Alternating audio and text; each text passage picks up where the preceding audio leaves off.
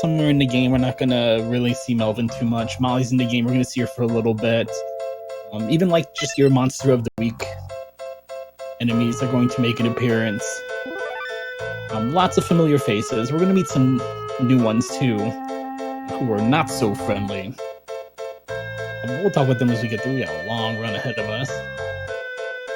First thing I gotta do,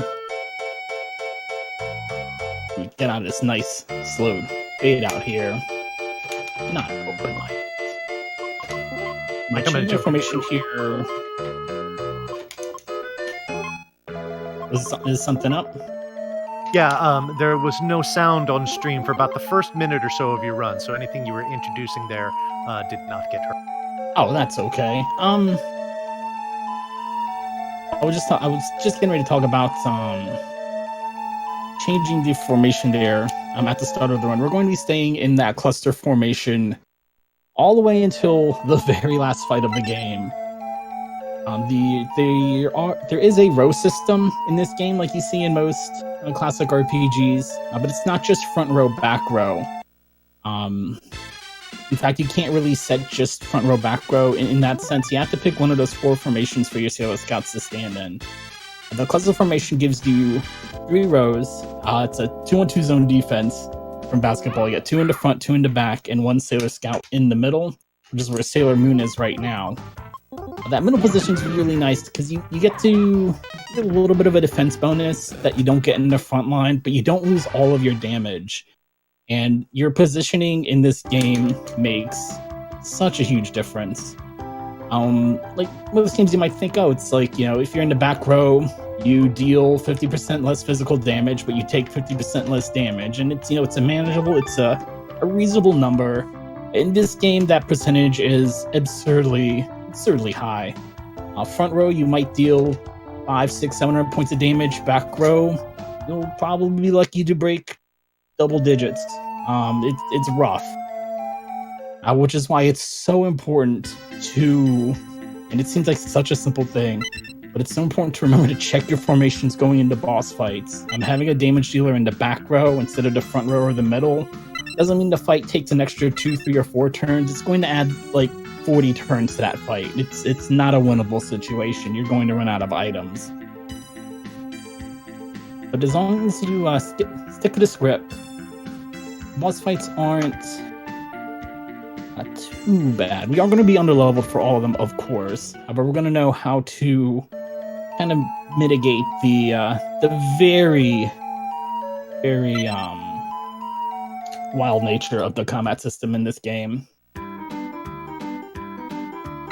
It's also, I think, the first time, maybe the only time in the entire Sailor Moon, the entire history of the Sailor Moon series, that Tsuna kind of figures out something's going on first. Like, she knows the bad guys are coming back. They're a Yoma. We need to transform. It's bad. We need to go out there and fight evil. And everyone's just kind of like, all right, Serena, whatever. You must have been dreaming or something. Everybody else is just not on board with the situation yet. What is going on is Ami's friend is coming to visit from a very, very long way away. His train gets in today.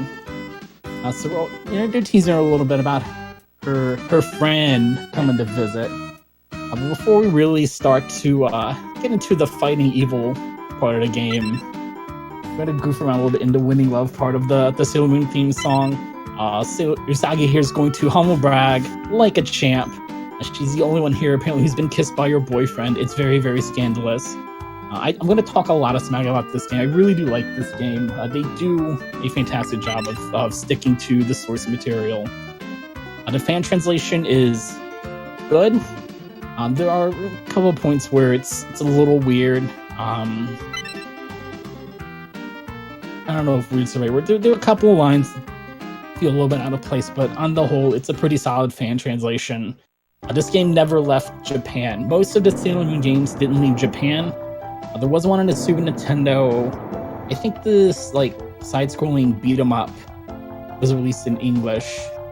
And the only other game that left Japan for older retro consoles was released only in France. And then I think there was a game on the DS that was in Japan and Italy, and it never got released anywhere else. But like I said, we're very, very interested in Ami's friend, so we're gonna go stalk her to the train station, just to kind of see, what her and her friend are up to. Hide, Lita. Get behind it. Get behind it. There we go. Like, yes, we're here to fight evil and be superheroes and such, but still, high school romance drama at times.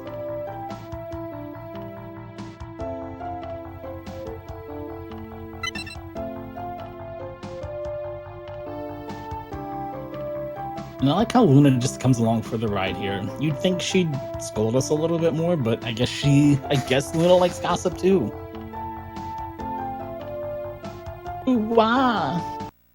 There will be many ooh-wahs and kias as we go through the run as well. A monster on the train! It's captured a boy! Oh no! Get the police. You don't need no stinking police. This Space Police. That's a different anime. Hey, we just happened to be in the area. We heard something was going on. We totally didn't follow you here. It's cool. We got a full party of Sailor Scouts already. They're short of a time into the game. Nice. Game also has cursor memory that holds between combat. So Sailor Moon's already on Moon Tiara action. It's really nice because you can use, this is a game that allows the use of turbo controllers. It's really nice. If you get it set up right, there's certain situations where you can just hold A through the combat and not have to just kind of set your turbo and forget it for a couple of sections in the game. It's really nice. Now, at least the turbo controller I use, which is this big honkin' super advantage I got on my desk here, there's actually mechanics to using the turbo feature. It has a full turbo, where if I turn it all the way on, it'll push the button for me. Then it has a manual turbo, where I push the button down, and that's when it starts hitting the button. In certain situations, I need a different type of turbo in order to actually scroll the text faster. It's really weird how it works that way. You'd think, turbo is turbo is turbo, but it's not the case.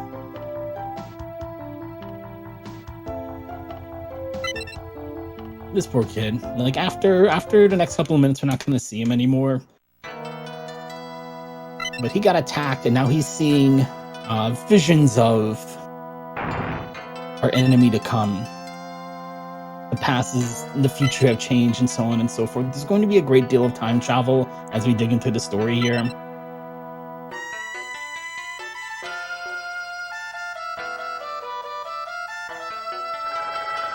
Oops.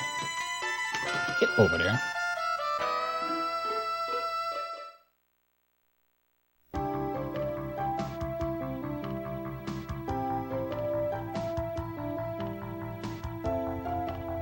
Something terrible has happened to Hotaru. Hotaru being a Sailor Saturn. And I did not get as far into my Sailor Moon rewatch as I wanted to before the run. But as far as I know, if Sailor Saturn's on the screen, it doesn't matter if she's Sailor Saturn, Hotaru, anytime she's on the screen, bad things are happening specifically to her. Everybody in this universe apparently has it out for Hotaru. And this is no different. She's sick, she's in the hospital. We're gonna go check on her, but first, gotta go on a little shopping spree. I'm gonna take the bus over to, it's over here that only buys collectible items. I can't buy anything here, but they will buy any rare collectible items that I have on me. And after that first, air quote, boss fight, that was lifted pretty heavily from the very first episode of the series, I snuck into Molly's room and stole this ancient doll, which is a rare collectible item. It's going to give me a nice big chunk of change to work with at the start of the run. You actually start with a fair amount of items in your inventory anyway. And we're not going to be buying too many, like, just HP curing items in particular. We're going to be buying a dozen bowl of soups in Chapter 2, and that's going to last us for the whole run when you combine that with items we'll get from drops and the items that we start with. Most of my cash is going to go to... we'll talk about that in a little bit. I'm about to go to the shop.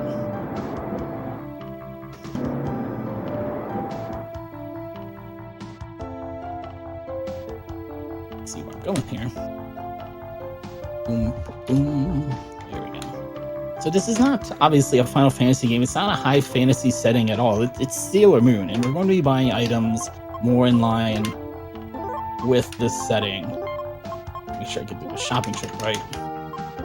Don't have a ton of extra cash yet. So most of the items I'm buying here are going to be like makeup, perfumes. If it's any kind of a fragrance, I'm going to be buying it in bunches. For accessories, I'm going to be buying jewelry. 7 bracelets here. When I find them in the menu. Anklets, anklets, anklets. Do not buy the wrong thing there. Those anklets are extremely important. Just to the success of the run. Open menu. Bracelets for attack power. The anklets are going to give me a nice big speed bonus later. And we'll talk about that when we start playing Sailor Mercury's chapter, in chapter 2.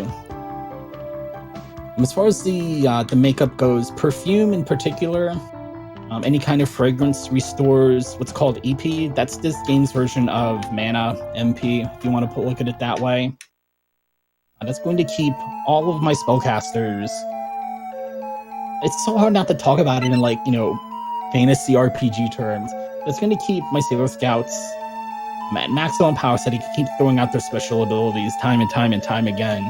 That is where, by far, most of my cash is going to go. We're also going to be buying manicure sets. Give me nice, sharp, clean, cute-looking fingernails that also give me a nice big attack bonus when I use those.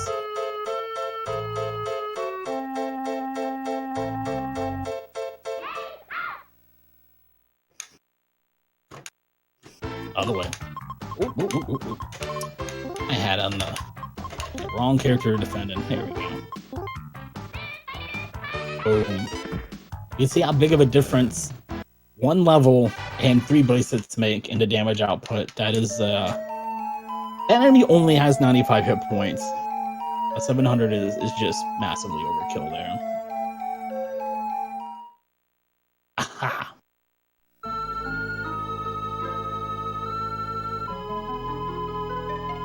So these are the Oppositio Senshi. And, it's been a while since I just played through this game casually, you know, reading all the texts and so forth. Their main beef with us, if you want to just boil it down, make it very simple, is we, as the heroes that we are, we're able to save many people, but for Sin in particular, who's the leader of the Oppositio Senshi, all the people we saved, we couldn't save her family, and she's never really forgiven us for that. It's just been her and her younger brother. And all of the fighting and all of the people who died got in a fight over all the various crystals and things that the Sailor Senshi fight over. And if it weren't for those things, and if it weren't for us getting these wars, nobody would have had to die. That's their motivation for fighting against us. And now I've got Sailor Saturn in the party. Like I said, anytime she's around, there's trouble brewing. So you're gonna see me opening and closing this menu quite a bit throughout the game, and I don't want to oversell what it does, but it's almost like manipulating my step count. Every time I open and close a menu, and it doesn't matter which menu, that's just a convenient menu. I'm gonna actually need to use it here for something. That's not. Oh, turbo A on. There we go. There we go. It's resetting the step count for encounters, and it's not a perfect science. I'm going to run into encounters at some point, but it is going to reduce the number of random encounters I get into. Look, nothing's wrong, except for that. A little bit wrong.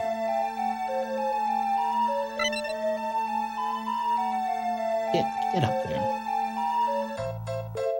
Let's see if we can get Sailor Saturn any EXP here.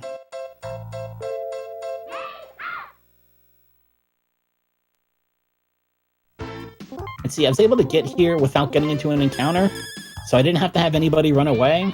And just hold A through the fight. Boom. Done. It's really nice when you can get it to work out that way.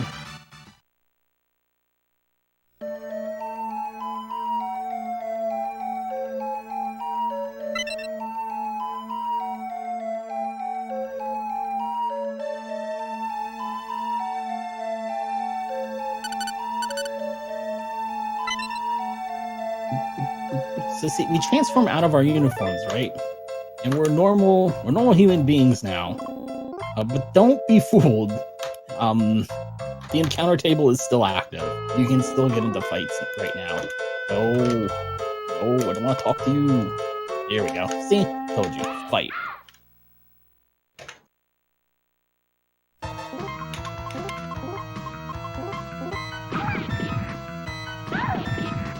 I'm surprised Saturn's still on her feet.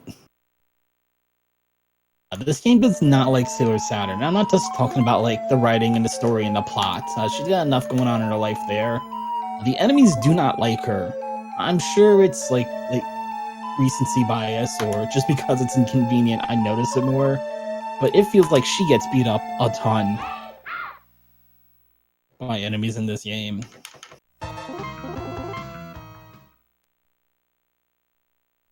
And up there.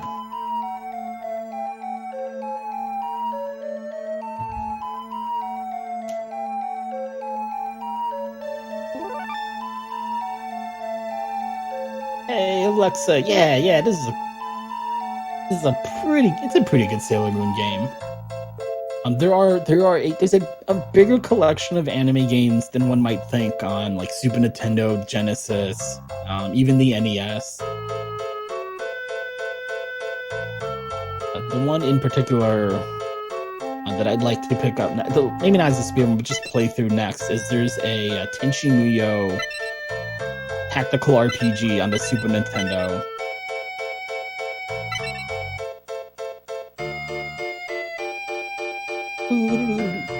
Mercury, Mars, oh no! The enemy has captured all of my friends! What a surprise! Synopsis Senshi have lured all of my friends over to the high school. And Sailor Neptune here, sharp as a tack, she's like, look, this is a trap. Let's settle down, let's learn more about the enemy, and then we can go save our friends. And Sailor Uranus is like, you know what? If there's a trap, we're just gonna bust up the trap as we go in. It's fine. It's a very Barrett Wallace type of approach. You know, we could go up the stairs and walk up 40 flights and avoid all the encounters. See, that's how quick. We couldn't avoid all these encounters, but we're just gonna go in the front door, guns blazing. No big deal. We'll be fine. We are the Sailor Senshi. We can handle whatever the enemy's got to throw at us. How is the boss difficult in the run? Well, we're not gonna run into any particularly difficult fights until we get out of this first chapter.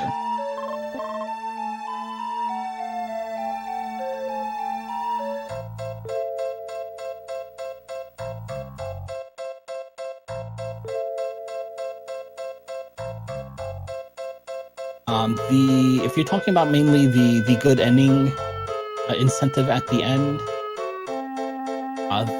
the boss fight for that has many more hit points.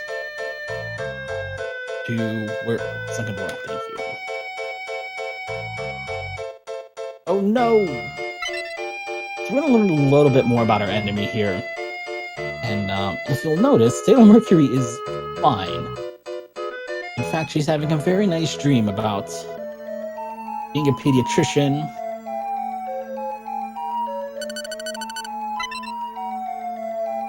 She's happily married to a man she loves very much.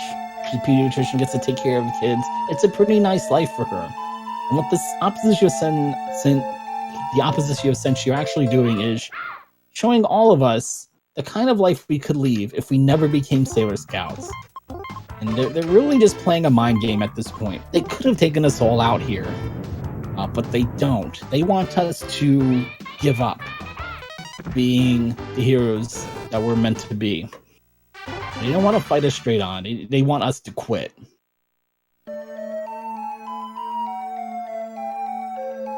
So if Sailor Mercury was just Ami and not Sailor Mercury. That's the life she would have led. She would be a pediatrician. Let's go find out. Sailor Mars is next. This is gonna be interesting. Let's see what Sailor Mars' ideal life would be if she didn't have to get involved in all this Sailor Scout business. Gotta get through the boss fight first. Boss fight. We gotta get through this very minor fight first. Alright, so let's see. What would Rage Hand be up to?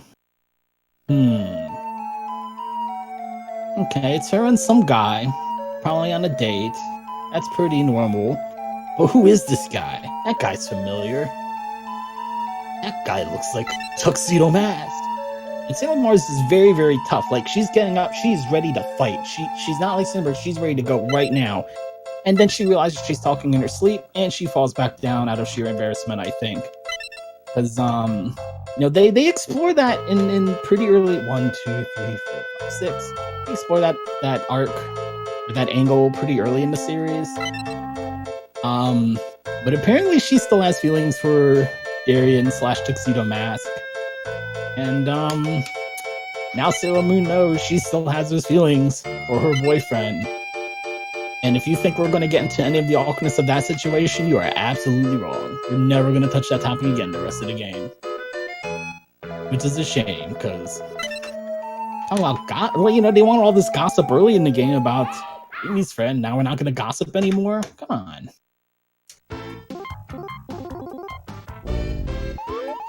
We're not done talking about Tuxedo Mask.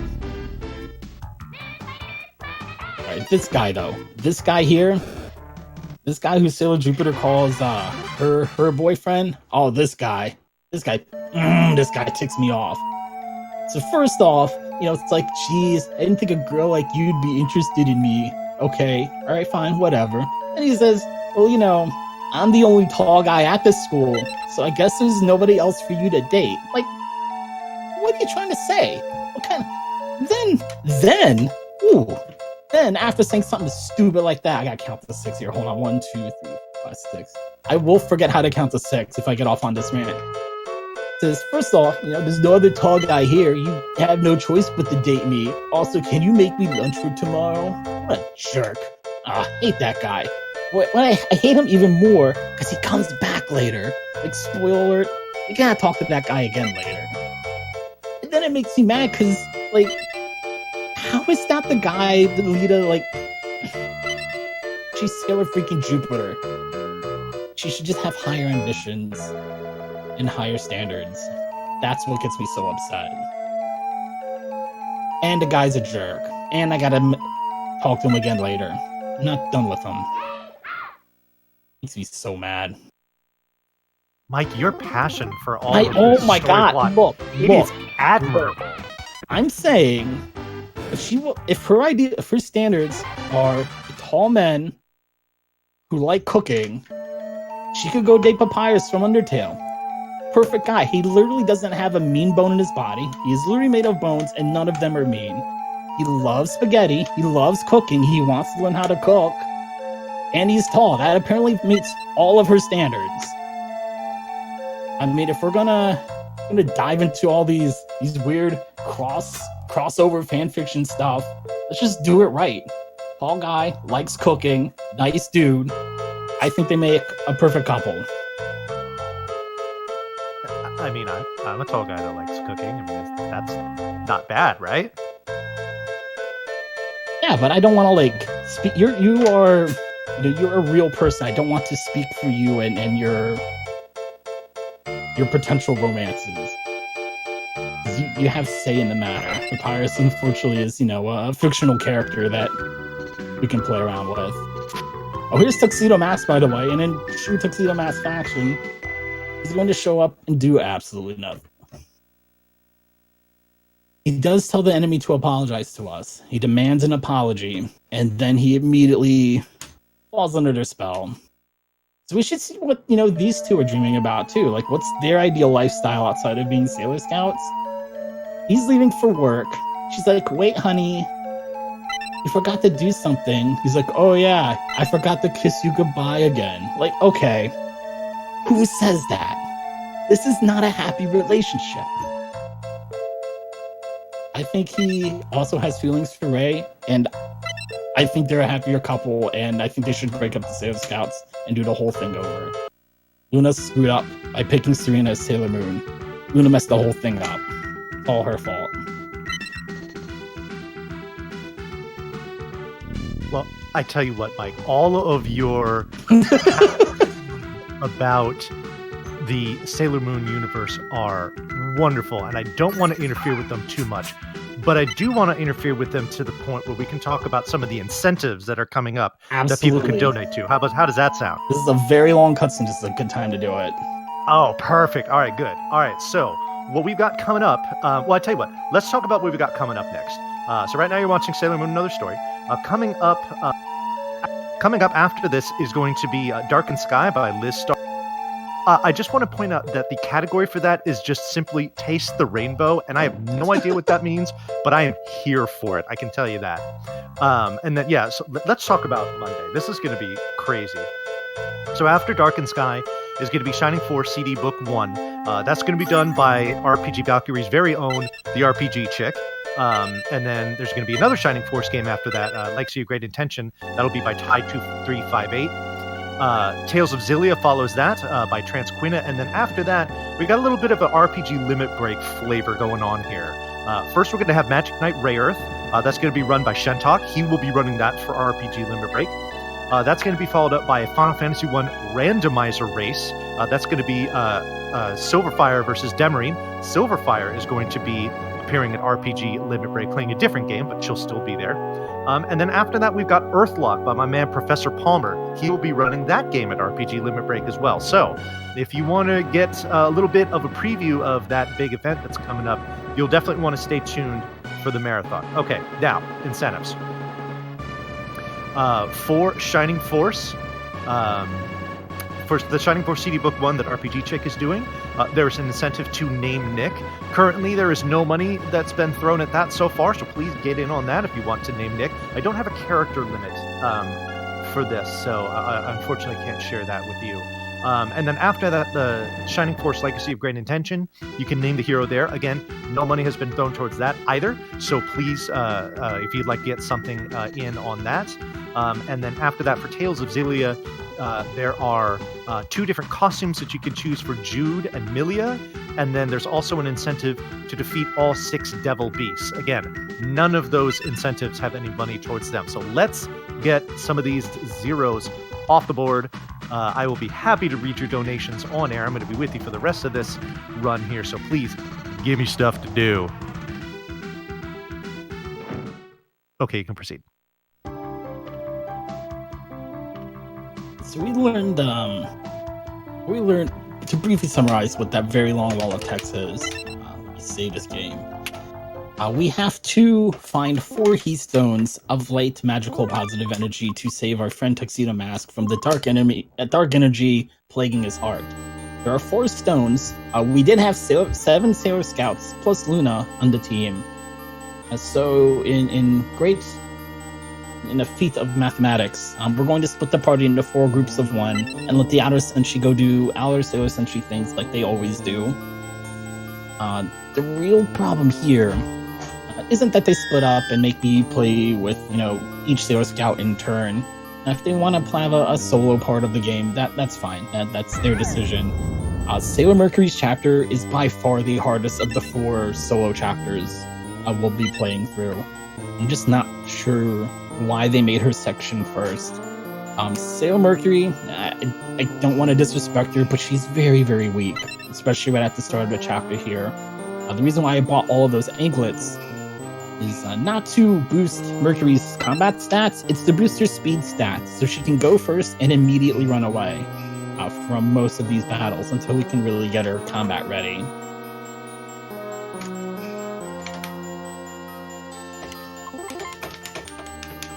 Which is why I want to make sure I was careful in that shop and don't do something like mix up anklets and tiaras. Like, yeah, plus a million defense is nice. I'll probably still be able to run away that way, but I don't want to goof around. She has very few hit points. She has very low defense. It can be a very frustrating part of the game if you're playing through casually and you're still trying to learn how the game works, or you're just, if you're just new to RPGs in general, it can be very, very frustrating and make you want to quit. It's a huge difficulty spike, absolutely out of nowhere. But this is our friend Hans. Hans is not going to be a romantic interest at any point in the story here. He's just a really nice dude who helps us after we fall off a very tall cliff. And his mother's also very sick. We need to, as we look for the Heystone, we're going to go find the doctor who can make a very special cure to cure this rare disease, rare illness that his mother has. Hans also doesn't let us leave on our own unless we're on this mission to save his mother. And he gets upset with us, tells us we're a girl and it's dangerous out there, etc., etc. As long as we're going to go save his mother, then it's fine for us to go on our own. He doesn't offer to come with us. It's okay. He's got to take care of his mom. I understand it. If you notice, I'm going to keep up the pause skipping here. I know I can run away on the first turn. I know I'm safe, but fudge.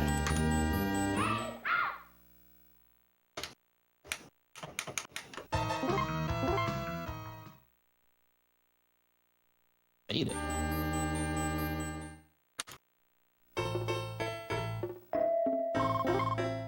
Oh, come on. There are 3 run buttons in this game. The shoulder buttons each individually are a run button, and then the B button is a slower, it's more of a jog. The shoulder buttons are a full sprint, the B button's a jog. And the sprinting obviously is very, very fast. That's what you want to move around with, but in these tight corners, you can just get stuck. Ooh, that was pretty slick though.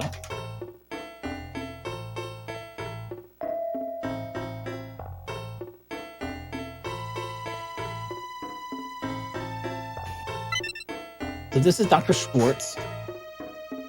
He's a little hard of hearing, but he's an excellent doctor. And we're going to help him get home. We'll help him get to Hans' house to help Hans' mother out. It takes him a while to notice, and let's summarize this text as we mash through it. Oh, jeez. Can I ask how old you are? I'm 15. Oh, well, I'm turning 60 this year. When's your birthday? You're born in September. That makes you Virgo, the Virgin. Oh. This dude. This guy. Literally 4 times her age, dude. Mike, there's a question in chat. They wanted to know why you kept opening your menu as you were walking through that corridor. Opening the menu resets your step count. To keep it simple. Though I say that as if everybody knows what a step count is. It resets how far I am to my next random encounter. Maybe that's a better way to put it. Like when I leave, the RNG may dictate I have 30 steps until I get into a fight. If I open and close the menu, it'll change that number from, to a different one. Now, I might be 1 step away from a fight, but it'll pick another number out of the hat, and it's going to help me avoid random encounters as I go through the game. Let me gear up and then save.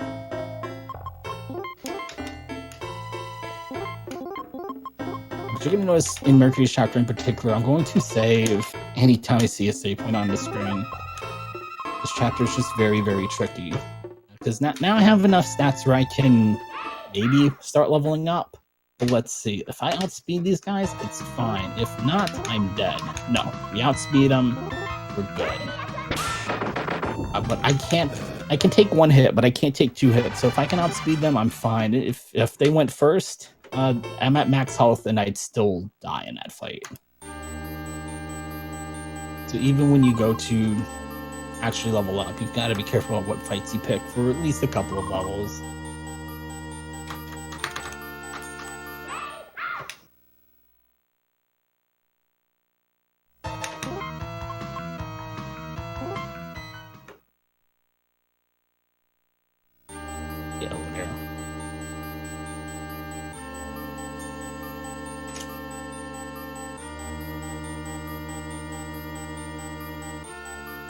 Alright. Now I can see chat a little bit easier.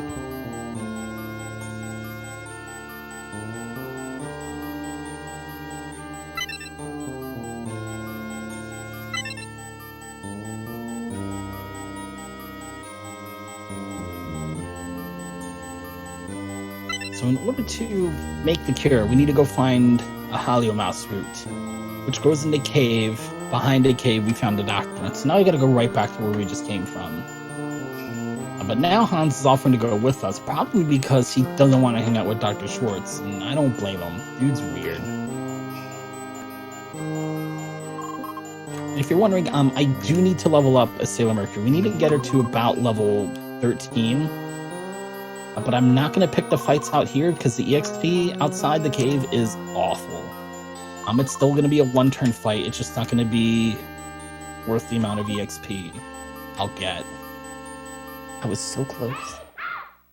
So close to the cave. In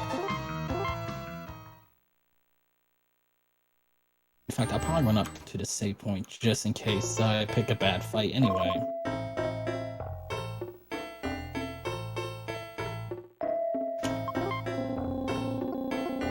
we go. Now I actually do want to level. There's not a ton of stand in one place and grind for a bit, but there is a Mercury's chapter.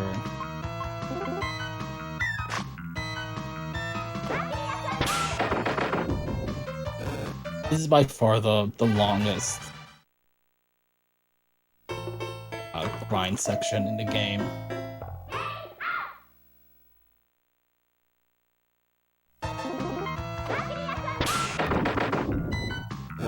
I tell you what, if we have some grinding to do here, then maybe I can jump in with a couple of things here, if you don't mind. Absolutely. Oh, sweet. All right, so for those of you that might have just been tuning in, welcome to the RPG Valkyries present RPGs We Love 2. This is a marathon that's going to be running from today until February 23rd. It's going to showcase various beloved RPG speedruns by a lot of awesome people. Money being raised is going towards the Valkyries to attend RPG Limit Break in May. It's going to cover like hotel, airfare, incidentals, things like that. So we really appreciate your support on their behalf. In fact, two of the Valkyries, that would be Silverfire and Sparkover, they're actually going to be running at RPG Limit Break. They will be doing a Dragon Warrior randomizer race. So you'll definitely want to check that out. Also, they have a new, the RPG Valkyries have a new website, and it is like, it's RPG Valkyries, except there's a period in between the I and the E. So be sure to check that out as well. As far as who the Valkyries are,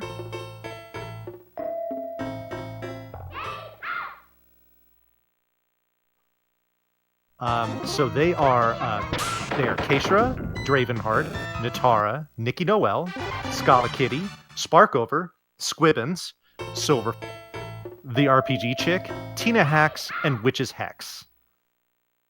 All of them, or most of them, I believe, are going to be having runs during this marathon.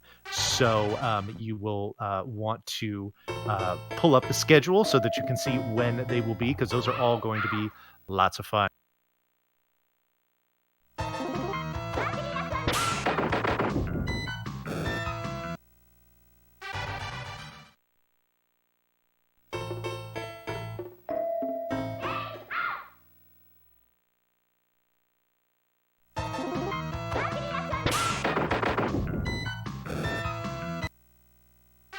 I have not really talked about the combat system in this game too much yet. I haven't really had much to talk about, but it's a very, very finicky, volatile system. Whatever formula they're using for damage rolls is very, very... That's a good way to put it. Other than, I guess the best way to put it is that it's very volatile. Just in my notes, I have very specific level, not just levels, but really stat values I have to get to, because your bonuses when you level up are also randomized. So if you get just a series of bad level ups, it could mean having to grind out 1 extra level, 2 extra levels. So I've got to keep an eye on not just what my level is, but whether I got good levels or not. And the reason why it's such a... The reason why the numbers are so important is because, for example, this one, my notes say 37 attack, 44 defense, and I'll be good for the boss fight. If I go in with 37 attack and 43 defense, it doesn't mean I'll take a little bit more damage. It means the fight is completely unwinnable. I have to heal every turn just to stay alive. I'll never deal damage. It's a completely unwinnable fight. But 1 point of defense, you're fine. If I go in with 1 point short of attack, it'll add 4 or 5 turns to the fight. It's not like 1 extra attack. It's the numbers are very, very. I'm 260 away. 39. You see, because I'm at the right attack number, right? I actually got pretty good attack here, so I'm gonna do what I did think I was gonna do. I'm gonna take 1 crack at it at level 12. Because my notes say level 12, 37, 44, and I've hit all of those numbers.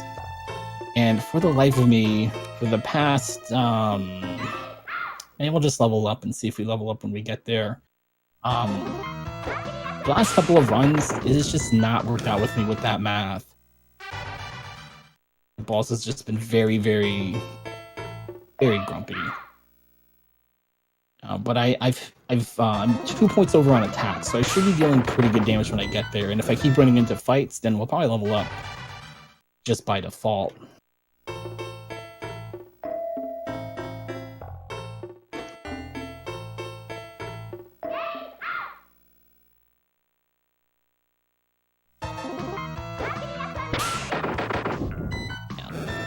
Let me see how close we are. Because I have to. There's actually 2 boss fights here. The first phase is very, very easy, and it drops 200 away. That's right. We're gonna go for it. It gives me 30 EXP.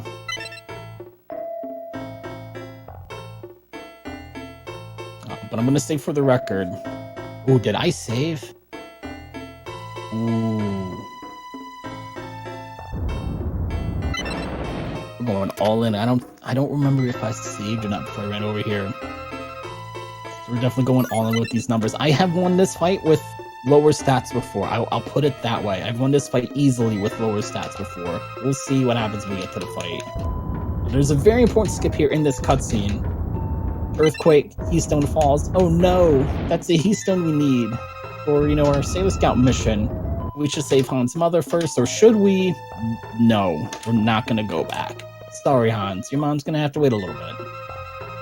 All that's gonna do is save me a very long walk all the way back to town, just to walk all the way back out here.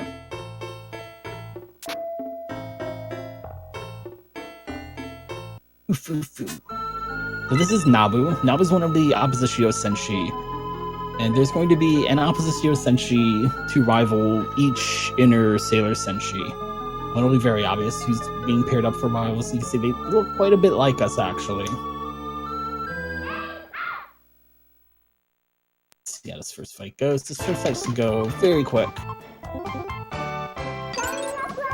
Boom. Ooh, 1 shot, 1 kill. That's nice. That bodes well. I have not seen that in a long time. For the good of our cause, I shall kill you, is not how the line goes. Nabu. I can see you trying to go for the line, but it's just a little bit different when Sailor Moon says it. But we're going to learn a little bit more about each of our enemies' individual motivations for fighting. They're really all being led by Apsu.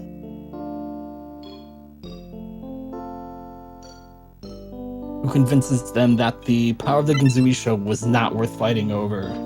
It wasn't worth all the wars and tears and bloodshed and so on and so forth. She's going to tap 5 Senshi to rival the 5 Sailor Senshi in an effort to change the course of history. Now the real fight against Nabu begins. Use a manicure for an attack bonus. That is, yep, that's not good. That's over half of my health. And that's going to be very, very dead. And mind you, what did I say when I came in? I've come in with lower stats and did just fine. This fight has just not been kind. I did save, so we'll pick up 1 more level. I'll have to watch that cutscene again. unfortunately. You see how it wasn't even close? Like, I got obliterated. The RNG in this game is, that's not even bad RNG. That is, just a lot of damage. We'll pick up one more level this time. And then give it another go.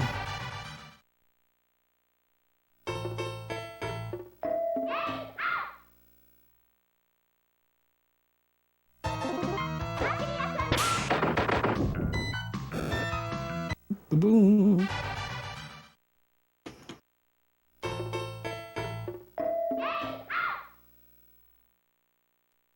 Ooh, I should go count my EXP real quick. Because ideally I want to level up in the boss fight. Let's see. 80 away.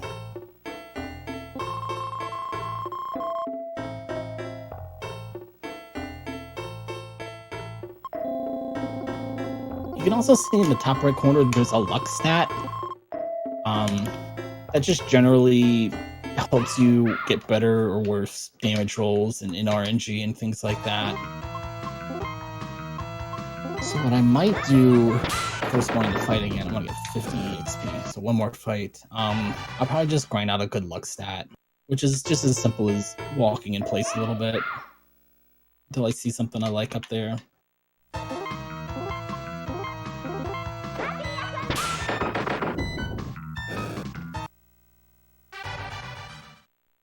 That's 54.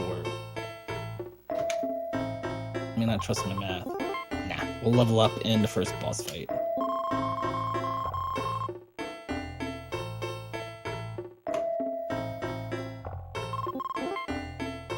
Pretty bad luck.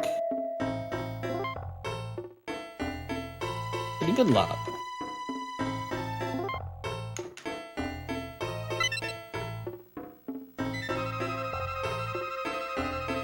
A little bit further away from the cutscene trigger than I thought.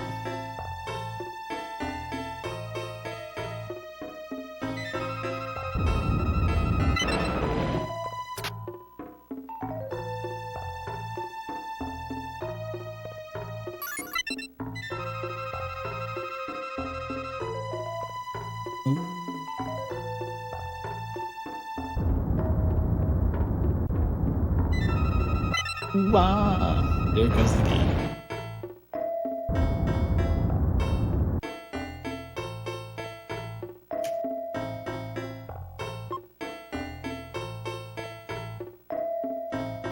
I like how Hans lands on his feet. Like, who is this dude? I mean, it's a seriously impressive feat of athleticism.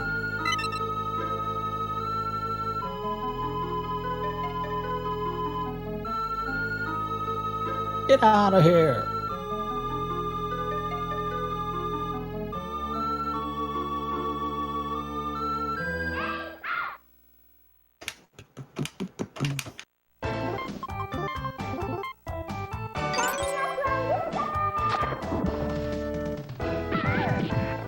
I love this game. Now it's a 2-turn fight.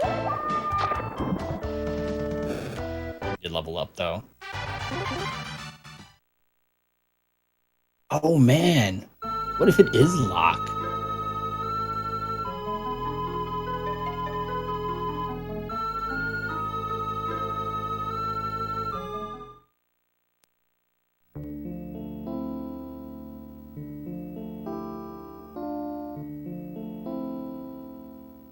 This is one of 2 points in the game I'm always worried about when speedrunning this. And it's just because Mercury's section is just so tough overall. In fact, I've been doing the stat points I've been using in my notes. I think I'm going to dump them and just get to level 13 in all of my runs now. Because level 12 has been going like that for me pretty consistently, regardless of of how high my attack or my defense are. It's been pretty rough. But once we get past this section, it's going to ease up quite a bit. You see, one level, 50-point difference in damage intake. Question is...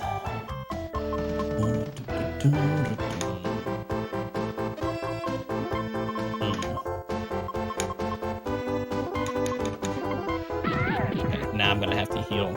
I'm just trying to do math in my head. Because I go last.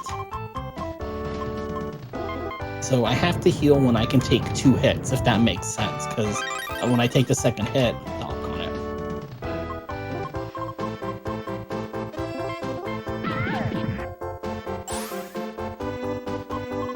See, I know I'm not. I know it seems silly. Don't do it again. Good. I guess I can get back into my damage flow. Thing is, I haven't seen Tempest damage yet, and that's what I'm really worried about, is Tempest. Toxic. I'm not getting it though, so I'm getting good RNG on that front. But I haven't been hit with the hardest hitting ability yet. Here. There. Oh! Good. See, I had a nice high attack power that I haven't had in a while in that fight. It went a lot quicker than I thought it would go. Where am I on my splits? Oh, I see now.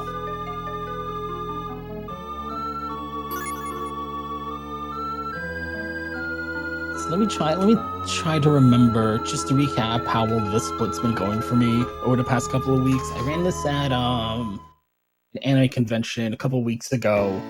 And leaving Sailor Mercury split, I was 25 minutes behind PB.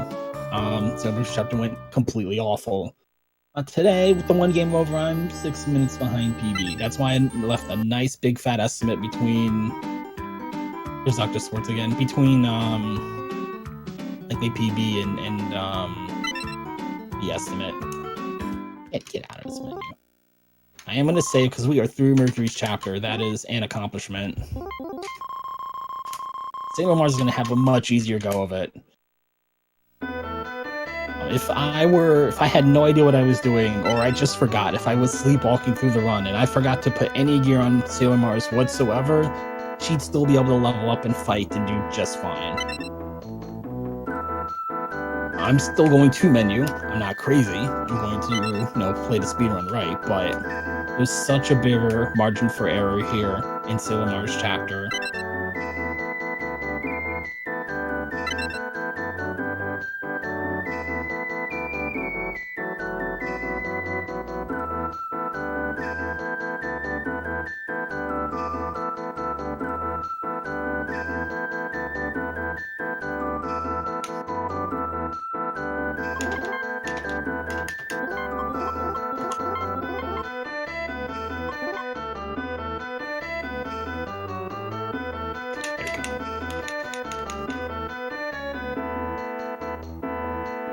We're just here checking out this crystal.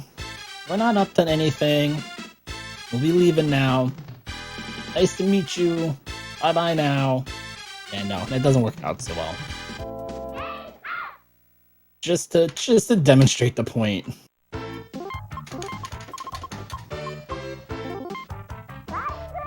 Yeah, super dead. Now, mind you, I got 6 EXP out of that fight. They weren't very tough enemies, but...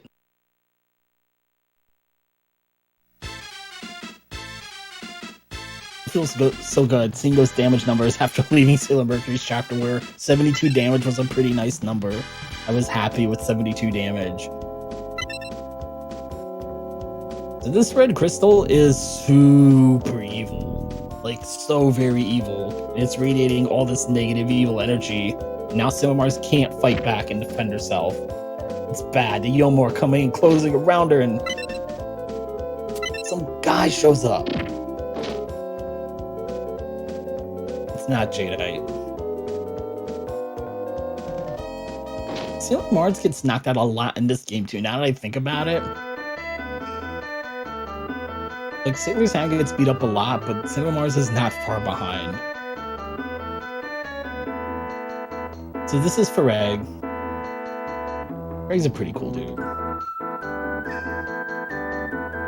Oh, shopping trip. Get in the stop. Get in the store, rather. Buy about a dozen Yaga soups, tiaras. How many tiaras? 7 tiaras. And 11 mathematics. You see, we got a little bit of extra cash in our pockets. Oops, where am I going? Because Sailor Murphy had to level up a little bit more than the route would otherwise indicate.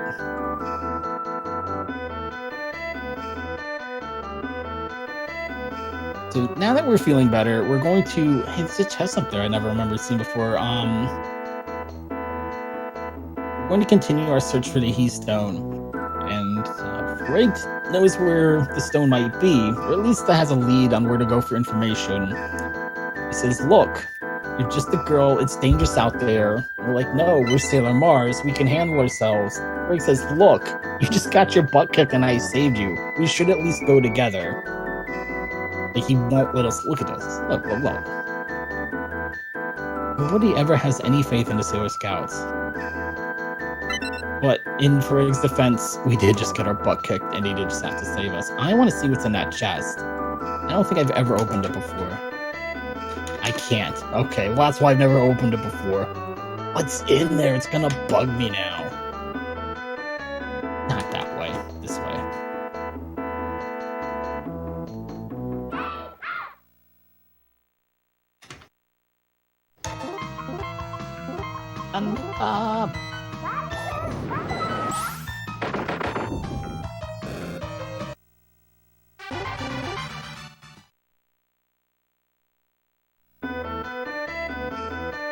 Yeah, it is really nice once you hit like the sweet spot in your stats.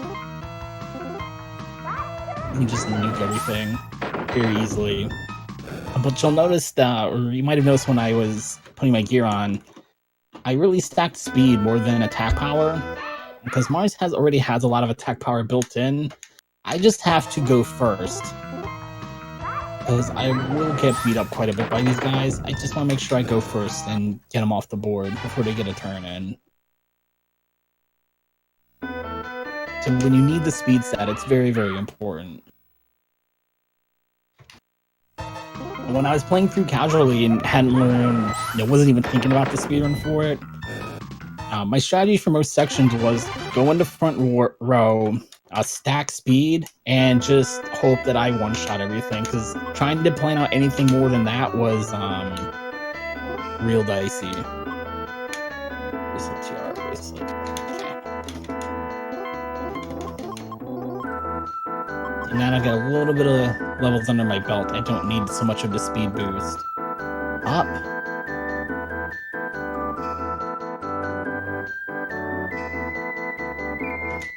Mike, can I jump in here for a minute with just some information about the Valkyries and donations and whatnot? Absolutely. Okay, very good. So the donations that are being made by generous viewers like yourselves are going towards having some of the RPG Valkyries attend the RPG Limit Break event in May. It's going to call for, hotel airfare, things like that. So you want to go to streamlabs.com/the RPG Valkyries to donate, or if you use the donate command in chat, it's going to pop right up and you can click on that. Any donations that you make through that route are going to go towards helping out getting them to RPG Limit Break. You are free to certainly donate bits and of course subscribe, but I do want to note that the money that is brought in through those sorts of donations are going to go towards Take This, which is a charity that the RPG Valkyries have supported in the past, and they will continue to do so by way of bits and donations, bits and subscriptions, excuse me. Speaking of subscriptions, the ever-talented and RPG Valkyrie member, Scala Kitty, has designed 11 new emotes to use with the Tier 1 sub, each of which not only represent, kind of a different, standard emote, such as hype, love, things like that, but also each emote depicts one of the Valkyries themselves. So that is a very cool feature of of this new emote set that you'll want to check out. So by all means, feel free to either donate, throw bits, or subscribe. All the money is going towards a great cause no matter what you do.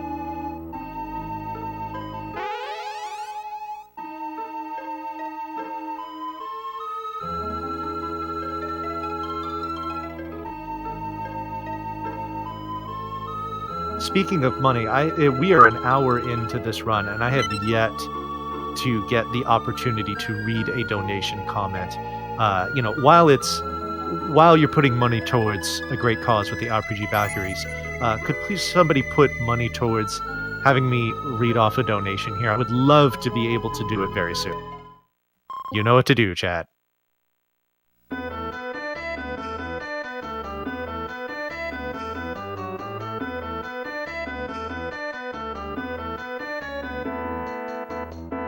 So, I haven't really seen, I guess, this particular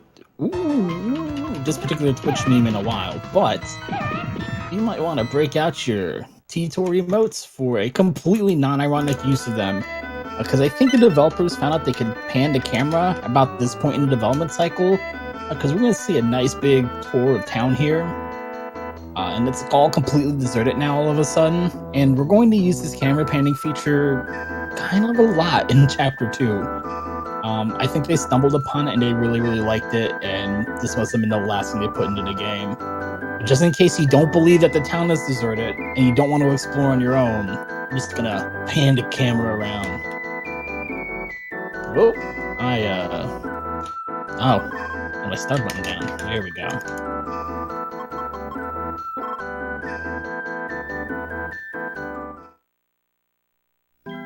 So Yaga was abandoned about 50 years ago. So either 50 years have passed since we got here, or there's been some kind of shenanigans going on. The town was inhabited entirely by ghosts and spirits, which is kind of Ray's thing, I thought. So I'm a little bit surprised she didn't notice before. And also, I don't know where those 11 bowls of Yaga soup came from that I bought, but we're going to be eating those throughout the next part of the chapter. We're going to be eating those in Sailor Venus's chapter, mostly. That's a little bit later in.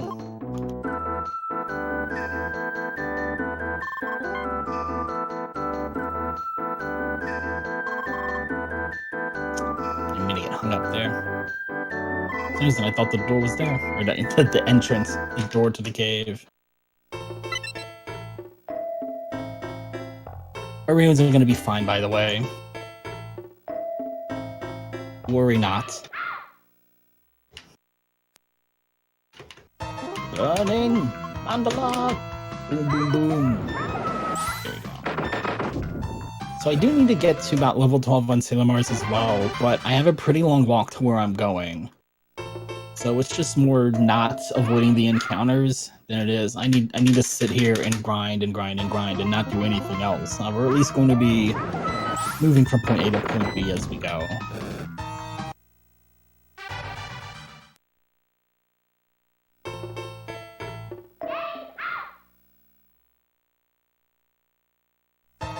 Yes, if you want to donate to any of the incentives, donate to help the RPG Valkyries to get where they're going, you want to use the donation link, or you want to use, the Streamlabs link. Yes.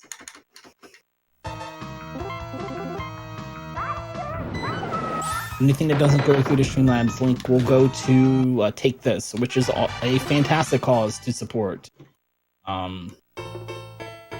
I don't want to take too much away from the event and what we're raising money for the event, but Take This is a fantastic organization that definitely deserves your support.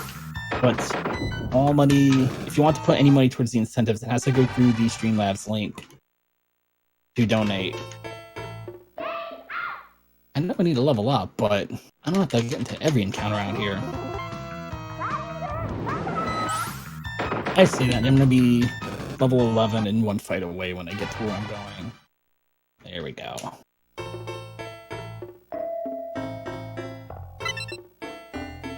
Quah, quah.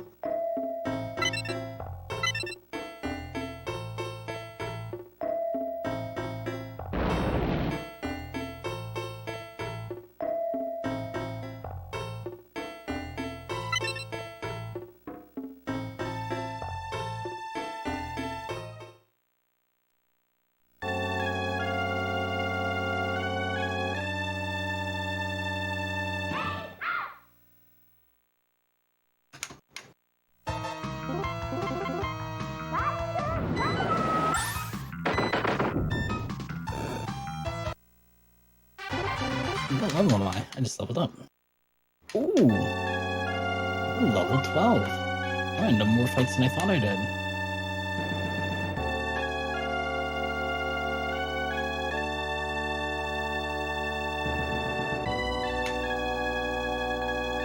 What?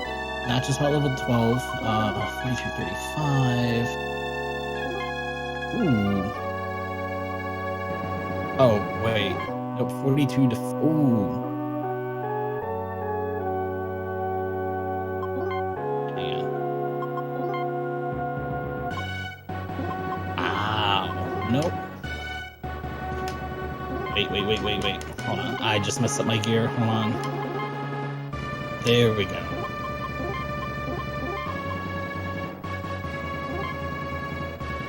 Alright. So the defense is there. I'm 1 point low on attack for what my notes say, but adding a couple of extra turns to the fight is going to be faster than getting a full level. And if it goes tower, I hit the save point anyway. But I have enough defense.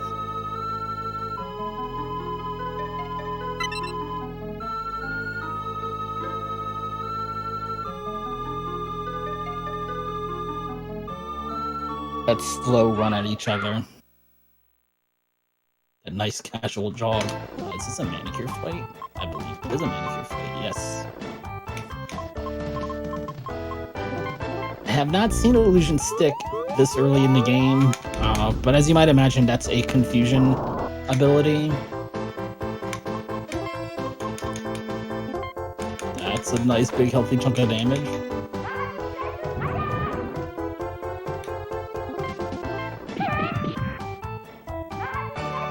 See, and again, I'm 2 hits away from dead, so I need to heal now, because I go last.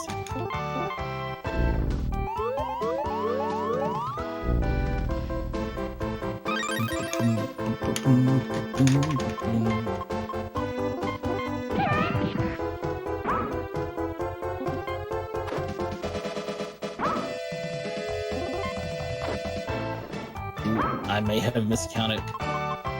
Okay, good. 4-1 cut might have done me in there.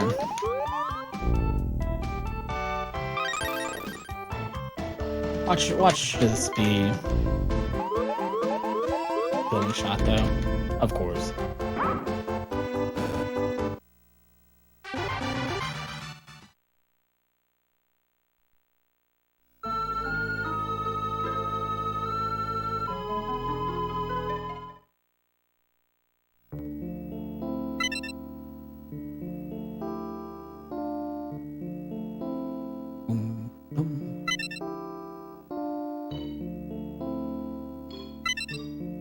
I've always been a little bit jealous of how powerful the Sailor Sentry are. That's why she gets have to receive powers from Apsu to be able to fight against us.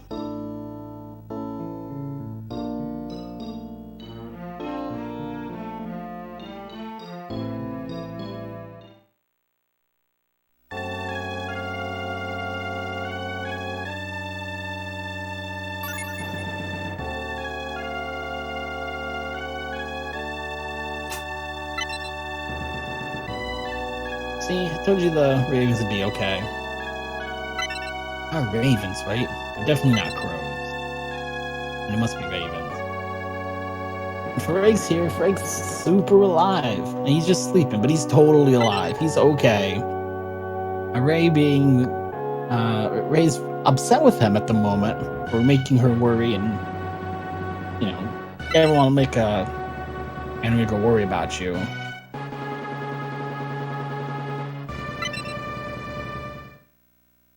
And then he breaks her heart to a million bitty pieces, because he too is merely a spirit who is here to guide us through our journey to get the Heat Stone. Now she's really mad, to be completely honest.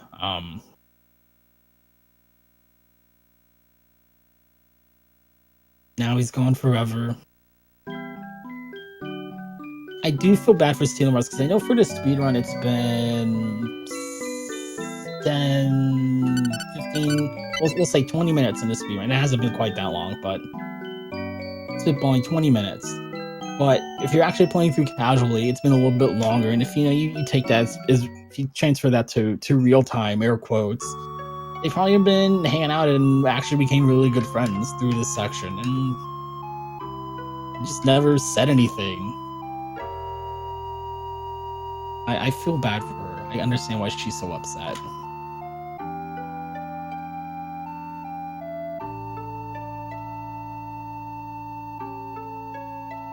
Split.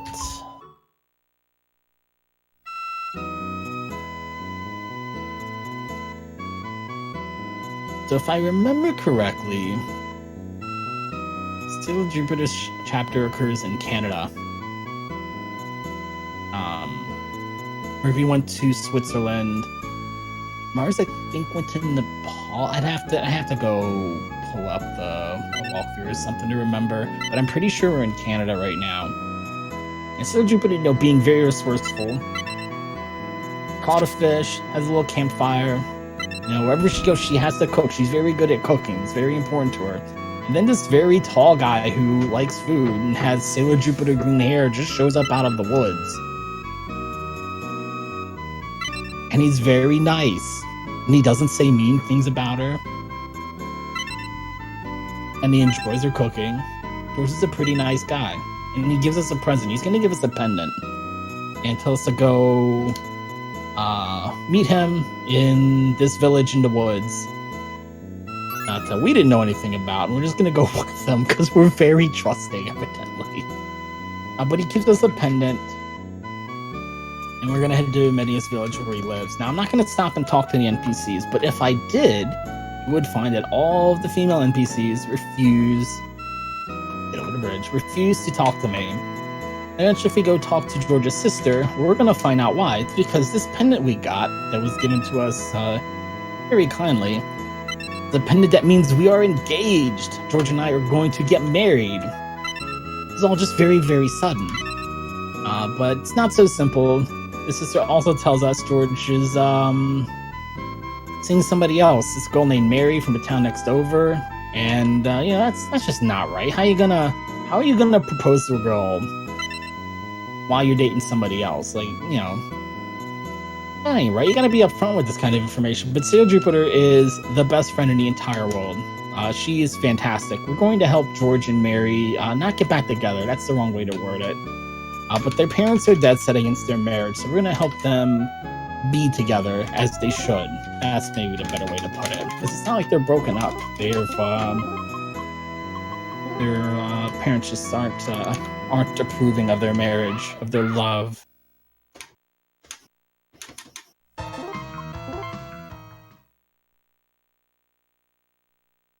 Fudge, man.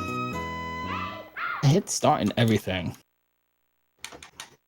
Almost through.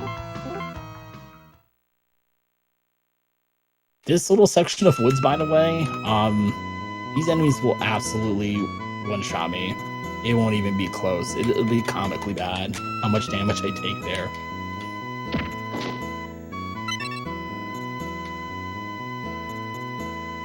We find another pendant like the one we've got.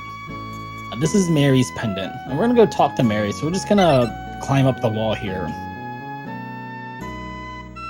Talk to Mary, trying to figure out what's going on, why they're not together, so on and so forth.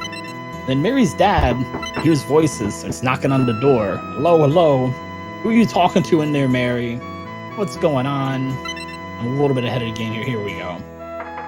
This music always means something crazy is about to happen. So there are a couple options here. Jupiter could just leave through the window, right? Or we could just answer the door. And we're going to take option C.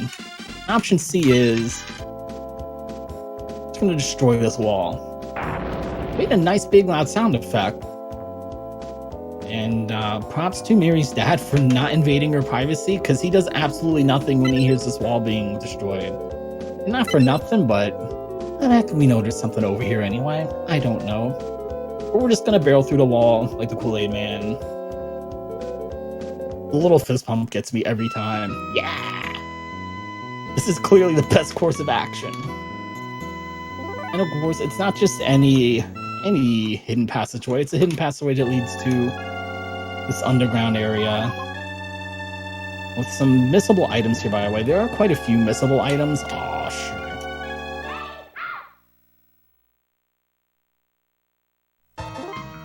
In this case, there are Garnet gear, which is specific to Sailor Jupiter. Oh, I'm sorry, Emerald, not Garnet. Garnet is for Sailor Pluto.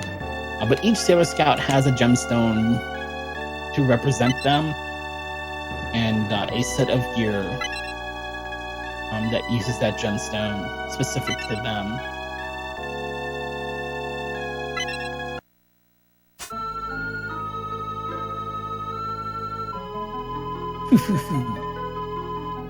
So that's Marduk. That's going to be Sailor Jupiter's rival in the Oppositio Senshi. And she's just going to destroy everything in the cave. We're not going to get to do any more exploring there. I was goofing around. This game has a debug menu. And I managed to stumble my way over there outside of the bounds of normal play. So the cutscene that appears there didn't play. I actually managed to walk through the door and the game immediately soft locked. So apparently that door is programmed. It's just not programmed to take you anywhere valid. But you can technically walk through the door. What am I doing next? I need to gear up. That's what I need to do next. I knew I was forgetting something. It's the third item, the bracelet.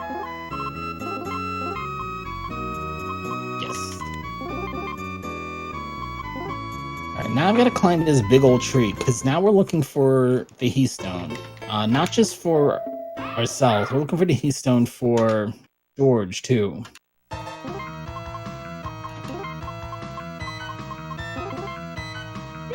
The Heat Stone, the stone is a legendary stone in the village that would mean that he and Mary can get married or something, some nonsense like that. It happens to be the same stone that we need. This is Marduk at the bottom of the tree, by the way, and if I don't talk to her, I can't advance the story. Like, you can just walk right by her. And you're probably thinking, hold on, she just tried to crush me underground in that cave. I don't want to talk to her. But you gotta talk to her. I just think it's really weird it's not a forced cutscene. I mean, you have to watch it. It's just weird that you can walk by without watching the cutscene. What I'm trying to say.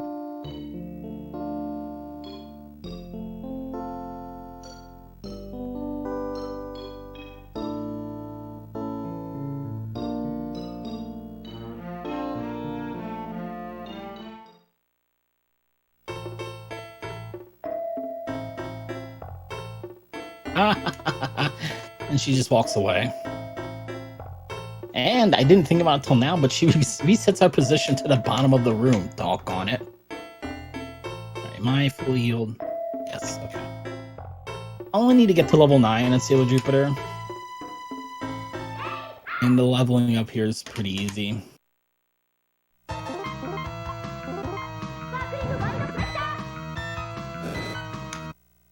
Just if I get 2 higher level enemies, I just gotta play it a little bit differently than spam AoE.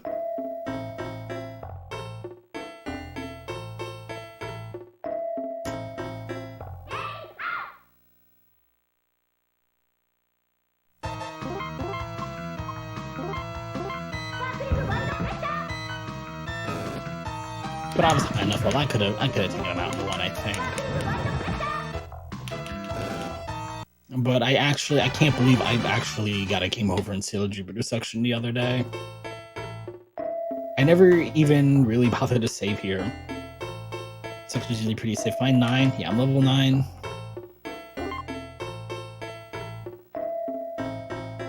Of course, now that I've said that, you know what I'm gonna do is I'm gonna hit the save button. Because right now it's a good 10-minute time loss if something stupid happens.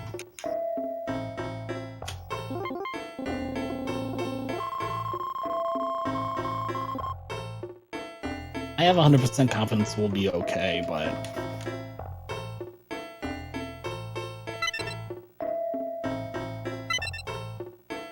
The game asks you another important question here. It asks you if you want to jump down the tree to chase after her, and if you say no, you don't get a second chance at that decision. You have to walk all the way back down.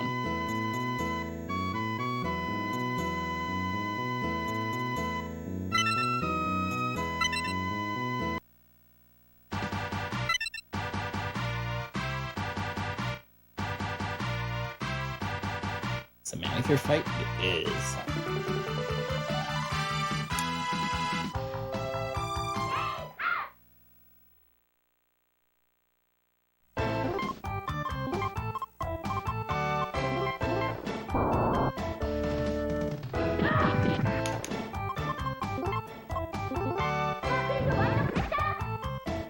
Boom, boom, boom.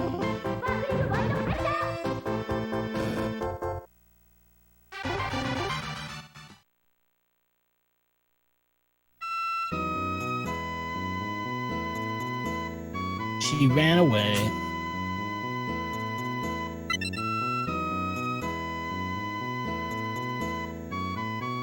You're a really great girl, Jupiter. I like George. George is a cool guy. You're a really great girl, Jupiter. Not only are you strong, you're a great cook. Oops. So we found this Stone of Legend, legendary legendness from village lore. We bring it back to George's dad to say, look, we found this stone. I'm gonna go get married to Mary now. And his dad he's absolutely apoplectic. Now he wants to go to the other village. And I don't know if I mentioned this earlier, but the two villages don't get along. The people in one village can't stand the people in the other village, and so on and so forth. Yeah. We've heard this kind of story before. So the fact he wants to go visit the neighboring village is kind of a big deal. Something big is going on. Because of this, Mike, I'm up? busting in like the Kool-Aid man here. Go for it. I have a donation to read. Go for it. Oh yeah, we have $10 from Sad Gal Alexa, who says, y'all are fantastic and deserve nothing but the very, very best.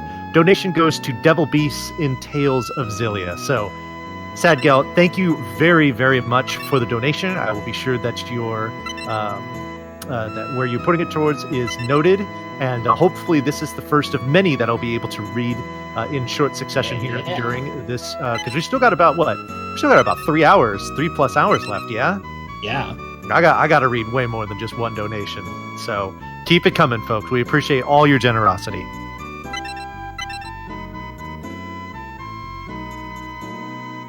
So it's been a long time since I stopped to read all the text here, but the short version of this whole story is George and Mary are cousins, which kind of puts a damper on their plans to get married just a little bit.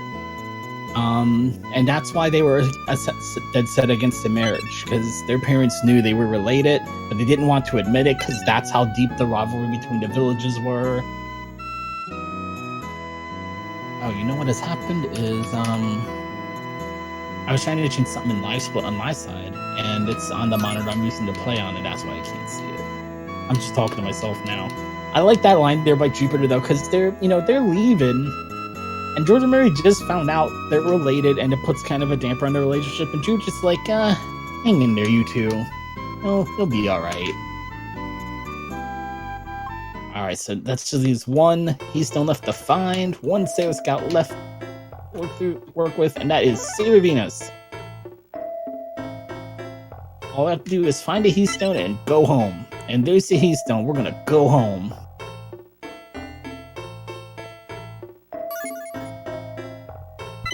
I got a bad feeling about this. The Topaz bracelet. Let's pick her up.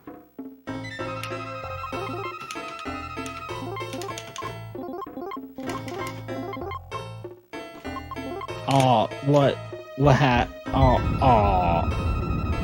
So we fall down a hole.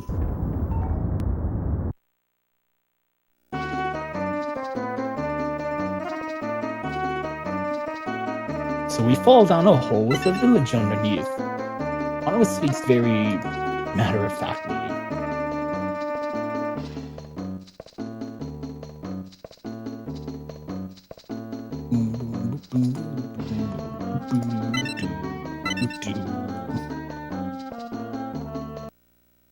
So not only did we fall down a hole with the village or a city underneath it, this is a city where only men live.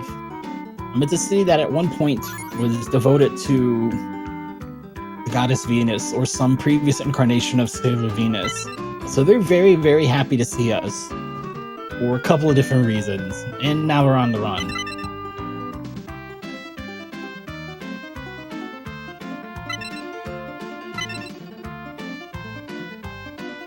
We're on the slow jog.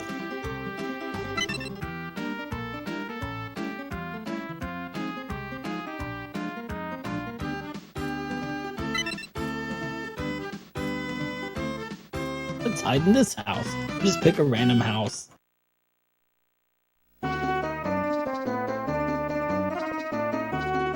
And then the homeowner shows up. We have to hide. This is a series of great life choices here. This is one of my favorite lines in the game, though. They must have come to buy Darcy's house stealthily. Yes, that's what they did. They came in stealthily to your Darcy's house. But this is going to be our best friend for this chapter, is Darcy.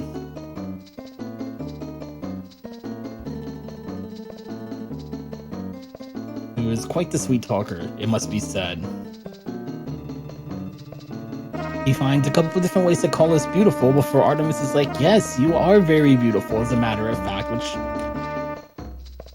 It's a little weird hearing it come from your cat. But regardless, the town is going to throw a gigantic party in our honor. And in order to advance enough time to get to the time of the party to start, we gotta talk to all these NPCs who are outside, including this guy by the exit. I'm going to miss somebody, I know it. I've been missing one person every run for a couple of runs now. There you are. Oh, get out from behind the... Oh, no, I already talked to you. Alright, who am I missing? I know. Is it you? Yes. There we go. So now it's time for the party. And wait till you see how lit this party is. I hope y'all like this music, by the way. Check it out. Check out this high-tier RPG Maker dancing animation.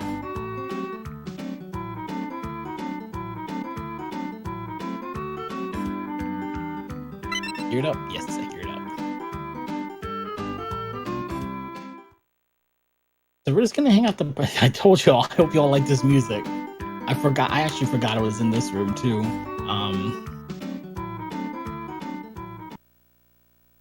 Artemis is upset because we're not just leaving to go to Japan. But Venus points out, rightly I must add, that if we leave in the middle of the party, it's going to be a big to-do and they're going to chase us and we should just hang out for a little bit. But then we run into Ishtar, back room here. Ishtar does not like getting her hands dirty. Ishtar's going to send her henchmen after us the entire time. Also, double guns. Pew pew. Instead. Ishtar's not going to want to fight us one-on-one. She's going to summon minions and henchmen and so on and so forth to fight us. She's looking for the He Stone. More importantly, she's looking for the person who has the He Stone. She just doesn't realize that it's us yet. And then she knocks the statue over and unleashes a curse upon the village. Everybody has been turned into stone, except for Ishtar. Ishtar has the plot armor, she's okay. Artemis is okay, because he also has plot armor. That's fine.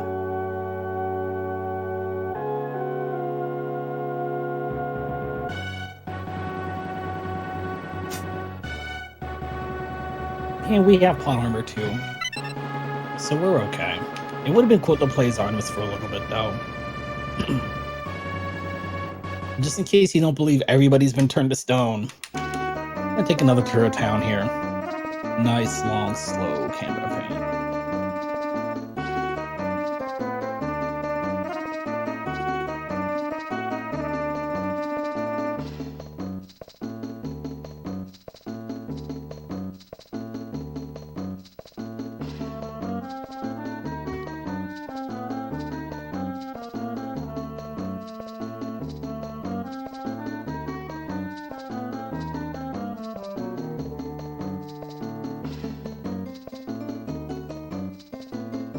The only thing we need to now, remember, is go home. We've already completed our objective. We just need to leave. And if we get through that cave entrance there, we can go home.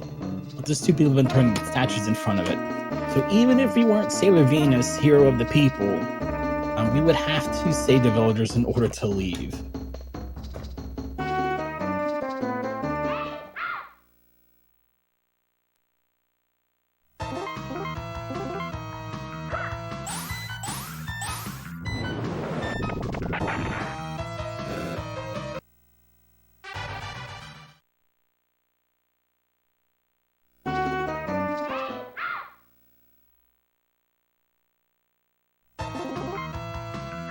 Yeah, very conveniently. Theoretically, if I had debug mode enabled, which lets me walk through walls, I could just walk through the cave entrance and the game would continue as normal.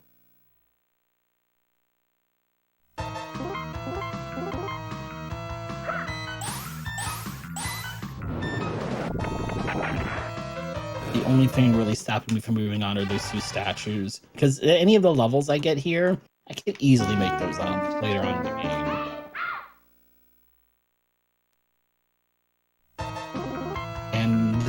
And I think I missed a little bit of gear, but no, I think I could get that later on in the game too. Even if I couldn't, those are just stat points I can make up anyway.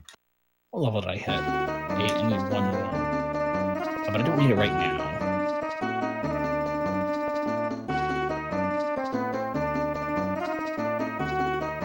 Another nice long cutscene here.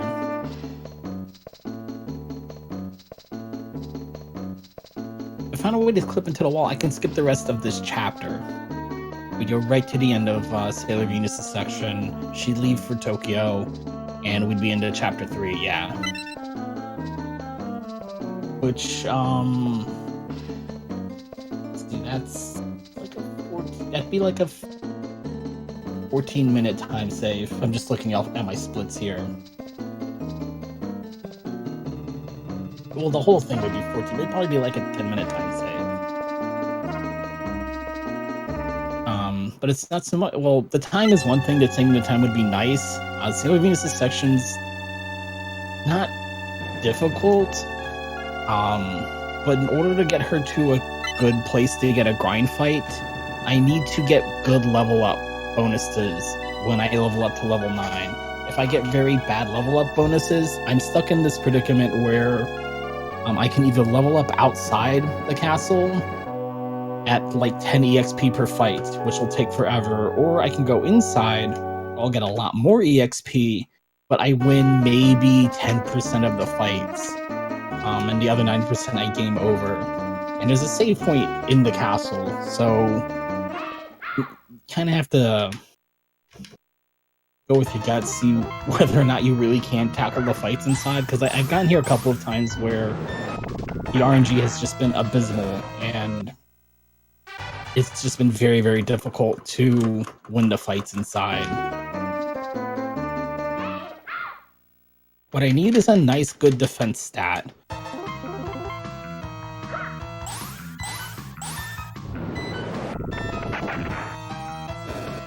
Because I don't think I can get my attack power high enough to one-shot the enemies inside.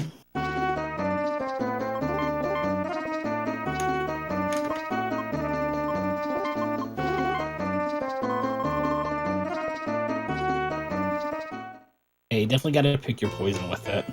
I'm gonna be very deliberate with my pause skipping, just till I get to the save point. It's right down here. But I don't know how this fight's gonna go yet. And once I pick up even 1 level in here, it gets a lot easier and it's not so frustrating. I'll have to see where we are on this fight. That's good. I can survive those 2 hits. I can take them out. Good. And will that level me up? No, so I'm gonna have to heal. And this is the most important thing here, is to remember to heal between fights. Where's that Yaga soup at? This is the entire reason why I buy all these Yaga soup, which, by the way, can only be used outside of combat. I don't think I talked about that earlier.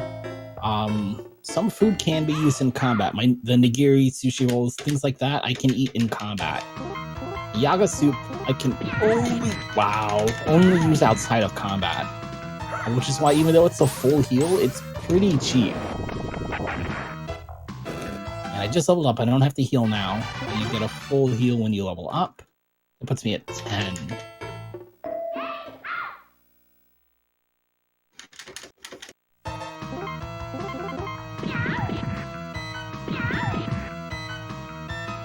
And see, now I have enough hit points to take a third hit even.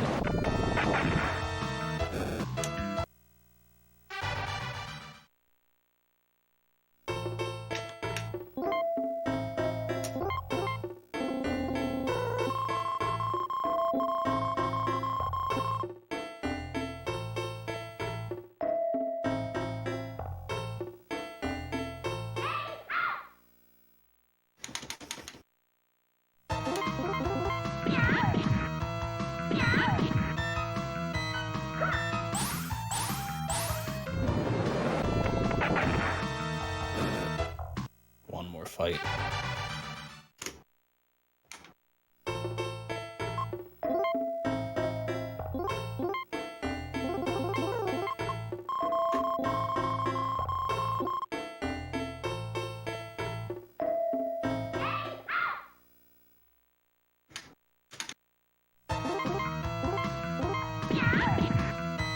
Something I still haven't figured out is why they have this funky border when you're on the map. I was gonna say the world map, but that's not entirely like when you're in the overworld. Why is there a border?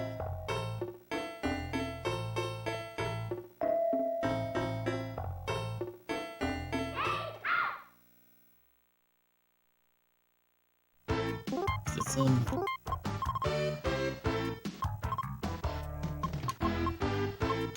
Ow.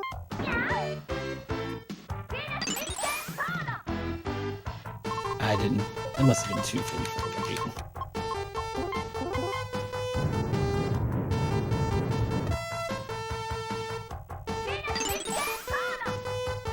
No. I don't think I got the good attack.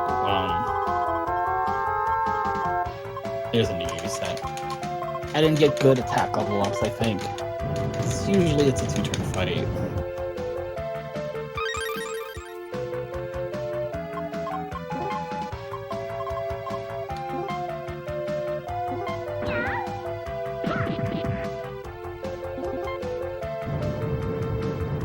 Think that'll do it? Yeah.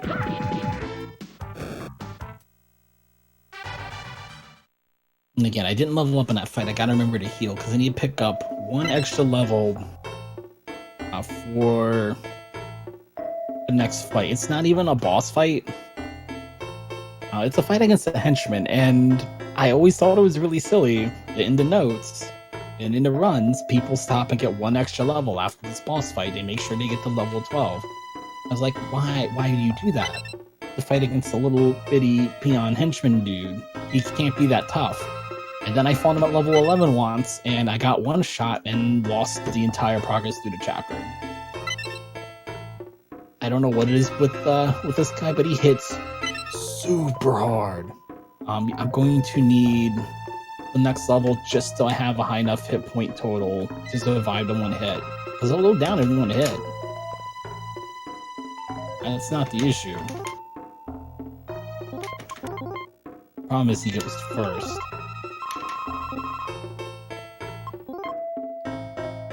Mike, if I could have a minute to talk a little bit about the marathon for these folks here. Absolutely. Alrighty, thank you very much. So you are watching RPGs We Love 2, which is a week-long marathon that is being put on by the RPG Valkyries here. The money that people are donating to this are going towards having several of the members of the RPG Valkyries attend the RPG Limit Break event there. Scala has so nicely put some information there into chat. This is actually the first day, well, I guess technically day 2 if you're on the East Coast. So, but the point is we're just getting started. There's a lot of great marathon that's coming up here. I just want to kind of run down some of the runs that are going to be coming up tomorrow on Monday, the 18th. So right now you're watching Sailor Moon, another story being run by MyOhMyke. What we have coming up next is going to be Liz Star running Darkened Sky. After that will be the Valkyrie's own RPG chick. She's running Shining Force CD Book 1. Then you'll have Ty2358 running Shining Force The Legacy of Great Intention. That will be followed by Tales of Xillia, run by Transquina. After that will be Magic Knight Ray Earth, run by Shentok. You'll have a Final Fantasy I randomizer race run by two of the Valkyries. It's actually going to be a race between Silverfire and Demarine. Oh, I'm sorry. Silverfire is a Valkyrie, yes. And then after that is going to be Professor Palmer running Earthlock. So that's what we have coming up here. Now, for plenty of those games, we do have some donation some donation incentives that I'd like to run down with you as well. Here we go. So for Shining Force CD, as well as Shining Force Legacy of Great Intention, you can name Nick and name the hero, respectively. Those have nothing on the board yet, so please get something on there for them. Tales of Xillia, you can choose the costumes for either Jude or Milia. Or you can put money towards defeating all 6 of the Devil Beasts, which sounds like a worthwhile cause there as well. And then for Magic Knight Ray Earth, there are some bonus boss and cutscenes. You need to put $100 towards that in order to get that going. So that's what we're looking at as far as donation incentives here. So if you feel like donating and there's something in particular you want to see for some runs coming up, you can donate for any of the incentives. You know, you can donate for the very last incentive on this run. Or, I'm sorry, for this marathon. Let's say you wanted to donate towards Penguinator's Final Fantasy IV run. There's plenty of characters to name there too. Only one has money put towards it, as far as I can see. So there's plenty on there that you can do. And if you feel so inclined to donate, again, Scala is just right on point with all of these bot commands. The most recent one being the link for the Streamlabs page for RPG Valkyries. You can make your donations right there. Please be clear about what donation incentive you would like to have applied for your donation, and we'll be sure to make it so.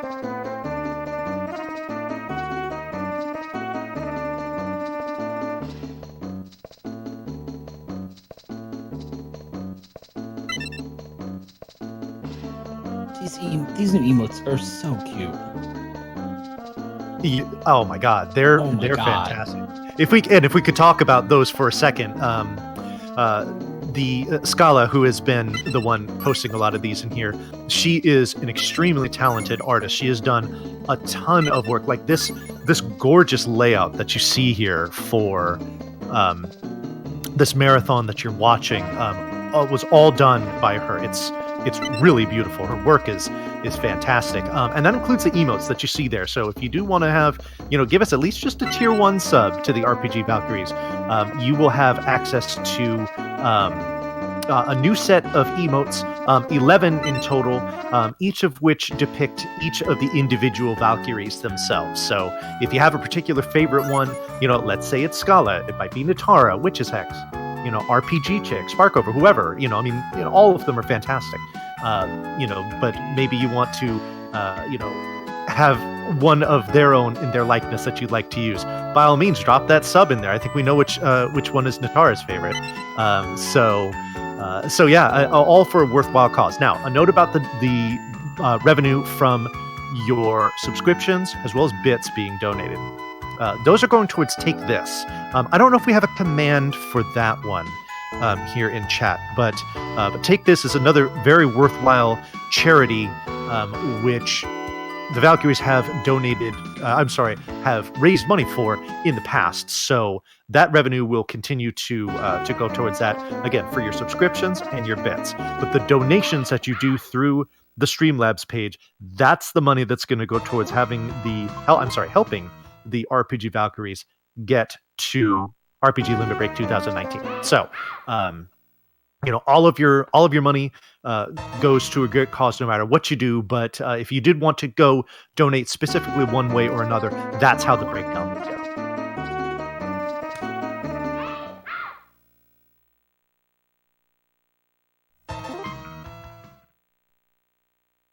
Also on board again when it comes to the donations. Come on, people. me stuff to read, please. And help these ladies get to RPG Limit Break.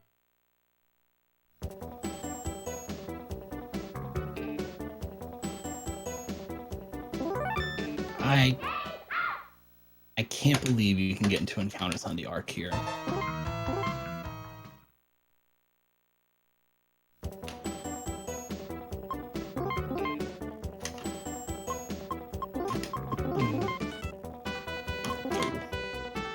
Just one more thing to do before we're done with all of Chapter 2. Finally. When Venus Venus fighting Ishtar.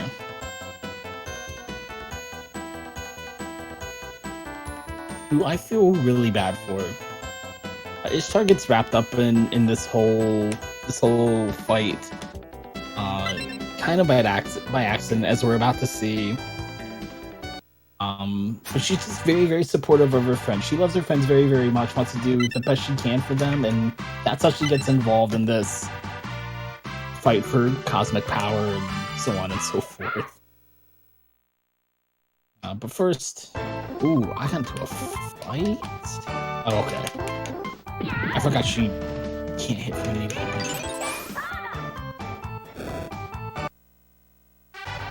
Yeah, let's see Ishtar's story.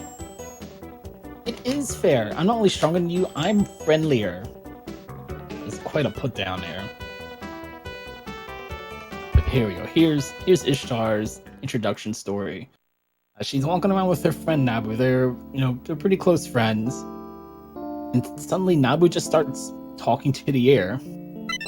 Now Nabu's talking to Apsu, but Ishtar doesn't know that. She just sees her friend talking to nobody. And it suddenly gets very dark. Nabu walks away, and then she ascends in this beam of darkness. And very concerned for her friend, she runs into the beam of darkness. And Ishtar is floating away too. And Apsu's just like, oh geez, we got her too? Alright, well, I mean, we need 5. We only have 4. I guess she could come. Jeez, Apsu, like, no faith whatsoever. And poor Ishtar.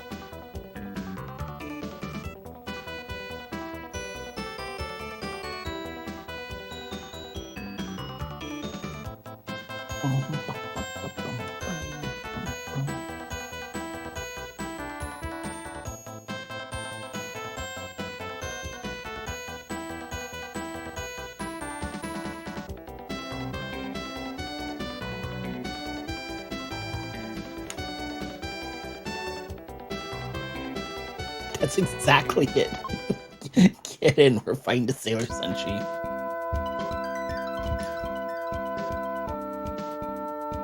Oh, that's a gold split for Venus's chapter. We'll take that.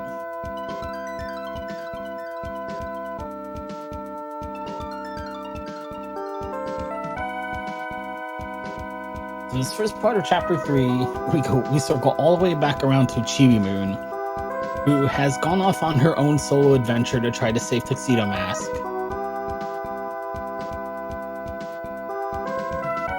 And you can probably guess how well that's gonna go. Slam!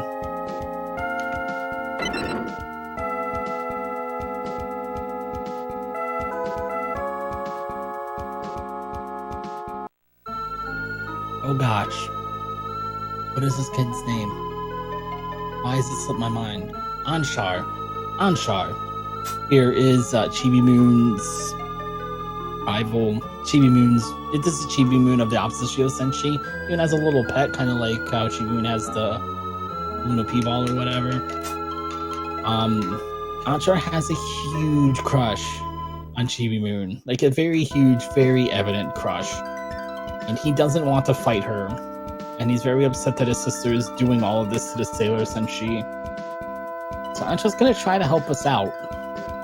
Because we're in trouble.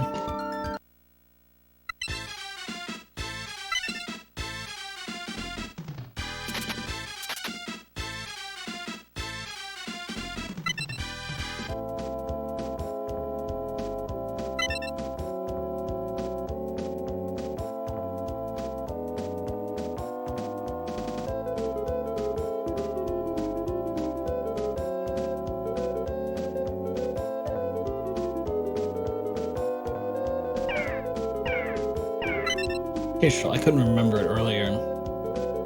Kishel is super cute.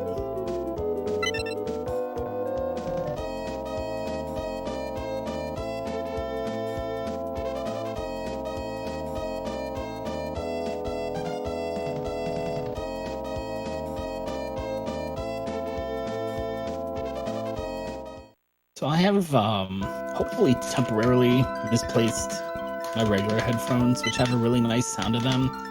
I mainly bring that up because whatever that song that was just playing, whatever channel that really loud, really kind of high-pitched note that held for the entire song, whatever that note is, that comes through crystal clear on these very cheap earbuds, and nothing else does. That song sounds very, very different on a cheap pair of headphones. Let me tell you, that is not a pleasant sound. It's just right in my ears. Enter password. I don't know any passwords, so now we're gonna get into a boss fight. But it's okay, because this is really just a catch-up fight for Chibi Moon. These boxies have like 10 hit points and give you quite a bit of EXP. And they can't hit. Let's see how much EXP we get. I wish I could fight these guys all the time. I mashed through it by accident. I don't know why they start Chibi Moon at level 1 rather than just start her at level 6 and give her, you know, something real to fight, but that's how it works. That's the only fight in this little bite-sized portion of the game for Chibi Moon. Thank you, Alexa. Have a good night.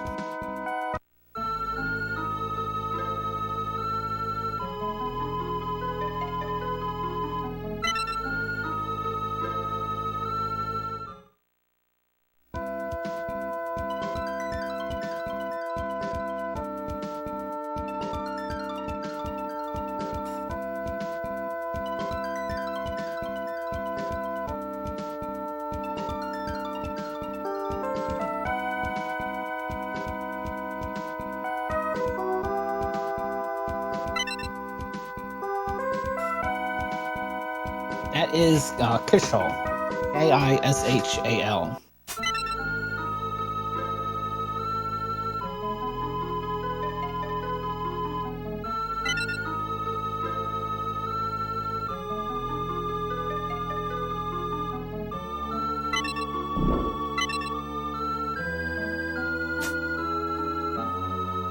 There's a little bit of family feud going on here. Between Sin, who's the leader of the Oppositio Senshi, that we don't know a ton about yet. But between her and Ansharter, there's obviously a rift.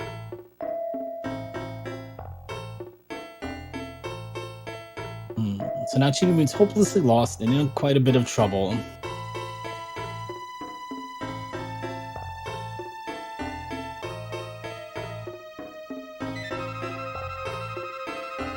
And be up to Sailor Moon to find her and save the day.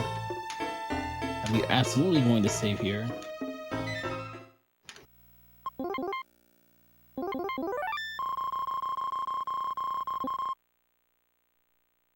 This is a relatively safe section, but I've died here once and nobody wants to see Chibi Moon's section again.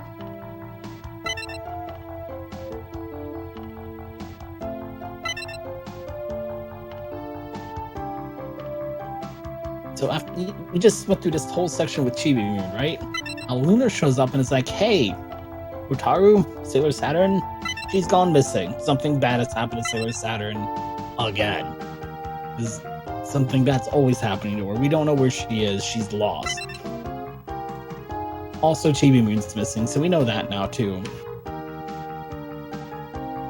There's a lot going on right now."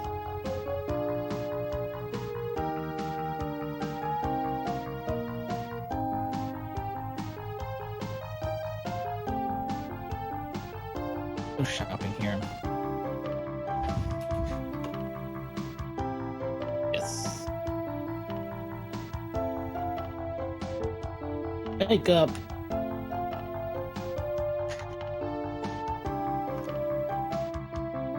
It's not to.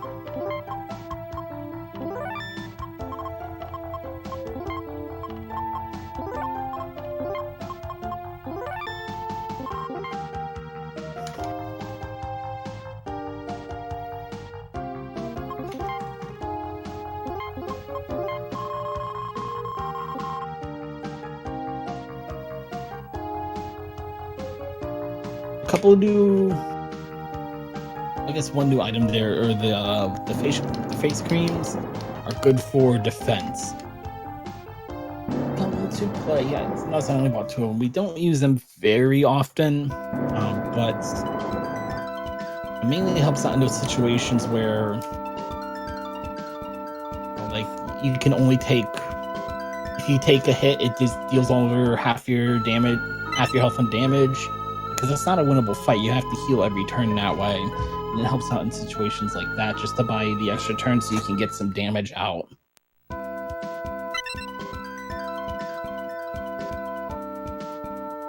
I'm supposed to use it in a couple of fights up ahead, but I've cut them out. Cut them out of the route here, but we'll use them later on, regardless.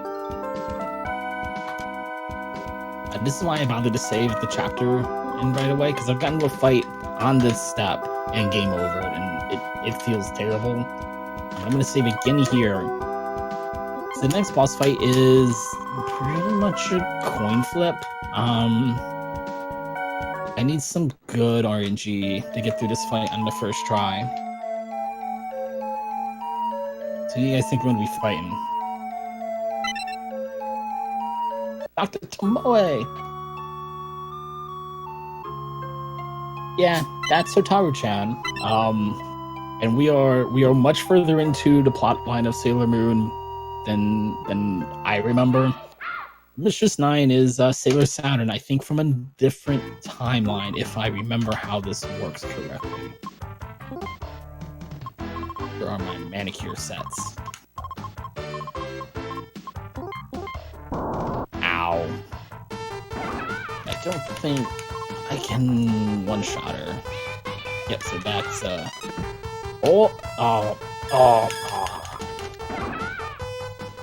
It's fine. That is an expected outcome here against Mistress 9. You see, there are a couple of things to think about here. I could use the face cream, but I find there's a good chance she's gonna put me to sleep anyway, which the face cream doesn't help out against. And unlike some RPGs, if you're asleep and you take damage, I don't think it wakes you up here. But there's not a whole lot of enemies that actually put you to sleep, so I can't quite remember how that works. Maybe I have to not stick. I go first, though. Let's see if we can reel this back in. Can you not?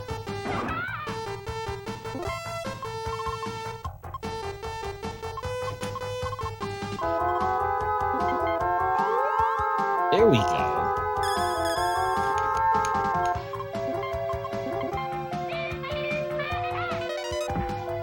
No! Stop! Stop! Oh, God.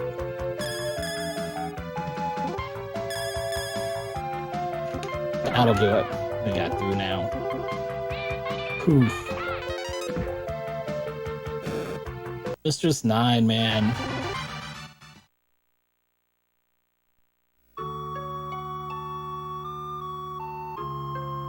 Alright, so another boss fight here. Same thing. Just with a lot less sleeping, I'm hoping.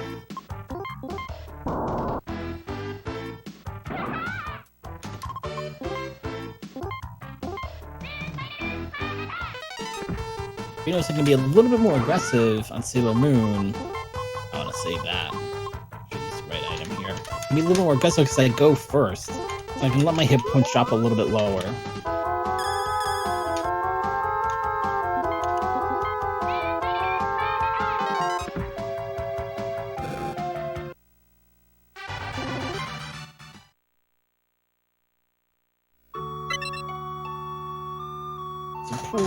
Poor Hotaru-chan.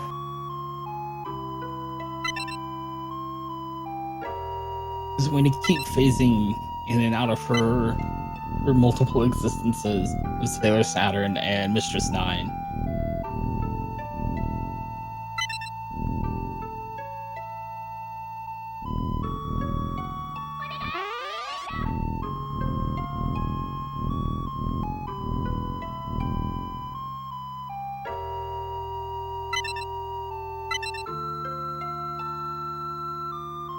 Just when we are starting to put together the fact that so many of our former enemies who we've soundly defeated over the years are all starting to come back in various ways.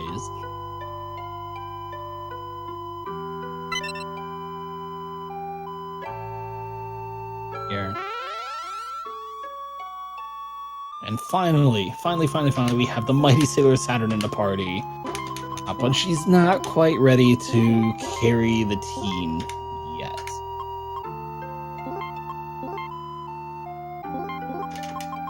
She's still too low leveled to really pitch in. But it's the first time in a couple of hours, it feels like. First time in a very long time we've had multiple party members. It's a really nice feeling. Because with those anklets, Sailor-san's going to go first. I can boost my attack and deal boosted damage on the same turn. These are high-level strategies we get to play around with now. Look at this. Boom.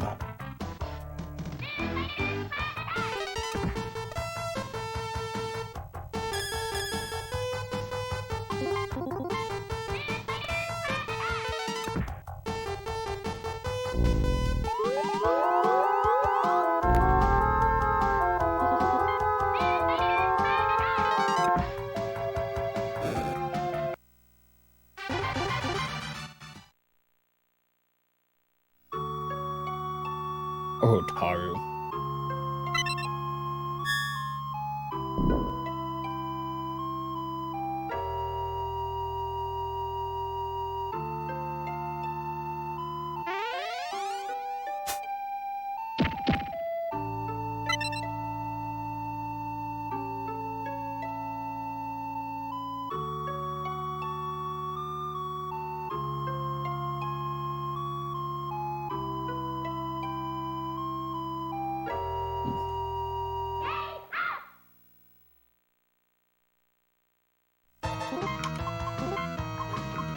Doo-doo.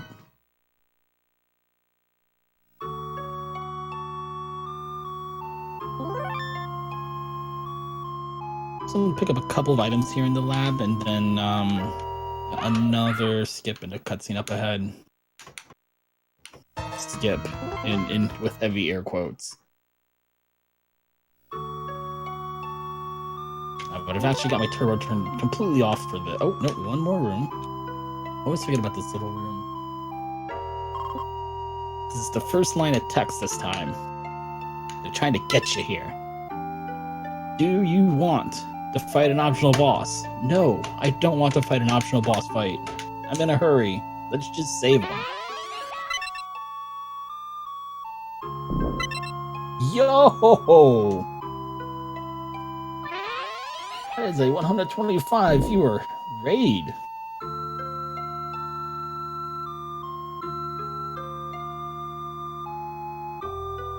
Thank you for the host. This will be a good time to pitch the event. If I want to do that, then that would be a good time because there's a fair amount of text here in this section.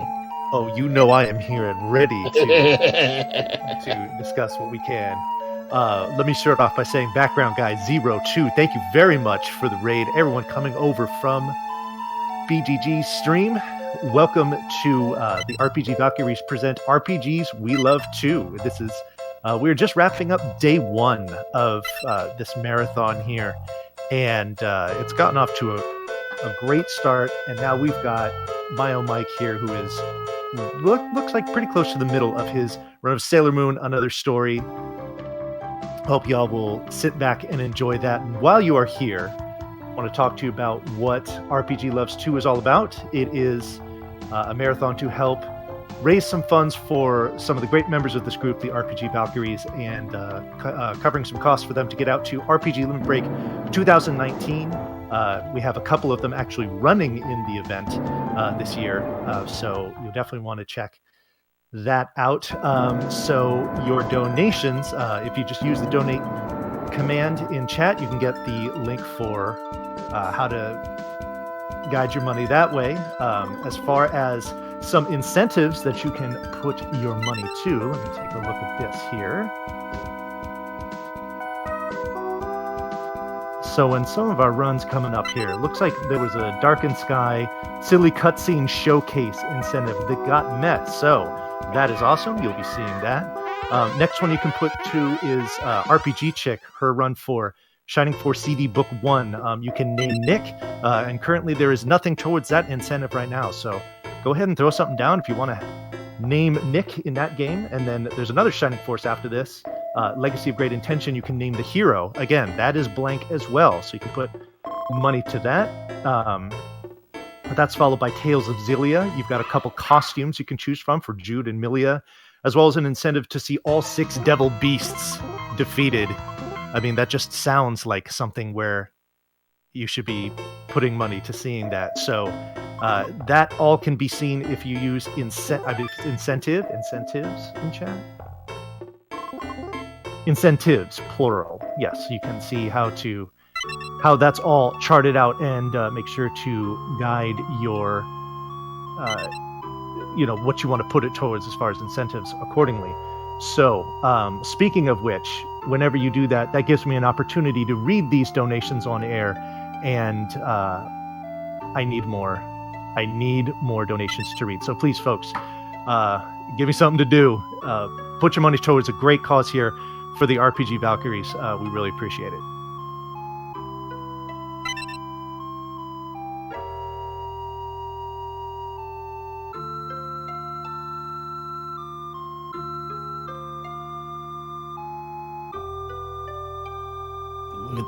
Look at this, we got a full party now.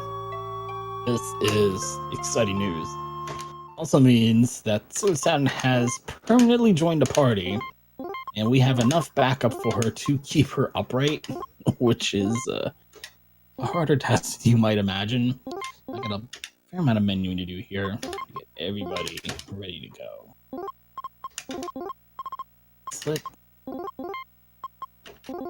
I have a donation to read when you're done. Go for it. Oh, yeah? Okay. Yeah.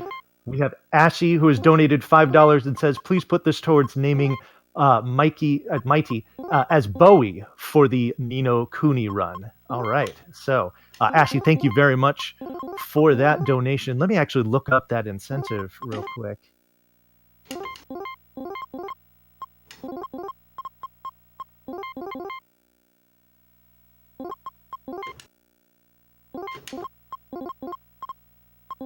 Oh, wow. It looks like that's actually a run that's starting like on Wednesday night, basically Thursday morning. People looking far ahead to incentives there. You can definitely do that.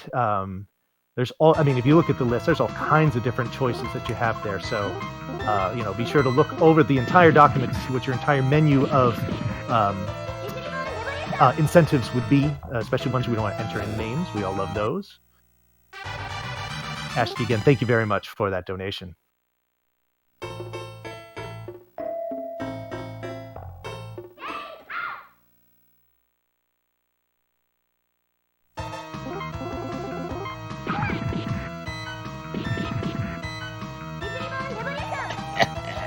It's so nice getting Saturn in the party. She is going to put the team on her back for a while. She's going to sit there in that superstar center position and dish out as much damage as possible. She's going to be our main damage dealer, basically up until the point where we have to split up our party and she can't come with us for one section. Other than that, she's going to be the big damage dealer. She only gets one ability. It's Death Reborn Revolution. And it only costs 2 EP. Everybody, again, only gets a cap of 12. So it's very cost efficient, but it deals a good chunk of damage. And it's mainly because she starts out with some very high attack bonuses on her gear that we picked up in Tomoe Labs. I forgot. I opened up the menu, I looked at her stats, but I didn't actually read it for comprehension. Hold on, I need to get her to level 9. What she is, let's check her attack and defense stats. We're good. We can move on. Oh, look at that mess.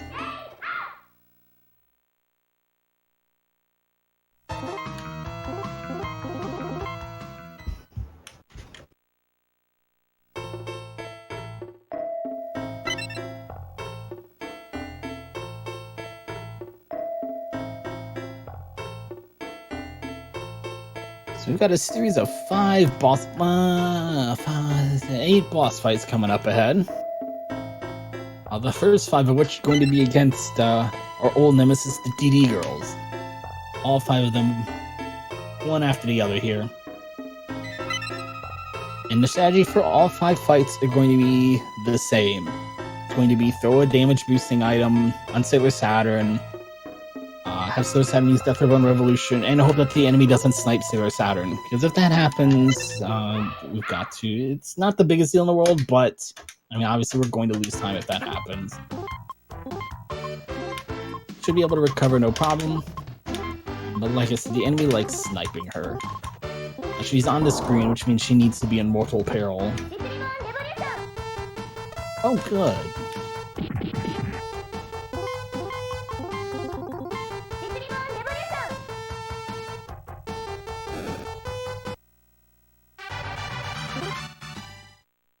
I like the cute little wink she gives to the camera after fights, too. Whoops, manicure.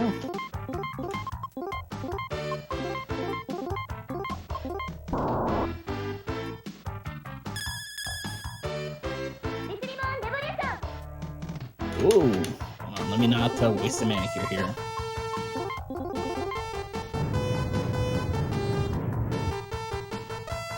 This is excellent RNG so far. Usually on one of these first 2 fights, I'm spending a little bit of time picking Sailor Saturn up off the ground. This is really nice. Whoa. Let's make sure this gets on the right person. Yeah, and now she's gotten enough levels that she can take a hit and not crumple into a little heap on the ground. This is nice. We should be... Ooh, let's see how much damage this does. Oh, we're still good. It's nice. We hit that breakpoint with Sailor Saturn where I don't have to watch her hit points and pray for good luck. We're gonna be able to take a couple of hits and keep on going.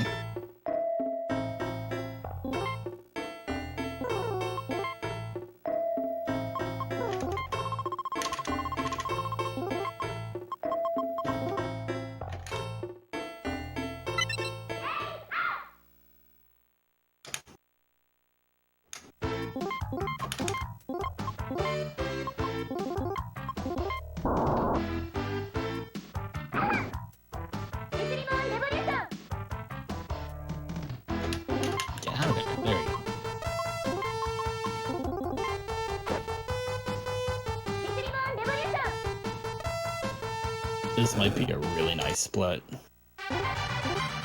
One more DD girl to go.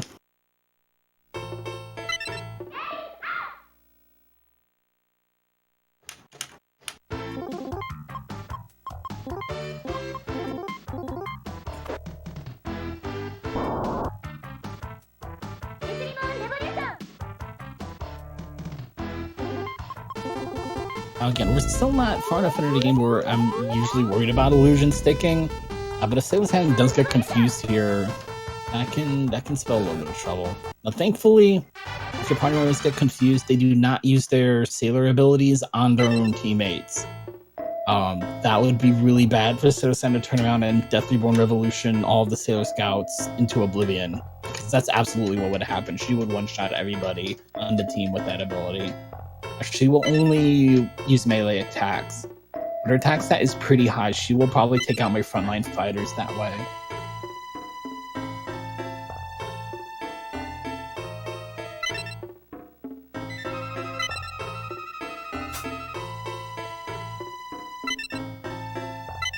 Be all things back here. Bum bum bum. Yeah, we have to fight Queen Beryl all over again. Destiny has changed, and therefore she's come back because she has a second chance to defeat us. We got a plan, and that plan is to use a manicure on Sailor Saturn and use Death Reborn Revolution and have everybody else hit defend. Ooh. Jimin's gonna miss some EXP because I'm not gonna bother to pick her up, I don't think.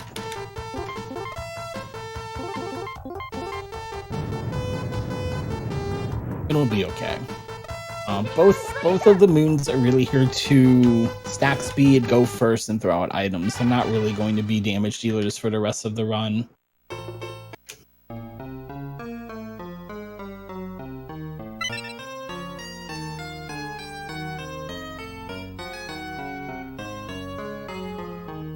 I would very when we get there, we're not quite far enough yet. I don't really. Hold on. Let me get this right real quick. I don't know all the details about how the Queen Barrel arc ends. So there's a part in this game where I can't really I don't really know what's going on. If you could explain what happens when we get to the North Pole and what's going on with the Two Kingdoms, Kay, that would be fantastic. Because I've been trying to rewatch Sailor Moon to figure out what's going on, just for that one section, because I have no idea what's going on. I don't have the Sailor Moon knowledge and lore that I feel like I should. I don't know how the barrel arc ends.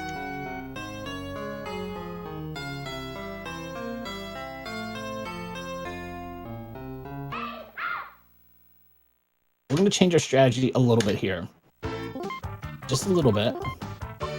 Check it out. We're going to use 2 damage dealers.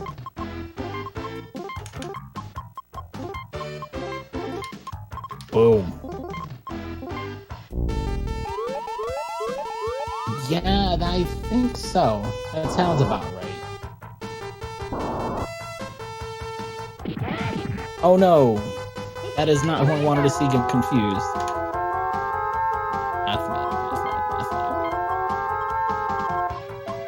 Let's fix that right away.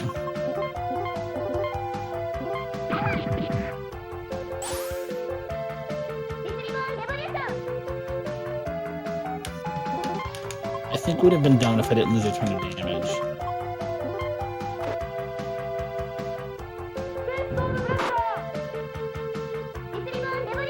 Yeah, there we go.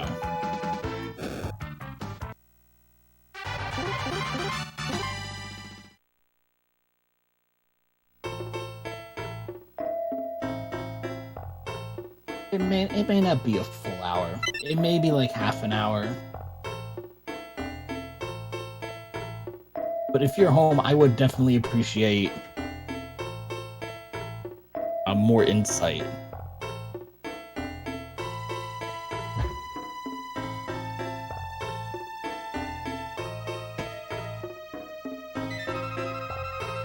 Also, everybody else in Chapter 2 had their semi-romantic love interest break their heart in one way or another, so let's have June have her feelings hurt too. So we'll get everybody, right? Nobody is spared.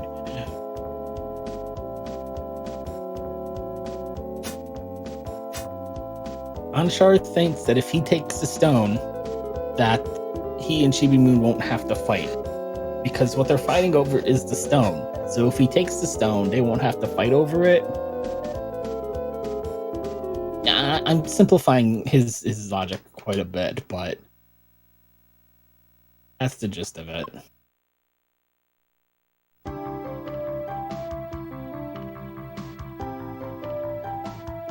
But you guys remember what we were supposed to be doing this whole time?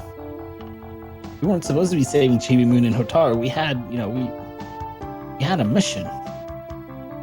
That mission was to find those He Stones and help Tuxedo Mask get better.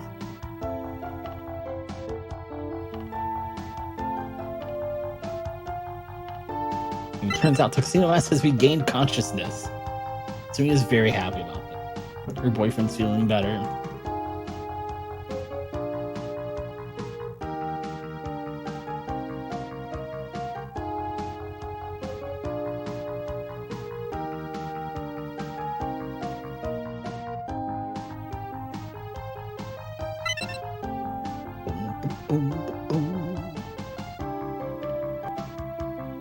She just leaves. She leaves Ami-chan, just hanging on the phone.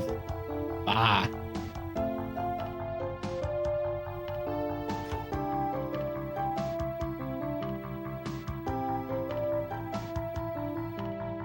Also, look how fast we run.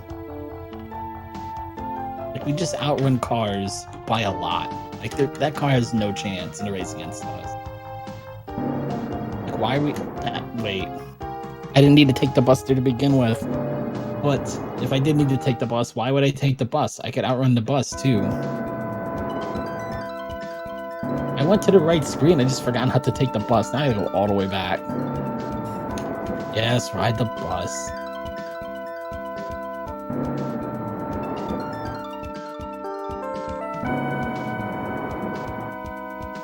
Whoops.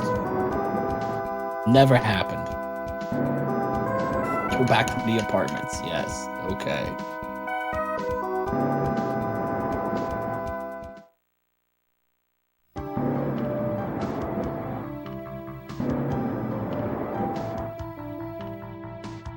I forgot that split. I wanted to see what that split was.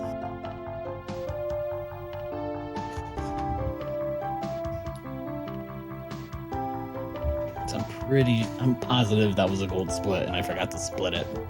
Oh, gone it.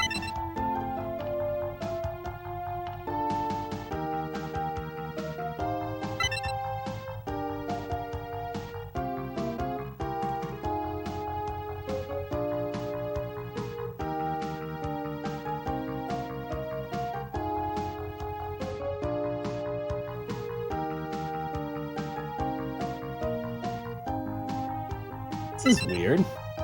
She can't remember anything about Princess Serenity. This is kind of an issue because Princess Serenity is kind of a very... It's Sailor Moon's mother. It's kind of a big deal.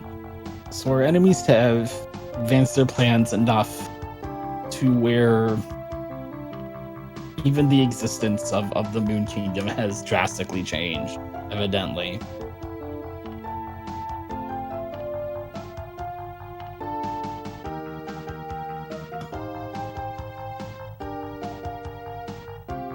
So we're going to go to the time-space store to head back to the past and try to start undoing all of this damage. Which means we need to split the party, because the game only supports a party of 5, and we've got 8 Sailor Scouts. It's too many.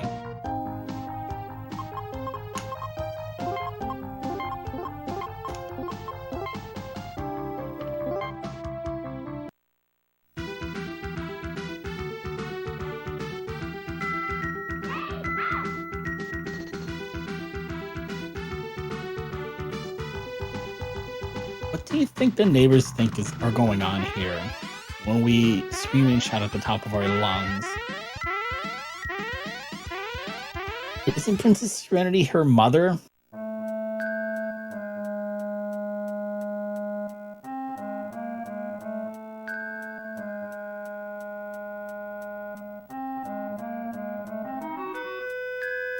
Yeah, me too. I used to watch Showroom from high school to watch. Definitely DBZ. Definitely. 100%. Alright, who gets the attack up? Sam gets the attack up. Of course she does.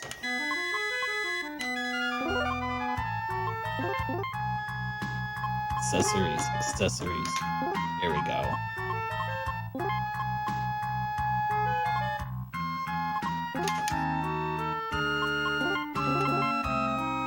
The only one thing to keep in mind is no matter what order I pick my party members in, when I can pick my party members, it kind of just sticks everybody in a default position. It's a little bit weird. I can't like menu my way around having to change formation, which is really unfortunate because it's a very easy way to kill a run is to forget to change your formation.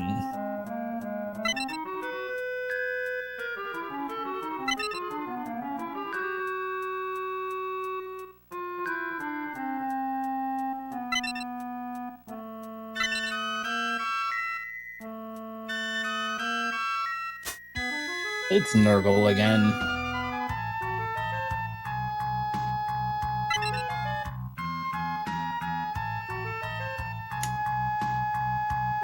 Alright, Chibi Moon. What is your speed stat like?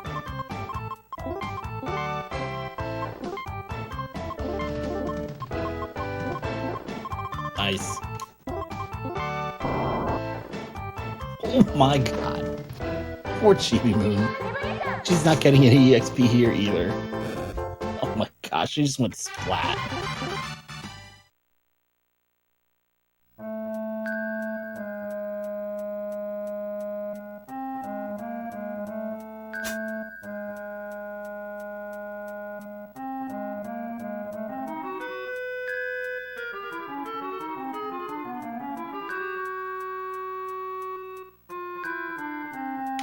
Good grief.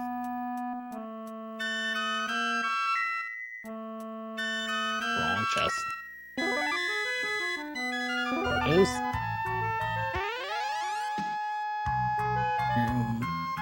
Left check for some hundred earrings. That one. Oh, is it foundation cream and not face cream? That makes a lot more sense.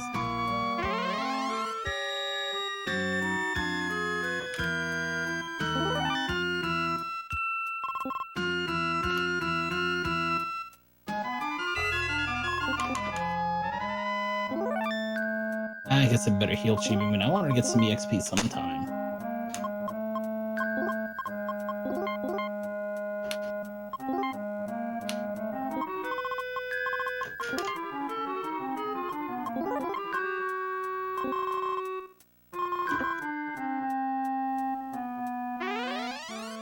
Boom, boom, boom, boom.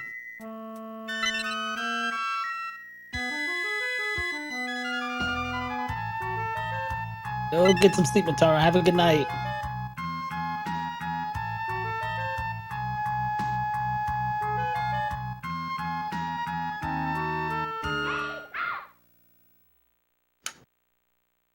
So, yeah, we are in fact fighting a tree, by the way.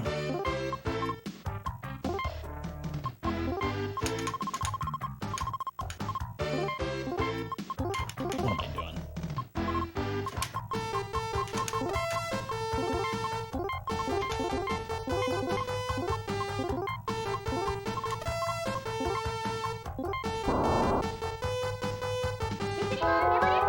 Oh my gosh. I was worried Chibi Moon wouldn't go first, which is why I queued up everybody else's attacks, and good night. Seriously, I'm just reap that tree into the underworld. Atari's the best. Chapter 2 is such a slog, where it's just everybody by themselves, and you have to be so careful in so many different places, and then Saturn joins the party, and everything just starts melting. We finally have all of our Skater Scouts. Look, we got the full party together.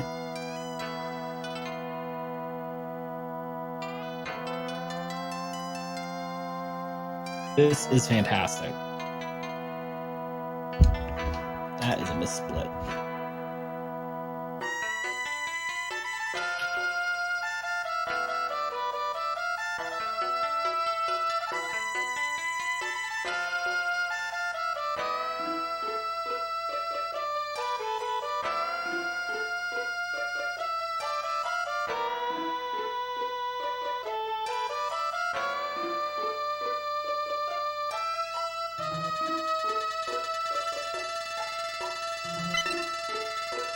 So, partially because of how much the timeline has been changing, we don't know enough information about the moon to find the Sea of Serenity, which is what we need to find in order to time travel, go fix the past. So Sailor Moon, Sagi, of all people, is off to the bookstore. You know how much she loves buying, these educational books. There's the bookstore, almost went right by it. This guy. There's another in a long line of weird, creepy, kind of oddball dudes in this game. But look at his walk cycle. I love the walk cycle here. That's goofy enough on its own. We're looking for a book about the moon. We found a cookbook, but that's not a book about the moon. That's not what we want. But it's going to be a mathematics book? Yeah, we definitely don't want that. Now, if my Google Fu has told me correctly, that Nakayoshi magazine is a magazine of comics like Sailor Moon, but we don't want that right now. We found a book about the moon. This book costs 1 million yen. But since we're such a cutie, he's gonna let us have it for 300 yen. And then he says, "Hey, what would a girl like you want to do with a book about the moon? Just want to be an astronaut or something? Like, what's wrong with that? Why can't Usagi be an astronaut?" I mean, like, why do people cannot be like that in this game? And then, to top it all off, then he says, You know what? With that weird hair of yours, you look like you're a moon princess or something anyway, which we are. So now, bookstore guy knows too much. Now we gotta take him out. We don't got time for that. We gotta go fix the timeline. We're gonna have to take him out later, evidently. But he knows too much. He just knows too much.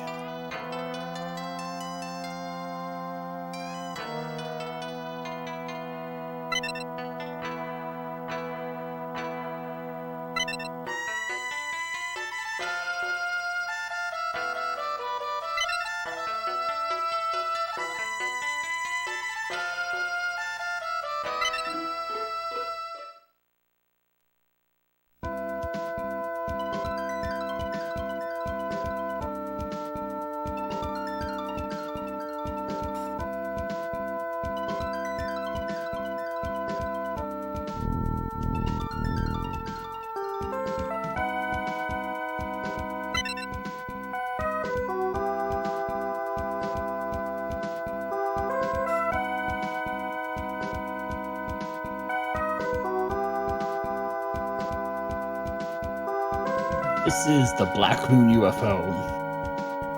The Black Moon's destiny has also been changed, so now our enemies from here are making a return. Oh, come on, Live Split. Stop being a butt.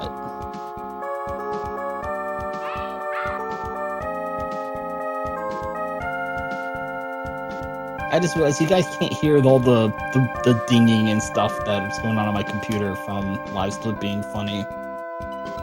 You just think I'm talking to nobody over here. Who am I grabbing? Venus, Pluto, Saturn, and Jupiter. Where's Jupiter? Yep, okay. This is the A-team right here, by the way. Like, if I could, I'd swap Sailor Moon for Sailor Mars, but since I'm never going to be able to do that, this is definitely the A-team. These are all of our best damage dealers and Sailor Pluto. I need to buy 21 colognes. 21 colognes? Oh my god, I never really thought about that shopping trip until now. That is a lot of money.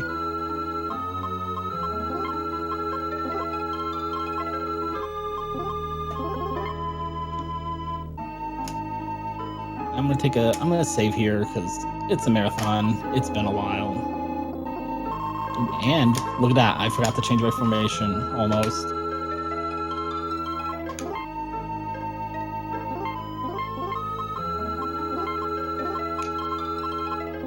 That looks right, but I'm gonna put Pluto in the bottom right corner, just because that's what I'm used to having her. I don't want to screw anything up. There we go.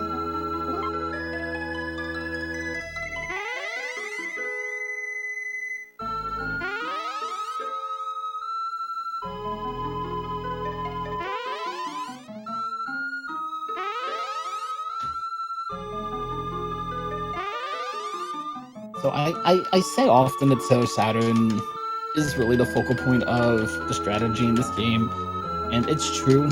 Sailor Saturn will deal a vast majority of damage and cut through all of our enemies. But really, Sailor Pluto's going to be the one in the background, doing quite a bit of work. And I did not put any earrings on Sailor Pluto, so this is going to be a fun little stretch here. I'm going to see how this. You know what? I took the save. I took it for a reason. I'm gonna take it.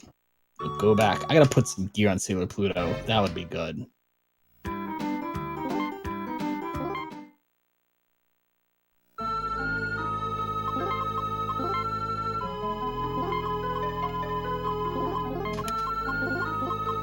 Unfortunately, she's still, no matter what I do, she's never gonna go first. I'd love it if she could go first at any point.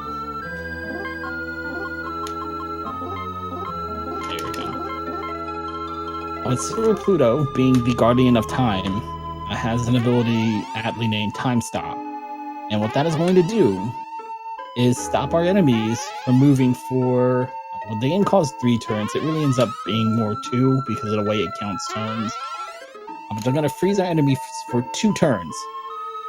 And the really nice thing about this spell is it works 100% of the time on 100% of the enemies. Bosses, minions, last boss of the game, doesn't matter.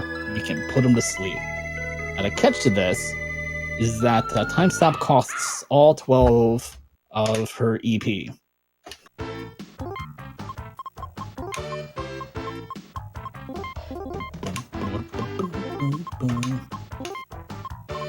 Which means I have to be at max mana, and I'm gonna lose all of that mana. Ooh.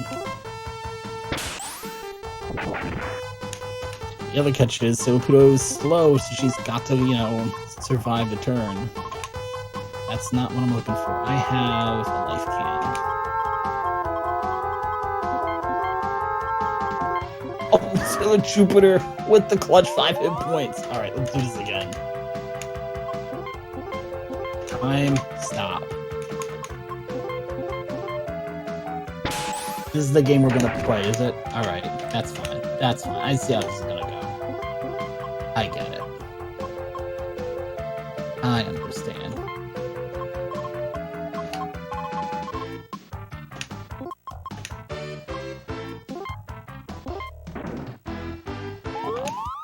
Let's see if we can beat the computer at some game here. Oh, see? Seleputo doesn't do anything, and now you don't use your big AoE ability. Bonk. That's fine. Now, night. Time stop. And this is why I just spent that shocking amount of money on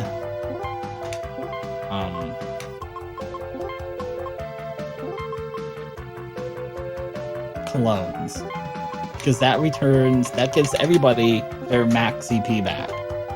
So then he's frozen for the next turn. So who's gonna use this turn to heal stuff back to full mana, and we're just gonna put her back to sleep again and again and again. Seleputo takes a lot of the bite out of the challenge in this game. But as you can see, she's got to get to her turn, and she's very, very slow.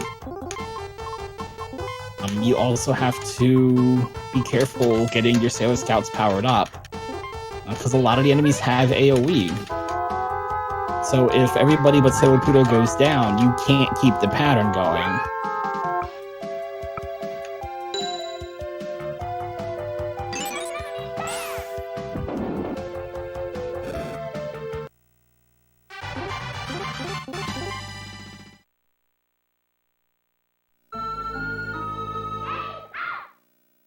It's also the items are very, very expensive, as you can tell, or as you saw. Come on, go back and do a shower.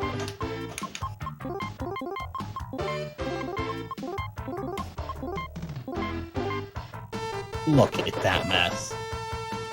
I don't think I have another life can. I do not.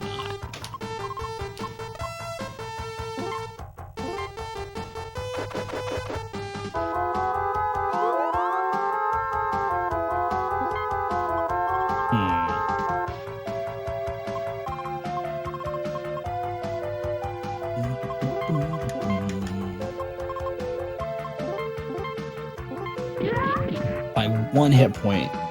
It went down by 1, I guess by 2 hit points. Now the question is,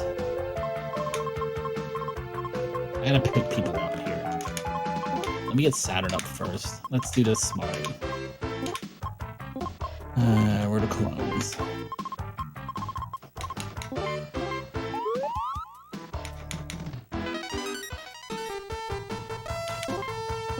I don't want everybody to miss their EXP.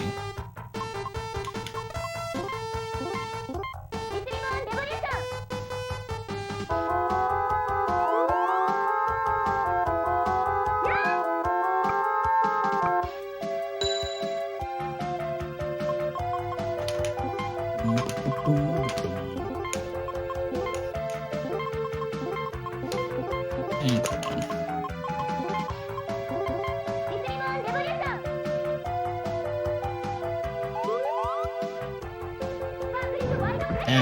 That could have. Would have been nice if that finished the job there.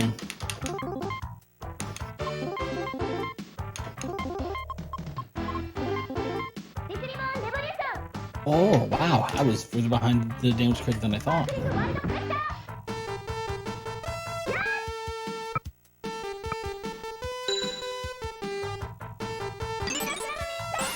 There we go.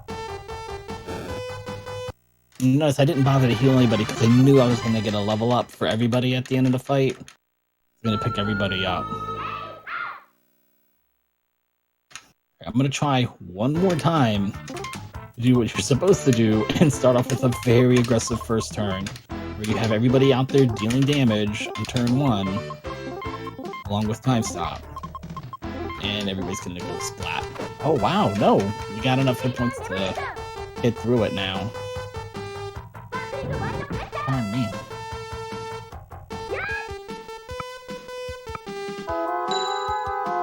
Good.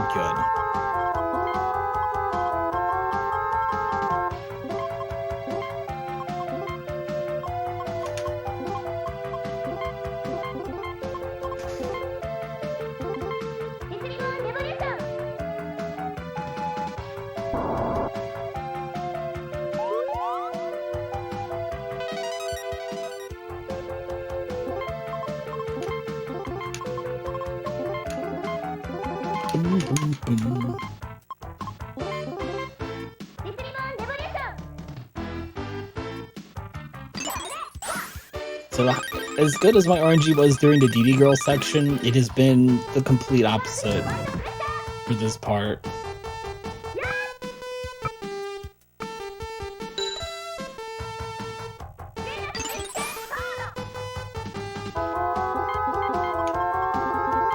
And clean.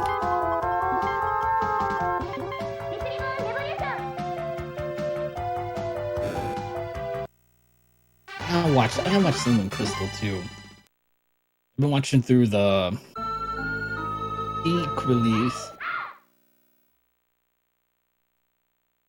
Alright, so I've seen how my luck has been in the rest of this section. Everybody defend. And let's do it, Pluto. Nessie, now you're not gonna open. It's an AoE. Of course.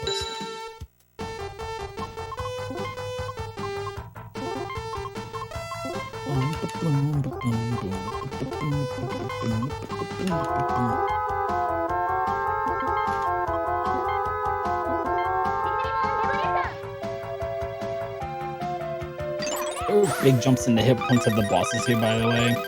It's 8,000, then 9,000, then 14, and Pets has 20,000 hit points.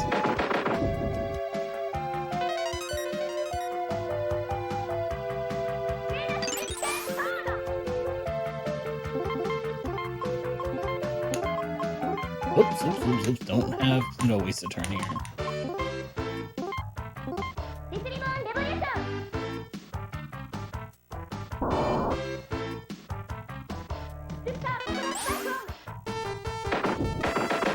Attack bonus, anything that, and you start the whole sentence.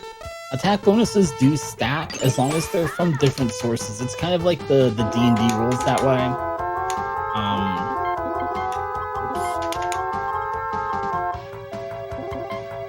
Where if you have an attack bonus from an item and an attack bonus from scout ability, then those stack because they're from different sources. But I can't just keep throwing manicures instead of Saturn and keep increasing your attack power to infinity. They'll just keep overriding each other in that case. And that's true even if I use 2 different attack boost items, because I will get different ones later on. But manicures and fragrances, I don't know if they override each other, but I know they don't stack.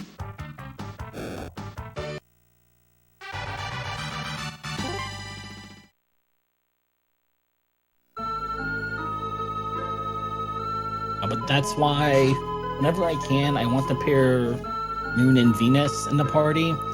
They have a link-up ability called Healing the Shower, which does not heal hit points, but it does give everybody in the party a big, fat, skill-based attack bonus that will stack with the items that I will get that also increase attack power.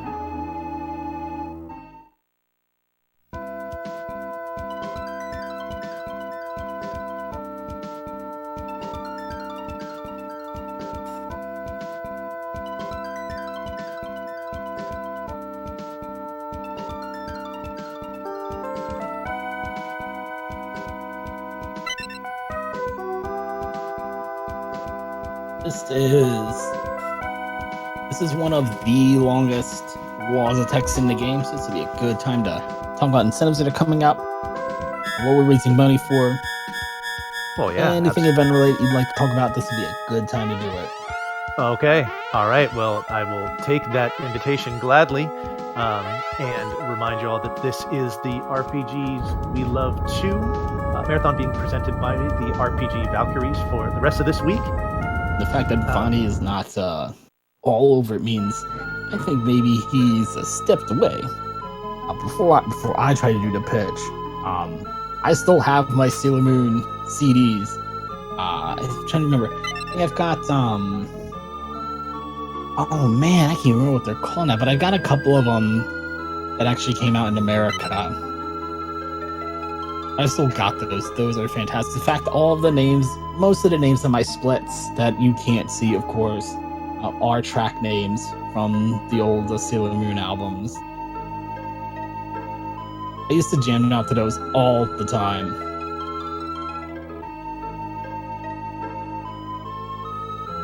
Oh, are you here? Can I not hear you? I cannot hear you. Why can I not hear you? Sorry. Still not coming through now? I'm sorry. I'm just talking right over you, probably. Why can't I hear you? Yeah, I am not sure. I'll try and figure that out, and you go ahead. I'll shut up. Okay. All right. So, donation incentives. I still have nothing to read off, so no real updates on number. As far as what you can donate for, let's get to that.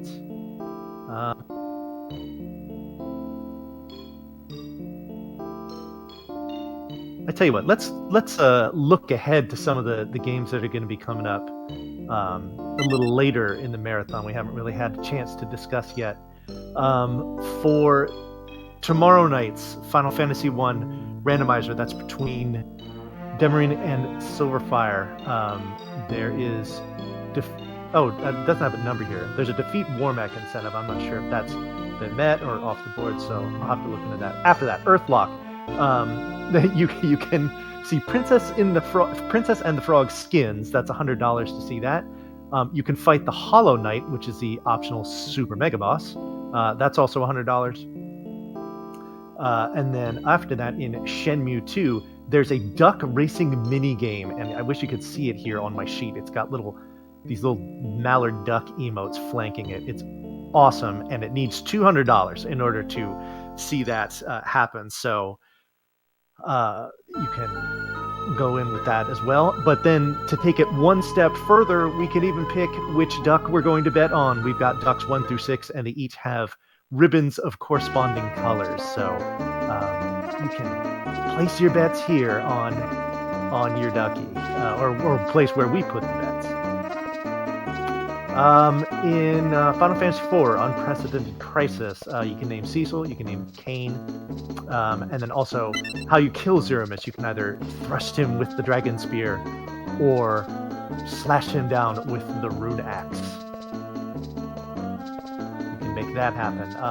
Lunar 2, Eternal Blue Complete. Are we going to turn on the battle voices? That's $75. Are we going to show off the bromides? We only need $90 more to meet that one. And then are we going to sing the ending song, which is titled Rondo of Light and Dark? $200 if you want to see that happen. And then Tuesday night, we've got another Final Fantasy IV run here. This is No 64 of vanilla. Name, Cecil, Kain, Rydia, Tella, Edward, Rosa, Yang, Palamporum, Sid, Edge, Fusoya. There's so many choices there. Any of those could use some dollars. They're blank except for Rydia. That's the only one. Oh, you can hear me now? Oh, fantastic. All right. Hope everyone else is listening too. Let's see. Swords and Serpents. You can name the party. There's 4 names you can do there. Oh, this is this is a great one. Dragon Warrior. But thou must bring the princess to the Dragon Lord. I think we all know what that looks like. $200 if you want to see that. I think that's probably enough for now. As far as what these donations are going towards, aside from your incentives, we are raising money here so that we can have some of these lovely RPG Valkyries attend the RPG Limit Break Marathon in Salt Lake City, Utah, coming up this May. We actually have a couple of them participating in the event itself with runs. Those will be Sparkover and Silverfire. You definitely want to check out their race. They're doing Dragon Warrior. You want to check out that race in the event. And yeah, we want to make sure that they can get there and, you know, have a good time with all of the other RPG Limit Break crew. So all of the funds are well appreciated on behalf of the RPG Valkyries, and you know, we want to keep them coming. I love reading these off, so please make me use this worksheet, this spreadsheet. I would really appreciate it. So, but again, for those who have donated, those who are planning to donate, we thank you very much for your generosity.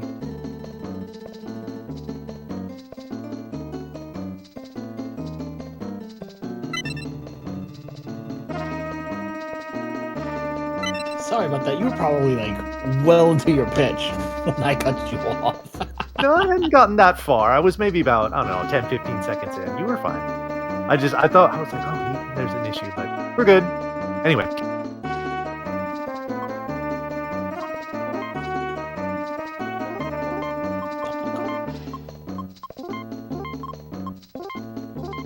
Okay. I'm jumping right back in here because I have a great reason. We have a $50 donation. This is from Background Guy 02, who says, No 64, Final Fantasy IV, name the final party. That would be Cecil, Rosa, Rydia, Kane, and Edge. We're putting $10 to each of them and to all of them to be named Edward. So, as right now, the leader in the clubhouse is a full Edward named party. This is a nice opening play by Background Guy. I must say I respect it. And now I think it's time for others to make their voices heard if they don't think that this is just or something that would appeal to their eyeballs. So, by all means, keep them coming, Background Guy. Thank you very much for your donation. Very generous of you, sir.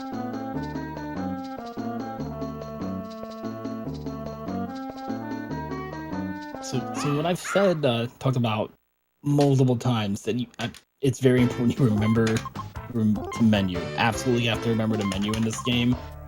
This is the fight in particular I'm thinking of, because as you saw, that was a very, very, very, very long wall of text that we had to mash through there to get to this point. And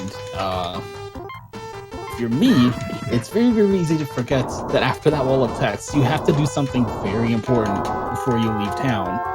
Because the default formation here has Sailor Saturn and Sailor Jupiter, who are the only sources of damage in the party right now, in the back line. And we'll see, however many turns this fight takes, you can pretty much quadruple that number, and you might get out of the fight by then, maybe, if you're lucky. Because even if I put Chibi Moon in the front row or Sailor Moon in the front row, they don't have the attack stat to deal damage. It's really just a two-scout show when it comes to damage right now.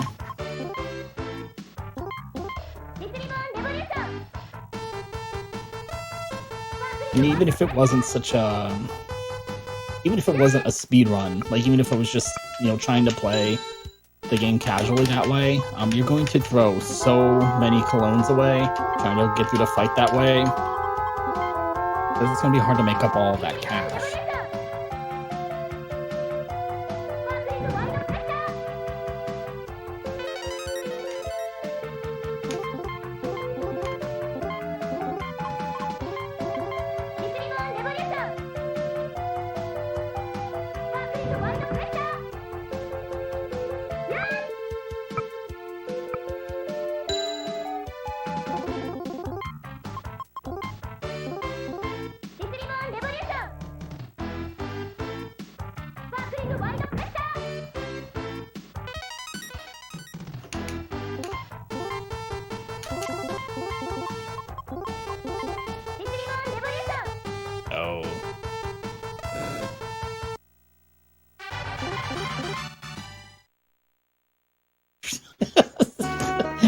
just surrounding his body.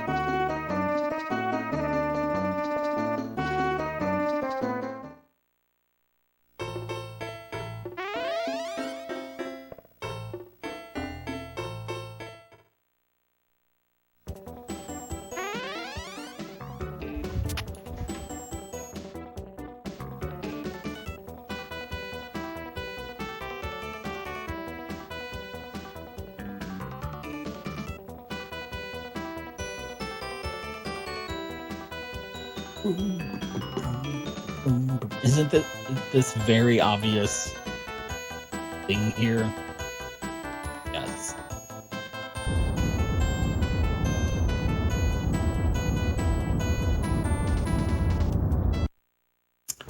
I did it again. Like 3 runs in a row. I had Turbo A on to get through the text and have to turn it off and land it right back where I just left. We're off to the North Pole. Which, let me find the button here. This is the world map. Quite familiar, obviously. I mean, we are on Earth. We start off in Tokyo. What I don't really have time, because it's what I don't really have time to show off is how small the world really is. Or it's either the world is very, very small. Hello? I heard something different. The world's very, very small, or that arc moves at like the speed of sound. Also, the reason why I brought up the fact that Jupiter's chapter is in Canada, if I try to land in that spot and I look at the world map, it's about where Virginia is in the United States. Apparently Canada invaded and claimed quite a bit of territory from the United States. All the way down to the Mason-Dixon line. There's not really a whole lot of sense of scale and relative distance or anything like that. Relative location.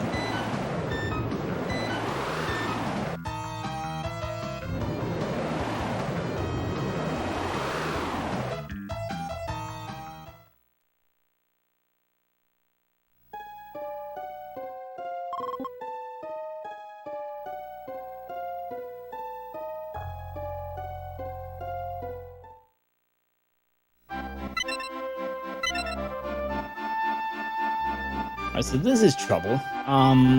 Everybody here at the North Pole knows who I am, or think they know who I am, and they don't know why we're here and not on the moon. So we've got to sneak in sneakily.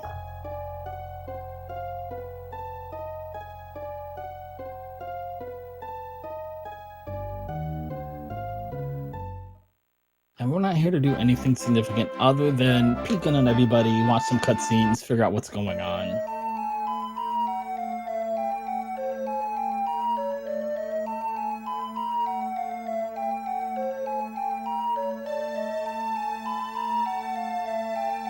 And unfortunately, this particular part is where the big blind spot in my Sailor Moon knowledge is. I can't really explain everything that's going on through here because I'm not too sure of it myself. But you lost. Okay, I'm You're here. here. You're here. Hey. I'm actually here right at the right part too. Yes. Okay. So can you explain what's going on through here? So a lot of this is actually just another story. Okay. Plot. So, and it probably, it has probably some translation issues where we're not entirely sure what is all that, but it sounds like the Earth Kingdom is siding with and we can probably guesstimate that that's got a lot to do with the whole changing destiny with capital D and stuff. So Beryl wants to marry Endymion. She's very, very much in love with Endymion,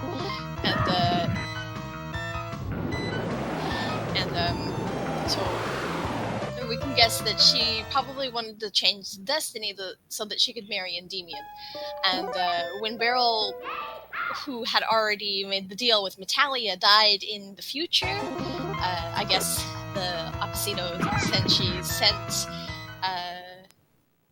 are revived. Oh, I'm sorry, Nikki. She's right. This fan translation is 100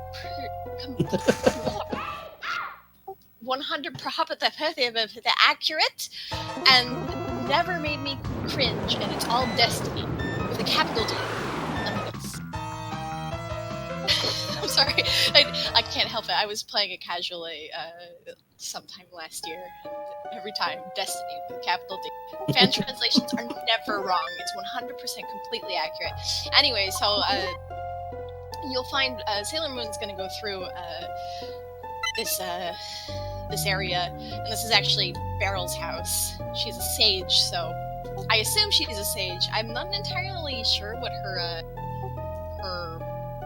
position was in the Earth Kingdom, but she is very important to the Earth Kingdom. I'm guessing since they're at the North Pole, she probably tells them how much it's gonna snow. So that they can make their snow yams or something. I don't know.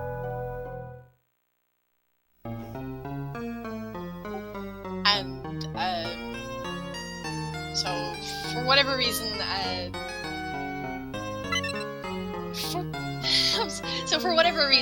the Earth Kingdom kind of sides with Beryl, and this is Beryl at the time when she has not actually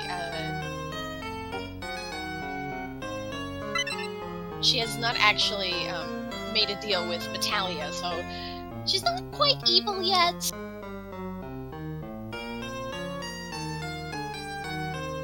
This is a very important cutscene where I think Sailor Moon actually ends up feeling kind of bad. Yeah.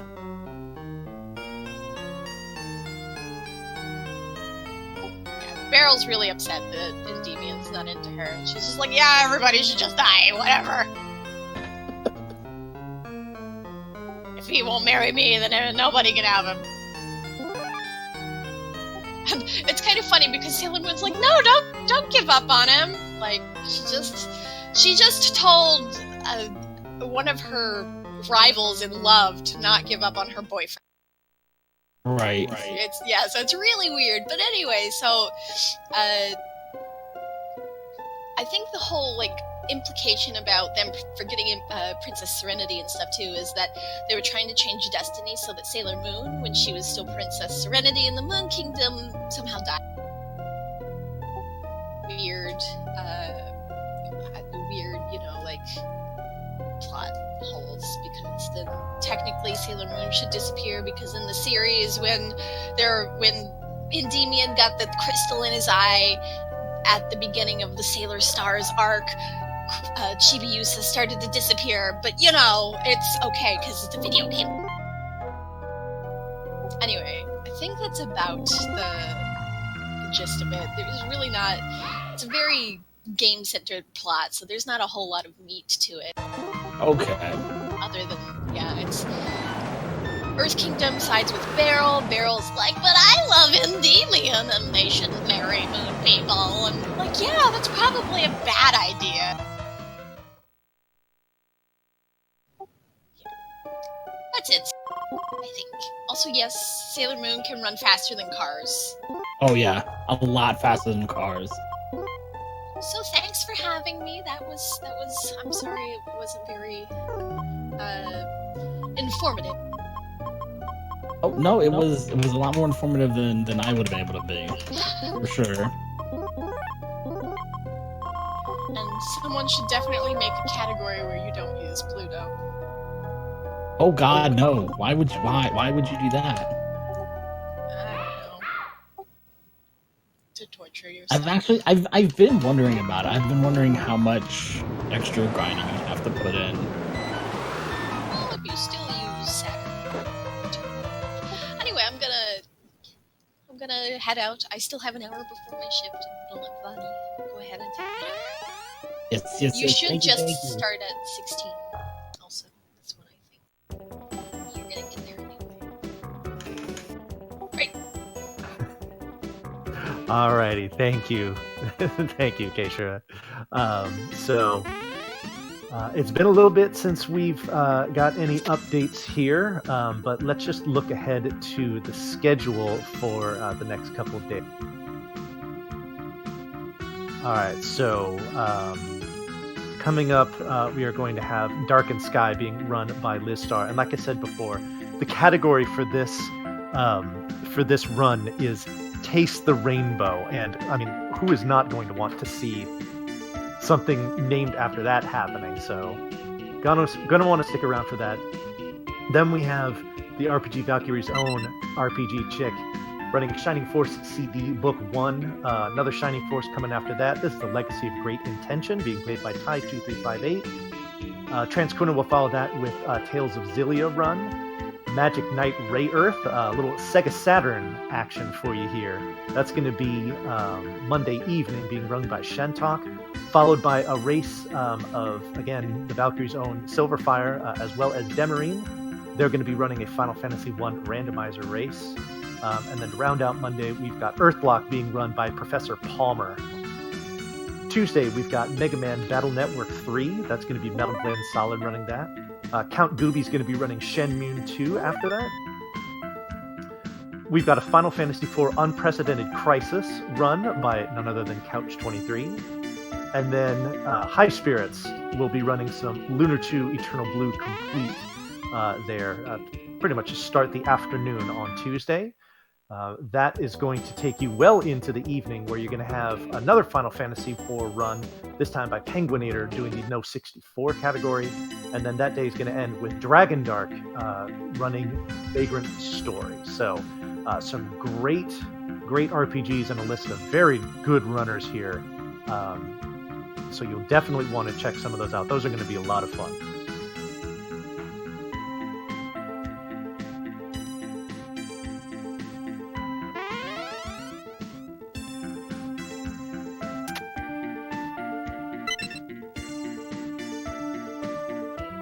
I am dying to know what Taste the Rainbow is.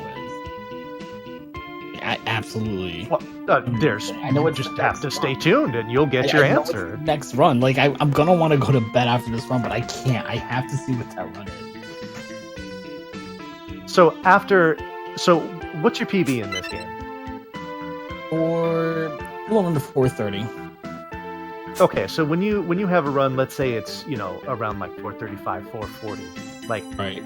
Like, how do you feel when you're done? Are you just like, if it were early enough in the day, would you fire up another one, or do you just want to? Are you just ready to just kind of decompress after that? I don't really.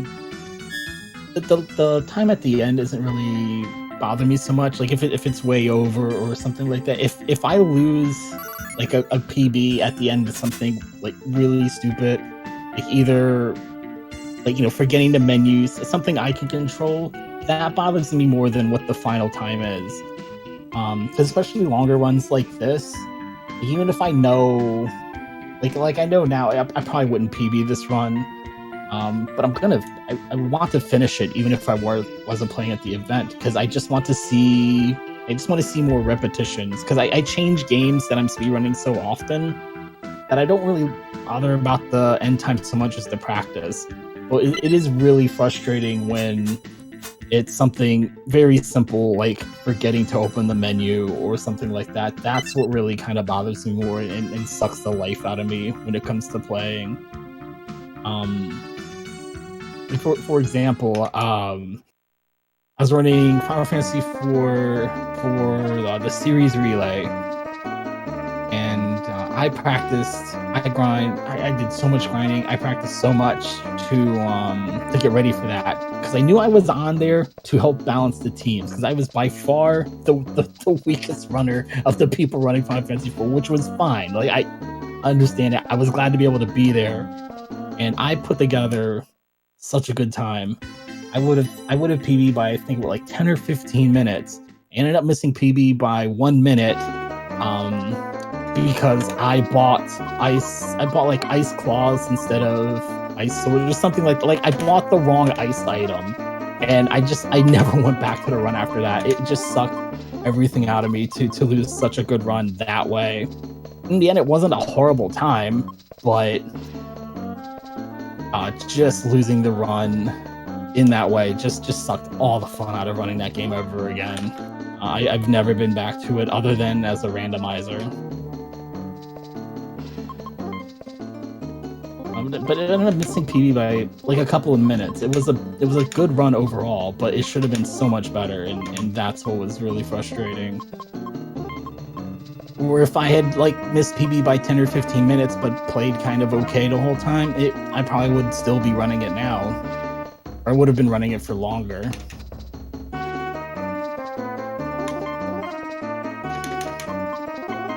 Actually, I had a fairly similar experience when I was doing, actually, also Final Fantasy IV for Questing for Glory, and I had the right items. I just had them in the wrong place, and I just warped right into a wall, like right off the first warp, and that was Hardlock City in 10 minutes down the drain. So, you know, it happens to plenty of us, but not for this run. This run, how you feeling this run? Is it strong so far? I'm feeling pretty good about this run. Nice. The next fight that's coming up against the dragon, this is one of the two things I've been just deathly worried about. And it's not down to like RNG or anything like that. The strategy is going to be the same. I'm actually going to save in both slots here for testing purposes later. The problem is, I don't know if it's like a cartridge issue or what's going on, but I've gotten to this fight and literally have not been able to deal damage whatsoever with anybody. I mean, I've had good stats. It's not like I've had awful level ups or anything. I just can't deal damage to the dragon. We're gonna go fight a dragon, by the way. No big deal. I don't know if the fight's bugging out or my cartridge is bugging out or there's something else going on that I don't understand about the game yet. But I'm a little worried about it because if I get there and I can't deal damage, I haven't been able to fix it yet. So I've actually got, I have another save here where it will unfortunately completely invalidate the run, of course, if I have to boot up this other save. But I'll be ready to go if something stupid like that happens. This is the big thing I've been worried about, though, is this fight. If this goes well, I'm going to feel good about the run, regardless of what the time is at the end.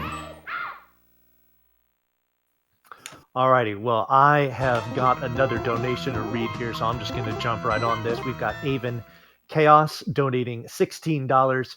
Donation comment looks like this is being split 4 ways. We've got Final Fantasy No 64. We're naming Rydia Edward, $4 there. Another $4 each on Cecil and Kane during Unprecedented Crisis, to be named Edward. And then Shining Force Legacy of Great Intention, $4. Name the hero, Edward. So another clean sweep of Edward donations here. How far downhill is the snowball going to roll? It's incentive. Oh, I'm sorry. Yeah, donate is the command there, Nooster.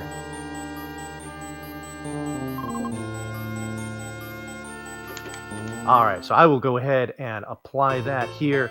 Avon Chaos, thank you very much for the donation. We'll apply that short.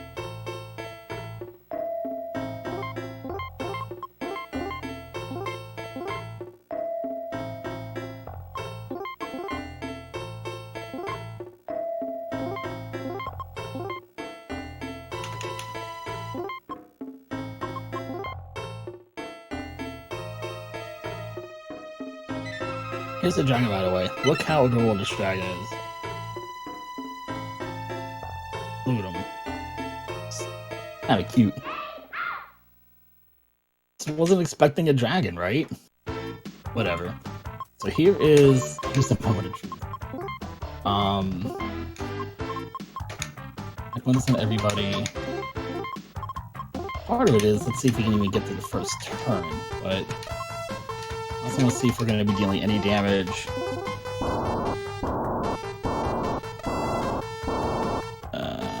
Let's see how many.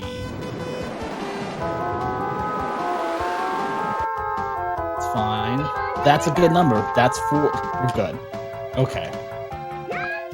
Whew, man. All right, good. So we've got a fight I can actually win here. Nothing has gone wrong that shouldn't have. Nothing has gone wrong with the fight, at least. That'll res everybody. I'm gonna hold on to that.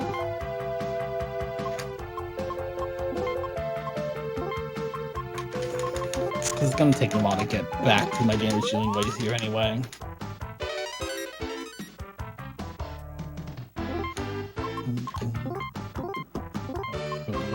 Where are they? There you go.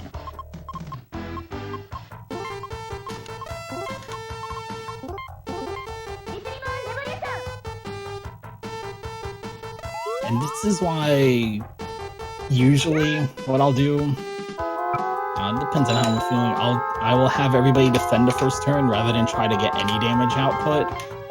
Because everybody, if he opens up with AoE like that, everybody is toast. There's nothing I can do about that. And it just takes so long to get everybody upright and dealing damage again.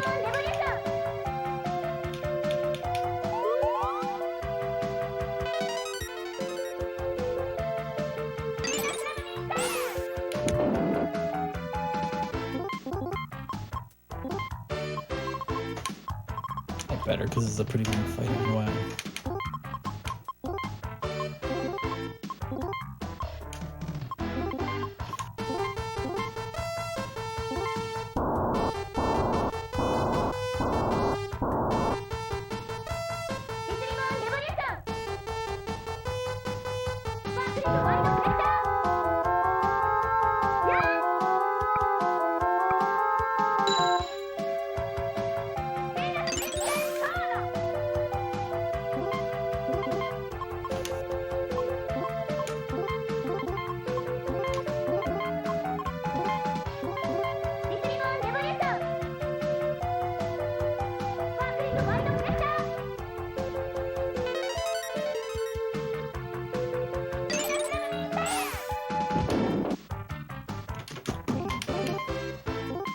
Whoa, whoa, whoa, whoa, whoa, whoa.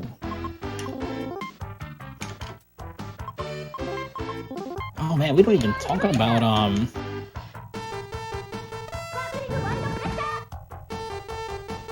there are, of course, the link-up attacks you can do with just 1 or 2 or 3 of your Sailor Senshi. And we only use 1 of those in the speedrun. But there's also formation-based attacks where all 5 of your Sailor Senshi will use all of their mana into an ultimate attack, and each formation has a different ultimate attack, different damage numbers, different effects. I don't remember what it is for Cluster, but we don't end up using any of those formation attacks either. They're just very expensive.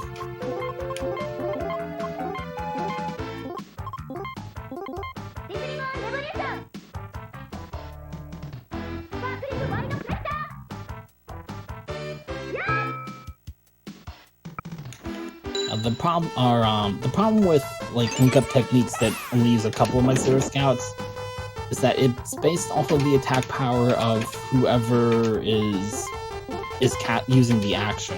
So when you use it with your frontline Sailor Scout, it'll do a lot of damage, and if they're pairing up with somebody else in the front line, they'll still do pretty good damage. But if they're not both in the front line, then it doesn't really deal enough damage to be worth a very long shiny cutscene that plays when you use them. Not cutscene, a very long shiny animation that you get.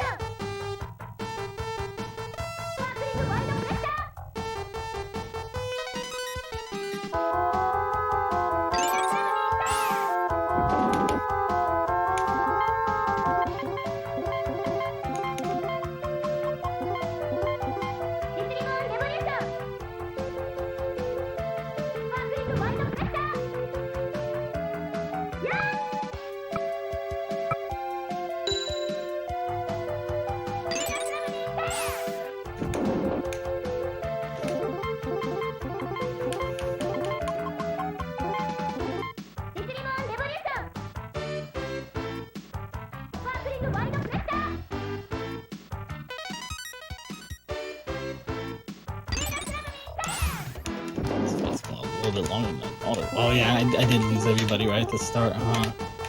That was the problem.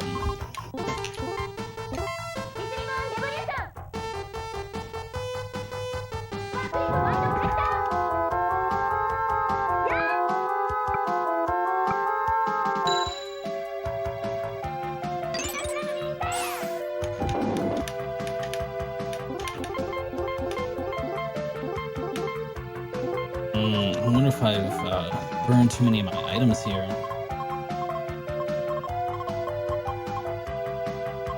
Yeah, this is not looking good because I got another fight after this. How many do I have? No, I may have to reboot this fight.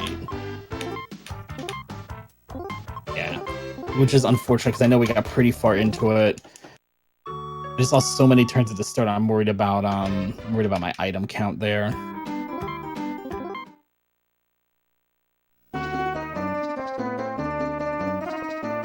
on now.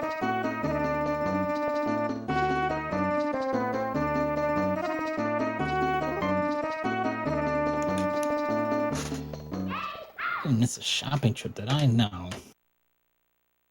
There's nowhere to shop for fragrances and stuff right now, I think. I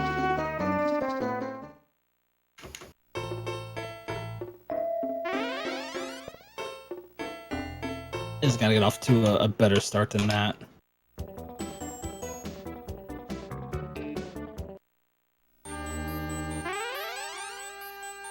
I think I'm gonna set her back to the middle too. She is in the middle. When did I change it? Why would I change it? Let me make sure,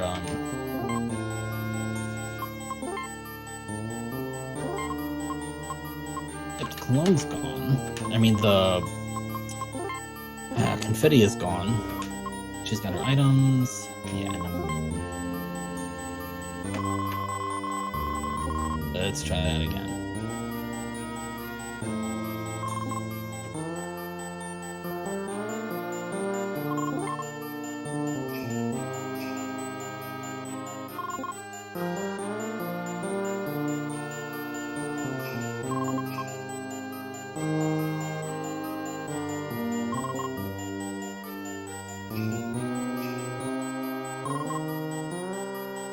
I almost made it.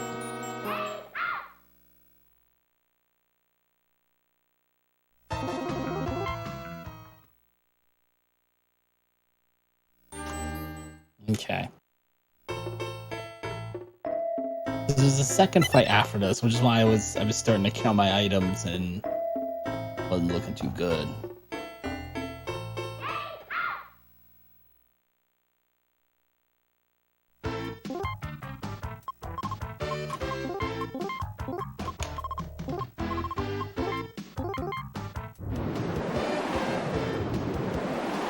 Oh, Chibi Moon. Okay.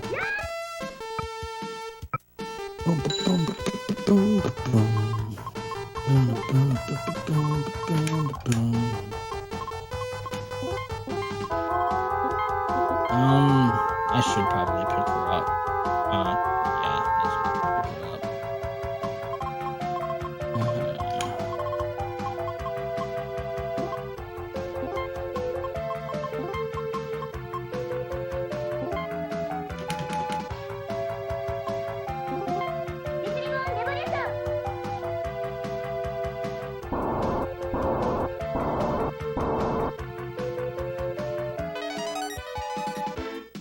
Alright, now let's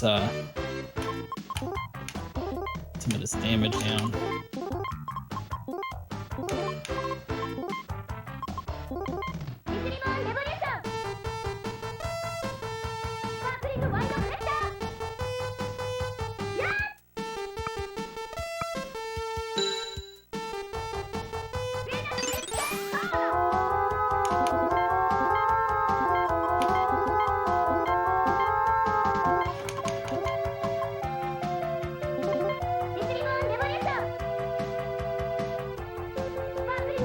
See, there's a little bit of unfortunate turn order here where Pluto goes before Venus. Venus is the one person she can outspeed, evidently.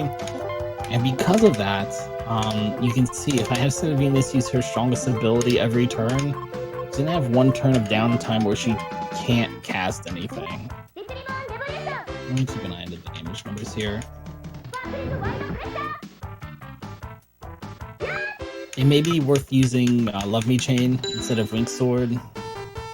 I feel like I'm just losing more. I lose more damage having to use that melee attack than I would using the weaker ability every turn.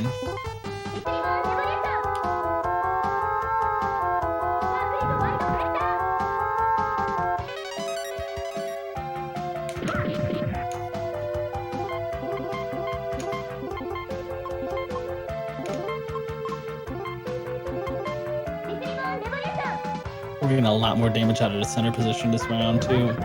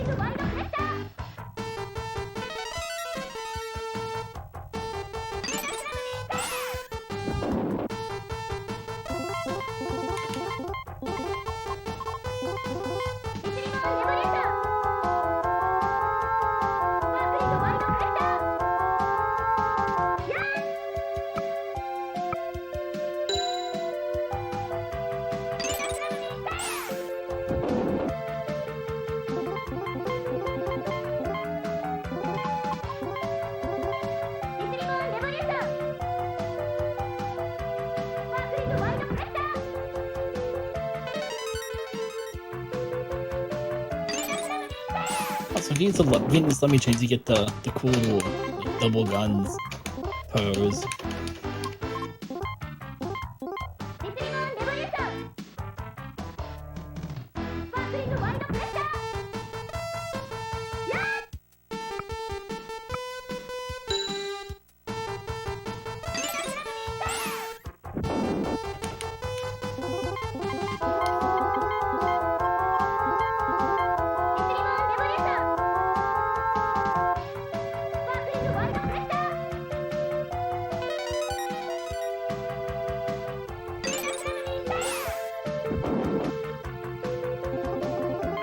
Whoa, whoa, whoa.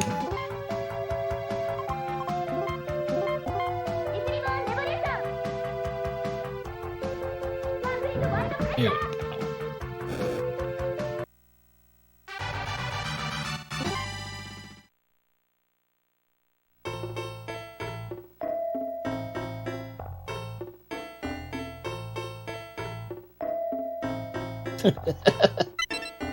She realizes the same paradox Kay was saying earlier. Sailor Moon's not here, then why is everybody else here? Why is Chibi? That don't make no sense. Let's slow play this first turn like he did last time. Oh, don't. Okay, good.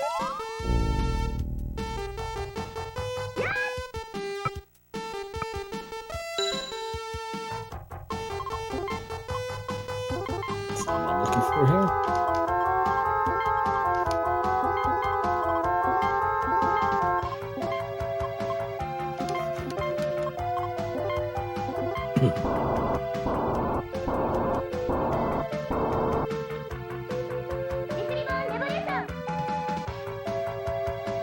Yeah, we're doing a lot more damage with that extra EXP under our belt now. Well, except for Sailor Venus. Defend.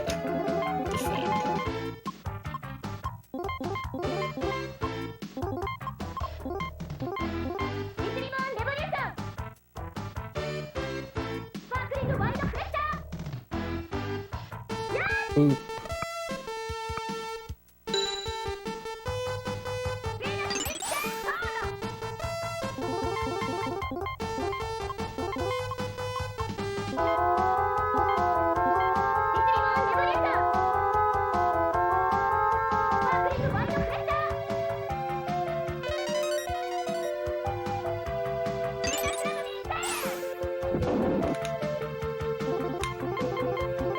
Whoa.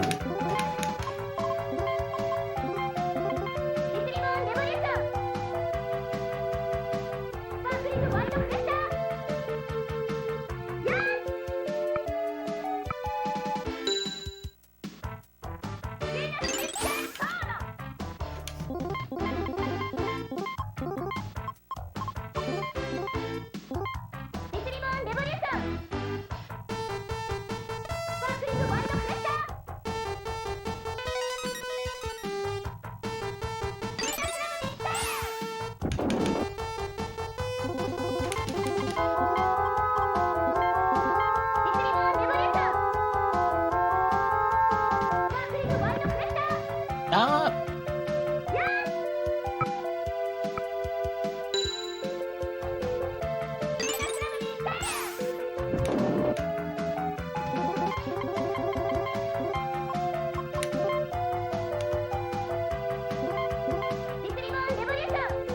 Why does that number look wrong to me?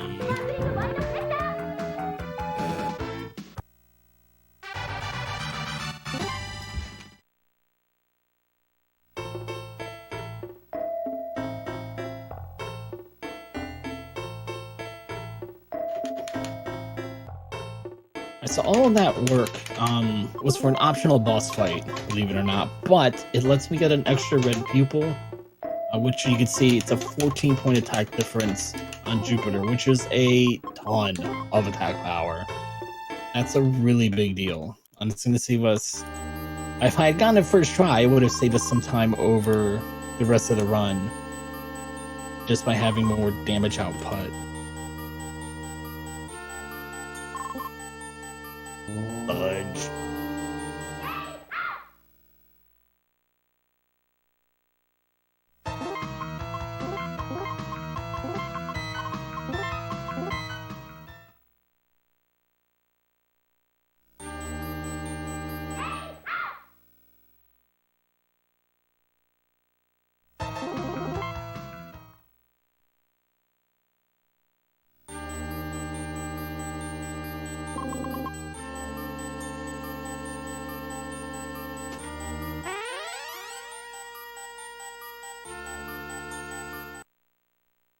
Now we're back off to the Ruined Moon Kingdom to save Sailor Moon, finally.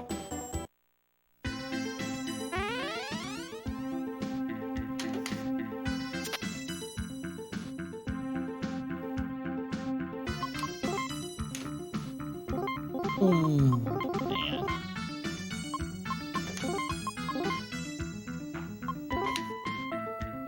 Yeah, okay.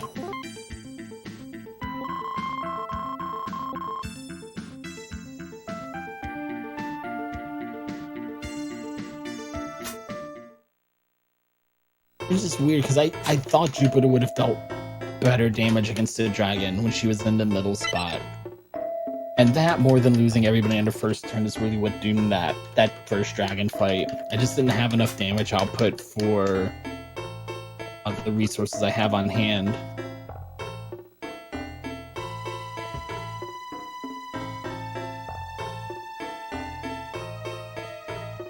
That's all I wanted to double check, make sure his attack set was actually higher. This is Black Lady, by the way. This is, oh no. Okay, at least y'all are hitting the right team. This is a Chibi Moon. This is a Chibi Moon that we're fighting, essentially. Another form of Chibi Moon. That's not Bath Medic.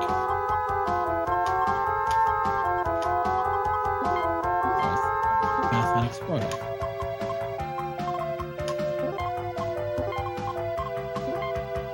Are they Berserk? They're confused.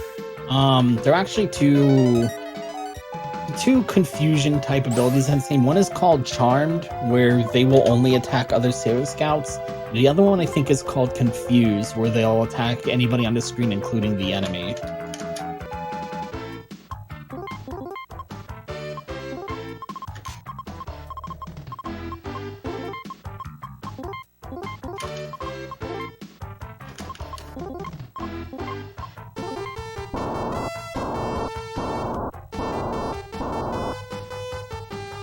There we go. That's a nice big fat number. Now we're putting points on the board.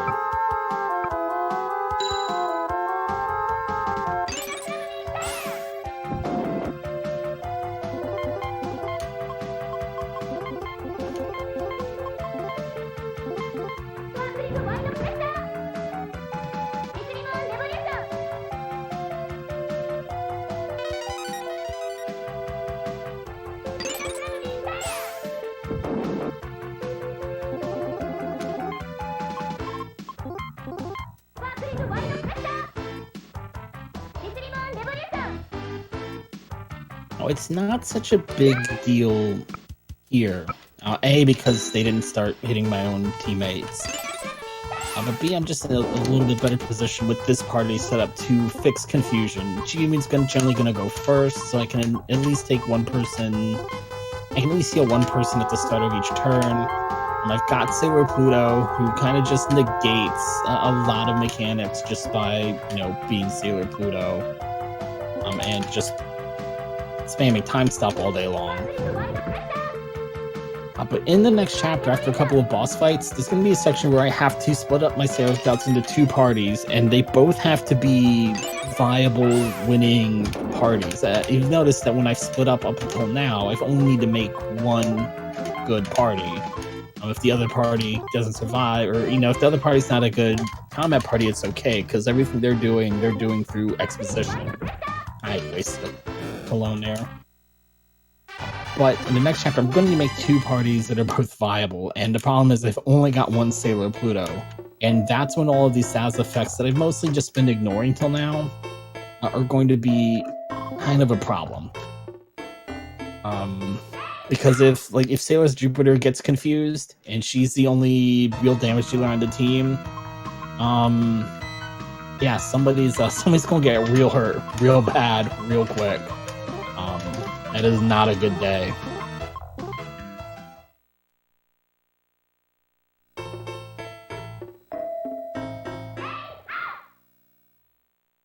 I don't usually get too many encounters through here. There we go.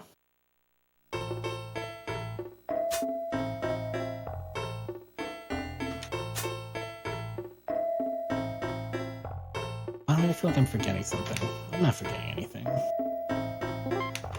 Am I? Oh, hold on. Why do I feel like I'm forgetting? I don't do anything here. No, there's no menuing, there's nothing. What am I? Why do I have a bad feeling about this all of a sudden? I did waste the fragrance, but I've got extra. I mean, I did waste the cologne, but I've got a couple of extras. And I'll be able to go shopping pretty soon. Not worried about that. I don't know, maybe I just got a stomachache. It's all in my head or something. This is the last fight of chapter 4, though.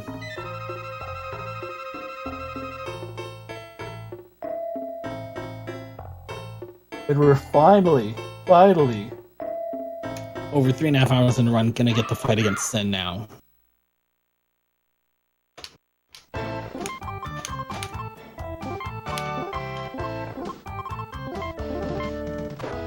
Did she even get hit for 80 damage through defend?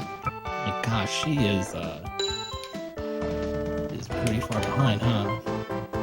Not that it's going to matter, but good grief. She missed a ton of EXP, I guess.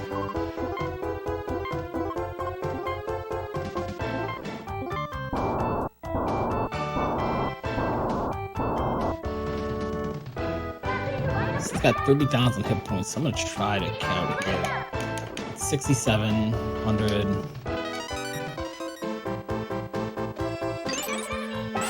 25. I'm just gonna keep the first numbers and keep it simple in my head.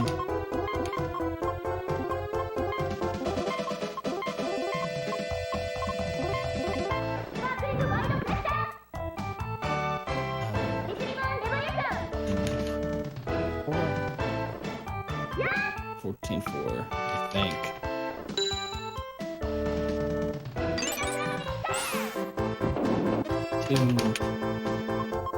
No, you defend.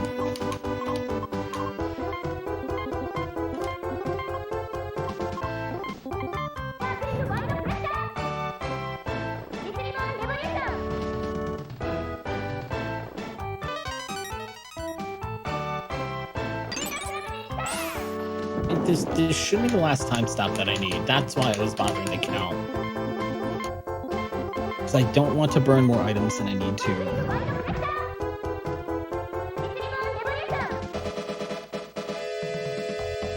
Mike, I'm going to jump in here with the donation we just received. Go for it. Alrighty. We have $20 from Nooster, who says, thanks for putting on another great marathon. Well, thank you, Nooster, for your generosity. On behalf of the RPG Valkyrie.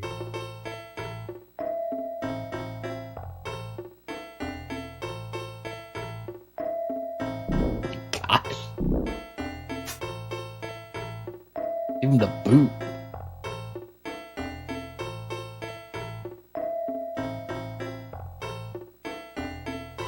Alright, so finally speaking of chapter 4, we went back to the past.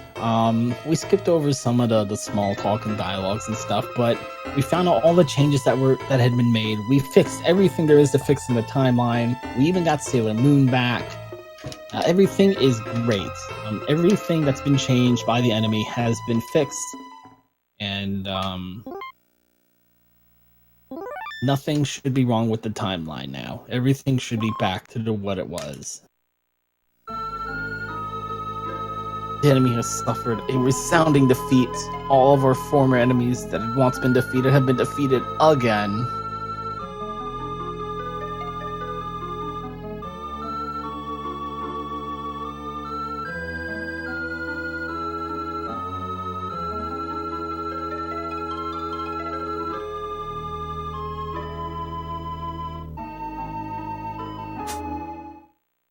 No, it's fine.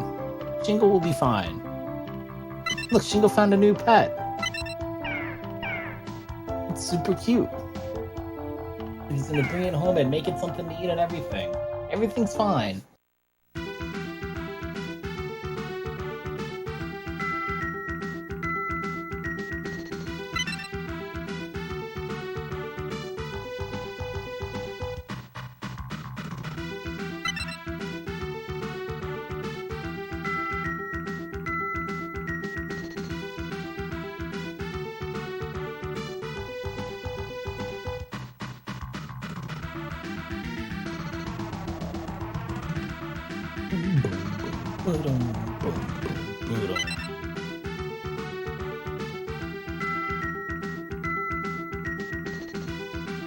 So what we're actually going to do is we're all going to split up and kind of go our separate ways for a little bit. Everybody's going to go home and just check things out at home. Is everything actually back the way it's supposed to be? Just make sure that all the T's cross all the I's, etc., etc.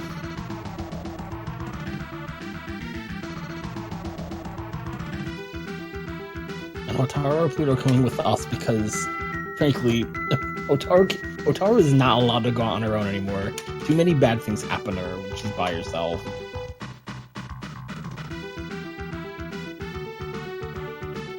I think she's hospitalized.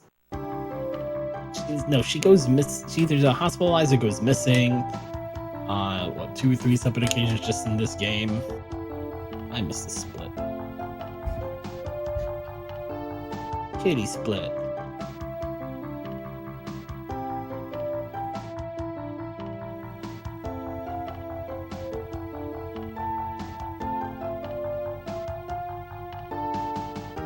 I mean, I feel bad for her. I don't mean to make fun. But it's just every time she's on the screen, it's just bad news for her. Oh, shush. I like how... Ow, bit my cheek. I like how Shingo gets mad because we go into his room without knocking. Like, he doesn't walk into Sagi's room all the time.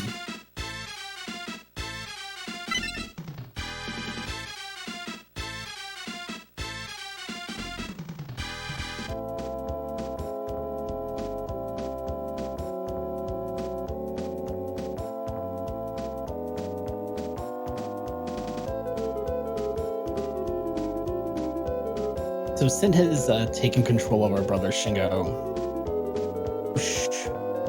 Teleported, whisked him away.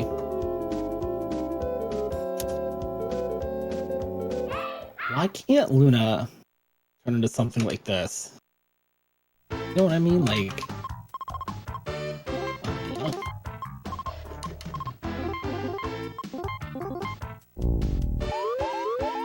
Oh, well, okay, at least it was Pluto.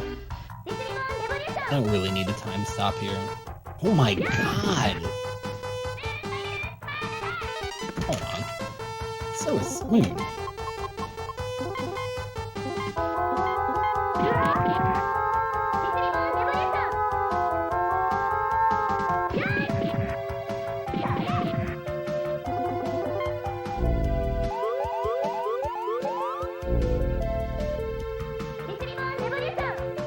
So Pluto was dealing some damage.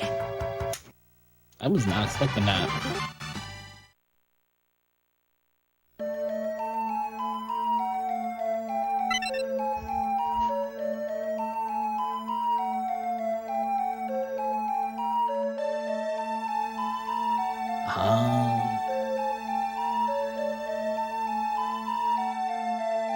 So we're at the point where if I look at my my split notes here, my split notes just say this is a long behind cutscene split. There is quite a lot of text here. So this is a good time to talk a little bit more about the event, read any donations, pitch any incentives, anything like that. This would be a good time to do it. You got it. Alrighty. So, for those of you who are maybe just joining us, you are watching RPGs We Love 2 being put on all week for you by the RPG Valkyries. Right now, we've got MyOhMyke. He is coming into the home stretch of his run here of Sailor Moon, Another Story, but we've still got lots of great games coming up with donation incentives to boot. After this, we've got Liz Star running Dark and Sky, RPG Chick running Shining Force CD Book 1, Tai2358 running Shining Force Legacy Great Attention, Transquina running Tales of Zillia, Shentalk, Magic Knight Ray Earth, Silverfire here for the Valkyries, and Demarine doing Final Fantasy 1 Randomizer, Professor Palmer doing Earthlock. Lots of great stuff coming up. All of them have some good donation incentives as well.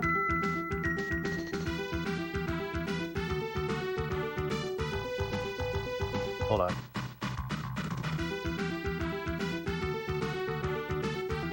There we go. All right. So, incentives, you can see the full list there. Be sure to be clear about where you want it to go.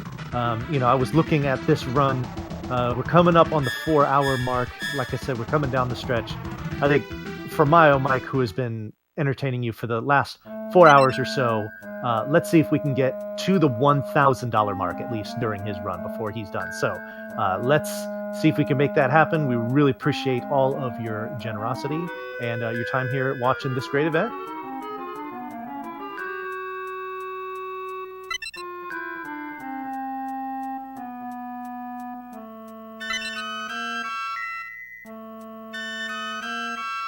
That Sailor Moon transformation is fantastic.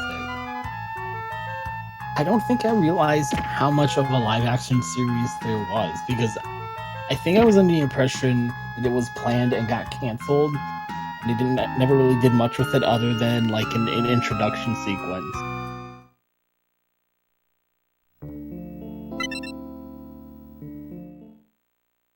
There's also, oh man, I bet I can't get tickets now. There's a play, isn't there? Or a musical? It might be a musical. And I know they're doing a showing in DC, and I wanted to get tickets, but they weren't on sale yet when I heard about it. Oh, I should have put it in my Google Calendar or something.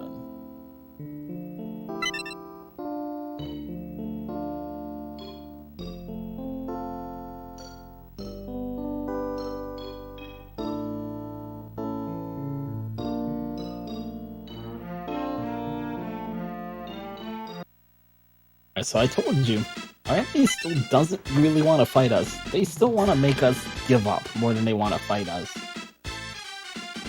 I also told you that guy got me so riled up at the start of the run. Told you he was coming back. So mad.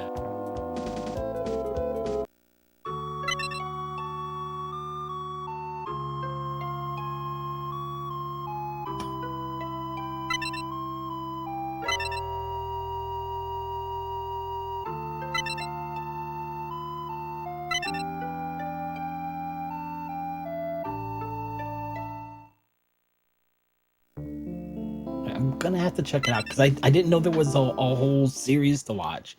I really thought it was just a collection of clips of something that was canceled. Yeah, so Mary and Darian they wind up together, of course. If it wasn't for Meatball Head, this guy. He said something different here too.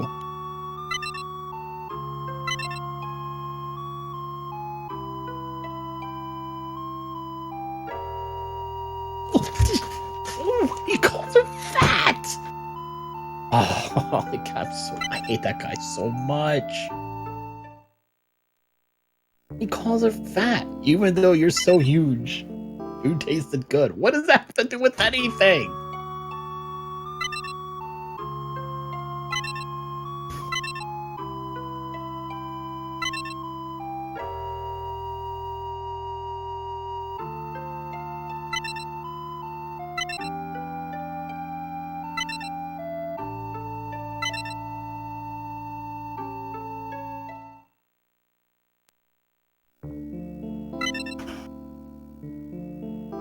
Can't believe he calls her fat.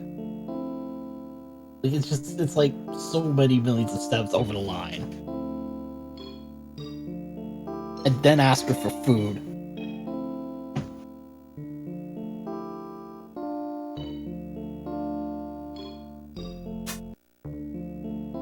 I wish we could fight that guy.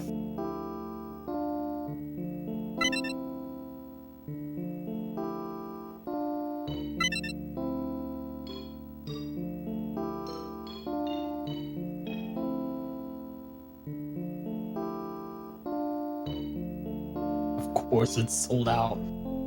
I forgot to get ticket. Oh, got it.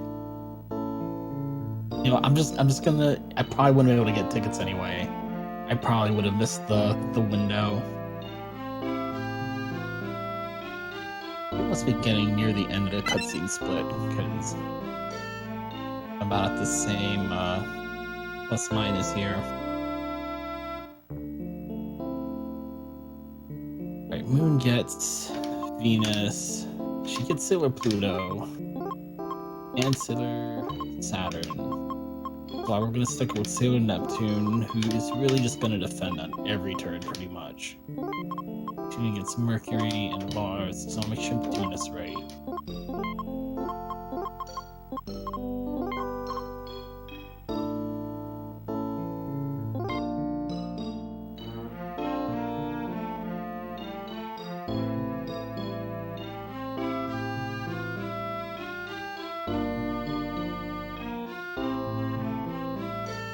I've been wanting to play around with the party setup on this part of the game, but I keep overwriting my practice saves. By accident. I'll tell you what it is. It's that long line of text. Because I saved before it, and then I'm like, oh man, I gotta go through this wall of text. This must be the wrong file. But it's not. There's no save point between there and choosing your party and splitting up. I keep forgetting that. That's why I keep losing my save. I keep overwriting them.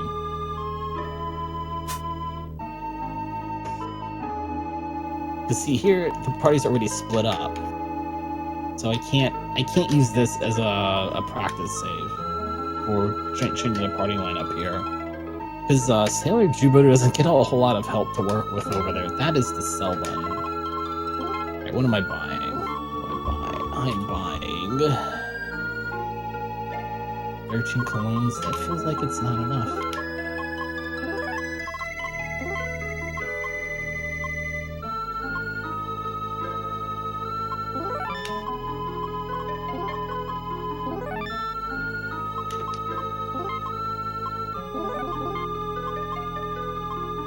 it just doesn't feel like enough.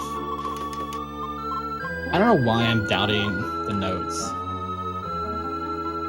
I don't know why I'm doubting down. Also, if it isn't enough, I keep forgetting June can go and buy more, and she'll have some cash to work with. I keep forgetting that too. I don't need to worry about it. I'm making up things to worry about. I do need to get a couple of levels on Sailor Saturn here, though. Don't really want to fight these guys, though. Did y'all see... By the way, I gotta change my party order. By the way, did you see how much damage Sailor Neptune just took with her level 15 self? Holy cow. That was a lot of damage.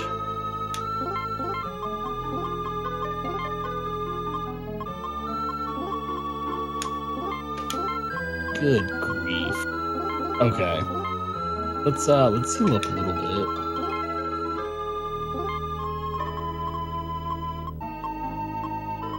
Yeah, super casual 1200 hit points of damage. You cap out at 999, by the way. Oh, that wasn't... yeah, I got a soup. There we go. Right, let's try that again. Snow Kaguya is terrible. I don't really want to fight those. I don't really want to fight these either, but I will. What I want to fight are combaters, because they drop fragrances, which are a nice attack bonus item. So I'm hoping to fight those, so I have a chance at the drop. But I'm not gonna sit here and farm for them. That's a really nice thing to get. It's definitely not a need.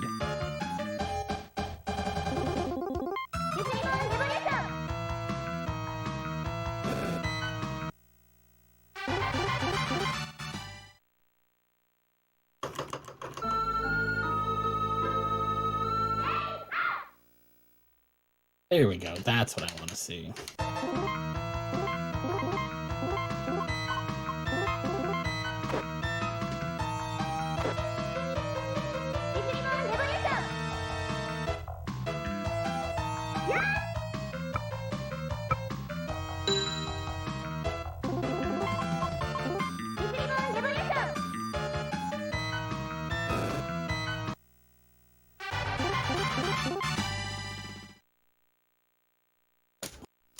Up more levels.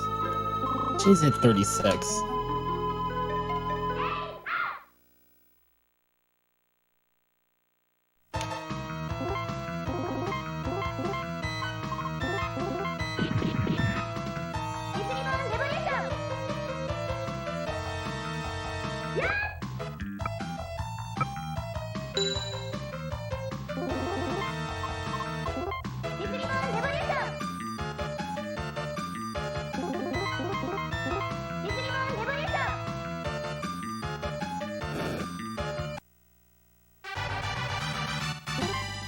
I don't know of any speedruns for the Tenchi Muyo RPG, but it's vaguely on my list.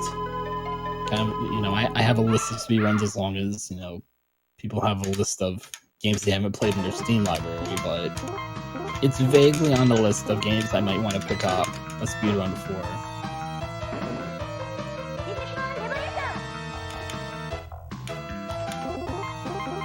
But I am awful. I am awful at tactics RPGs. Anything with a grid on it that's an RPG, I can't play it.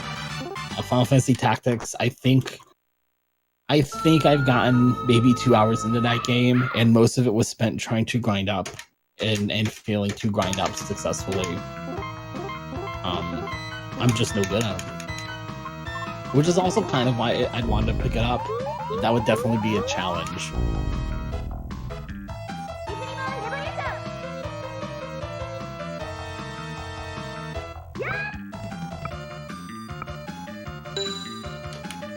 Definitely be outside my comfort zone at least.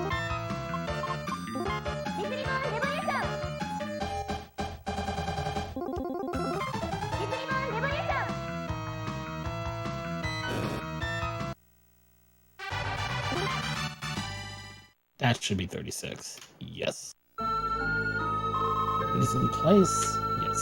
Yes, yes, yes.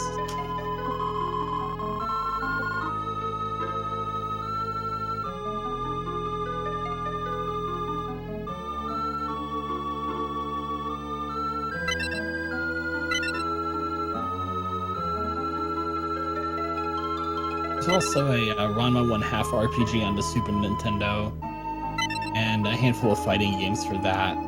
Dragon Ball Z has a couple of action RPGs, if I remember correctly, but I haven't played any of those.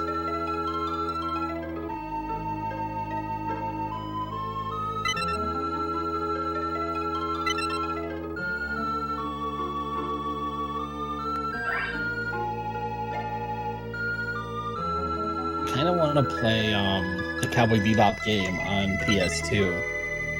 I've heard it's very, very kind of but it's Cowboy Bebop. I at least want to give it a shot. And then I think Trigun had a game that got canceled. That nothing more than a trailer ever came out for that.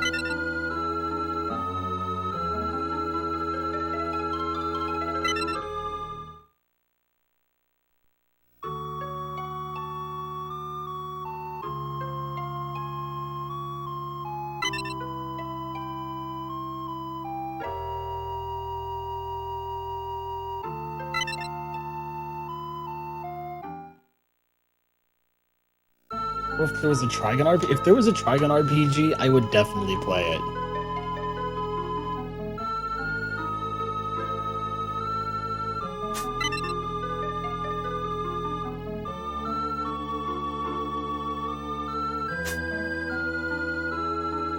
How are we looking on time?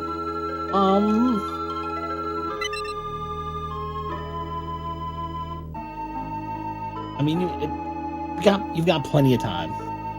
I mean, it doesn't look, I don't know what estimates on the screen, because I don't know if it accounted for the incentive. It's currently 4:45. Okay. And it does not, that's not counting the incentive. So it's going to be a little bit over that with the incentive, maybe, because it's going to be a little bit close to the incentive regardless.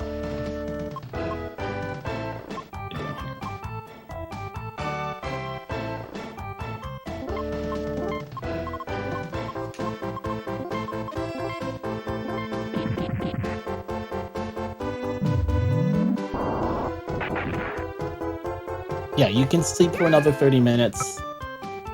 Definitely. Alright, let's actually start doing some damage now.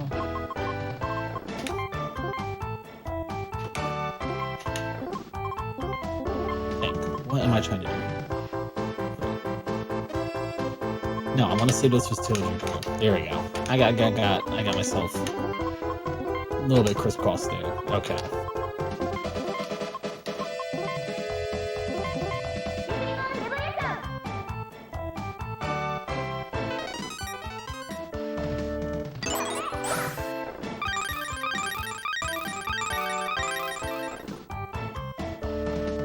Did she use a fragrance or not? No, I'm holding on to those. That's right. Oh, stop. At least do a manicure on it. Do I have any left? And I do.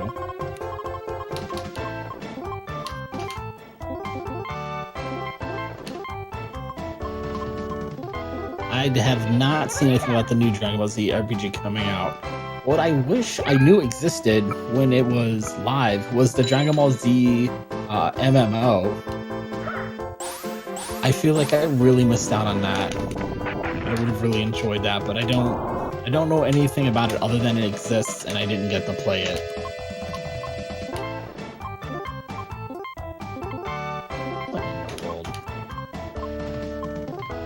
How did Sylvanus go through all her mana like that?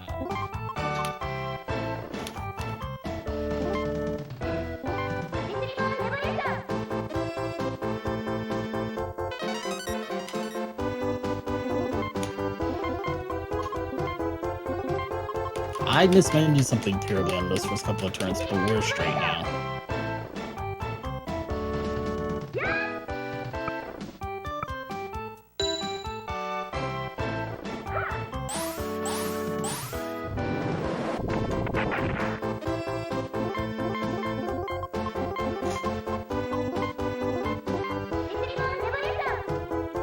So this is the last little section I get with Sailor Pluto. So I've got 3 fights here. This is the first of 3 little fights. Then I get to go to my other party, and I'm not gonna have Sailor Pluto for a while, and that's where the game's gonna get real interesting. So I know Sailor Pluto takes kind of a buzzkill with her just I'm gonna put you to sleep night. Time stop shenanigans. This one is not over. There's plenty of challenge left in the run between here and the end.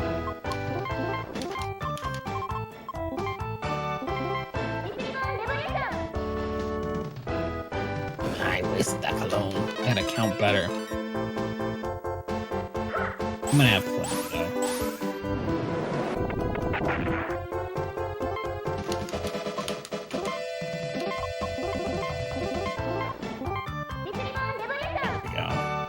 Let me try to count a little bit better this time.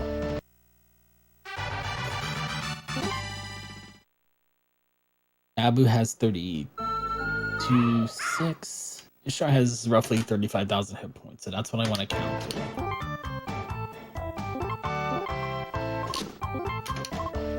And that's why I had everybody to fail. This is actually a multi-target attack. There we go.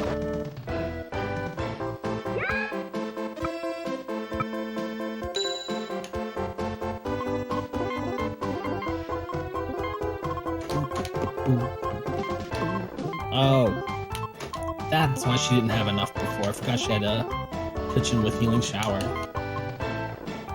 Ow.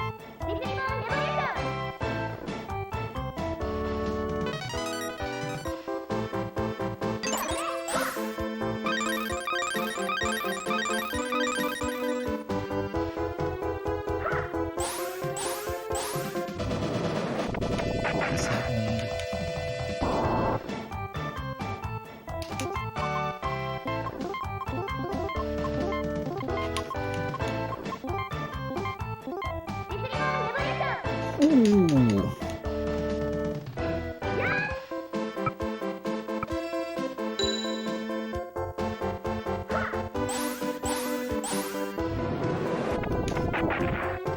Six.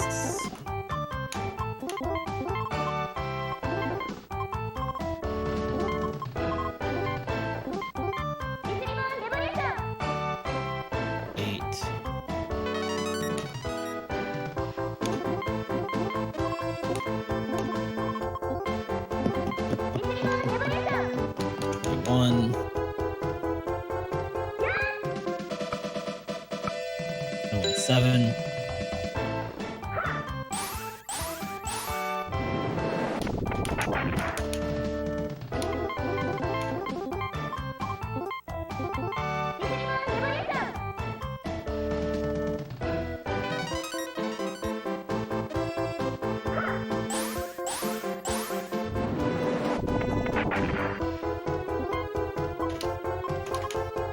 I may have wasted a clone anyway, but I definitely don't need any more. Oh, yeah, I didn't waste it.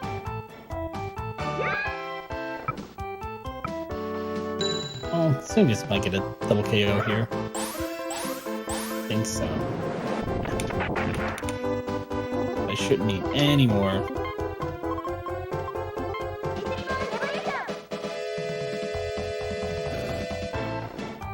Alrighty, Mike. Well, I want to let you and everyone in chat know that I'm going to be handing it over at this point to RPG Valkyrie's own Keishara, and she'll be taking you in for the rest of this run and then into the next. So I'd like to thank all of you for hanging around while we were doing this. I had lots of fun. And Kay, if you are ready, take it away. Thanks, everyone. Have a good night. Take care. Thank you. Hello, everyone. I'm your new overlord. Host, Kishore.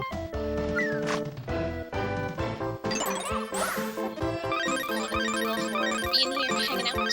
I also want to question the Opposito Senshi as to why they don't fight together as a team. They have better chances.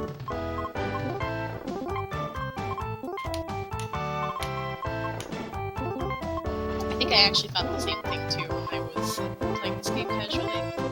Yeah, I definitely did.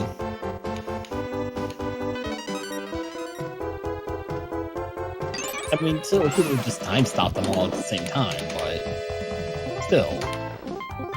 That doesn't change the fact that it's a bad strategy to come out and just 2 at a time.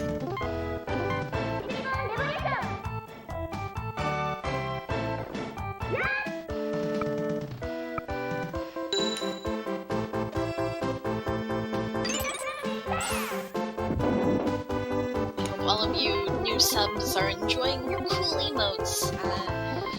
Scala made these really adorable, wonderful emotes, and I absolutely adore them all.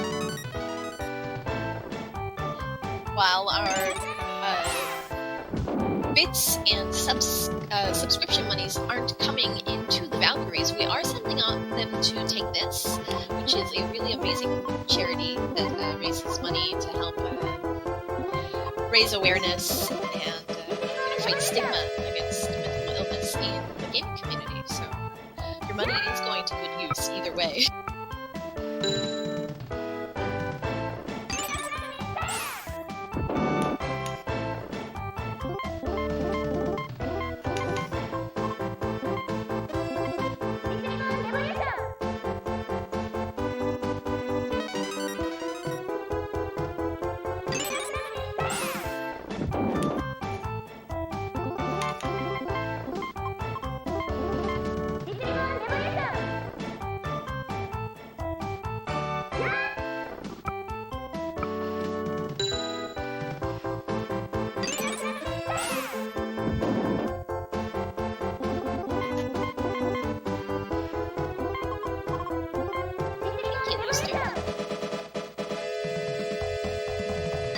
For all of you newcomers to our channel, we actually do have a marathon that takes place in the autumn. It's for Take This, so definitely drop us a follow and come back and watch that marathon as well. It was good fun this past week. So Mike, what's happening in this story here? Well, now that we have soundly defeated the opposite Senshi, we're going to use the magic of our Horizon Show to turn them all back into regular humans, remove all of the powers that Apsu gave them, but also remove all of those desires isn't the word I'm looking for, but it'll work here. Remove all of those evil intents. They're all going to split here. Except for Sin. Except for Sin, whose passion to protect her brother is her real motivation, but her passion to defeat us is so strong that we cannot magically whisk it away. So she's going to continue to fight us without the help of her friends, all of who have just gone out of dodge. They never really had all of those powers, and now now that they're back to their original true form, they're just gonna get away from all these crazy people with all their cool abilities, blowing stuff up and stuff like that. They want no part of it. I feel like Nurgle was definitely actually the strongest of those 4. Definitely. Because when I first played this game, I had a lot of trouble with the Sailor Mercury part because it was. Oh, it's awful. It's so awful. And then the other 3 Senshi are just cake in comparison. It's so weird. Yeah. Like the Sailor Venus section is a little bit tricky because if you're speedrunning it, like if you're using the speedrun strats, that always tends to make things a little bit harder. But the Venus section was definitely difficult. It's nothing compared to Sailor Mercury's section. That's just tasteful. Do you grind in it? I wasn't here for the beginning of the run, so yeah, you get her to, well, the notes say to get her to level 12, and I've gotten her to level 13 and 14, and it just hasn't been enough sometimes, so you just gotta take what you get there. To be fair, for Mercury's scenario, even if you do the start at level 16 thing, Nurgle is really hard. Yeah. I also stumbled into the other day. Man, everybody's on low. I didn't know how low level everybody was here. I stumbled into. There's actually a different type of New Game Plus mode in this game. Like what everybody's talking about with the level 16 mode, there's kind of an easy mode button in this game. You hold X when you push start at the title screen, and if you start a new game, all of your Sailor Scouts start at level 16. It's a huge jump start in the game. I know why I don't recognize anything here. I'm on the wrong split. There we go. And it's just an easier way to get through the game. What I actually found the other day was if you start a new game after the moon appears at the end of the game, you start a new game and you keep all of your items, but nothing else. You don't keep your levels. You just keep everything in your inventory. What? Yeah, it was so weird. I was like, why would you? Who would want to do it this way? I'd want to keep my levels too. I'm gonna have to try that. That's cool. Easy art. Humble. Or we're trying to cast Time Stop. I can't do that right now. Sailor Murphy's gonna have a little bit of a part to play here with Charbon Spray Freezing, which is going to going to lower the speed of the enemy, the speed set of my enemy, and let me get in more turns before he starts, beating me up pretty good here. I think most of these moves that they use are, with the exception of a few, are actually used in the.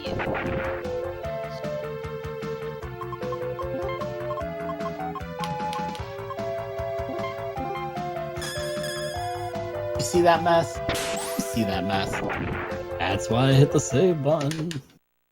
Oh boy.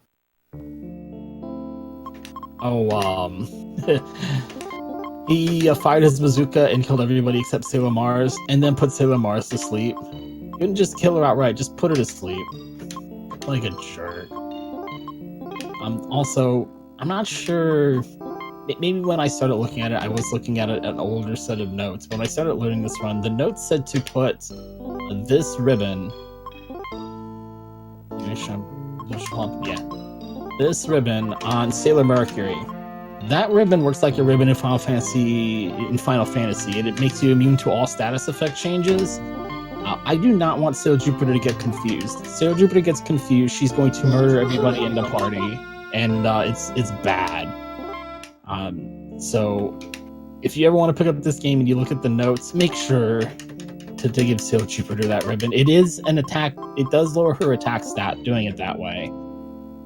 It does make her She's feel strong less enough damage. to actually one-shot all of her friends. Yeah, it's not. If she gets any kind of status effect on her, everything has to stop until you fix it. Like, even if it's not confusion, you kind of have to make sure she's upright. Everybody else is pretty expendable here. Alright, let me try to get through this first turn. Because usually, just because that usually is what happens, usually I just turtle up on the first turn and... Just throw some snails at her. And now he doesn't use the bazooka. That's not even a he, is it? That was, who are we fighting? Who am I fighting? Eduel. I can't remember how you say her name.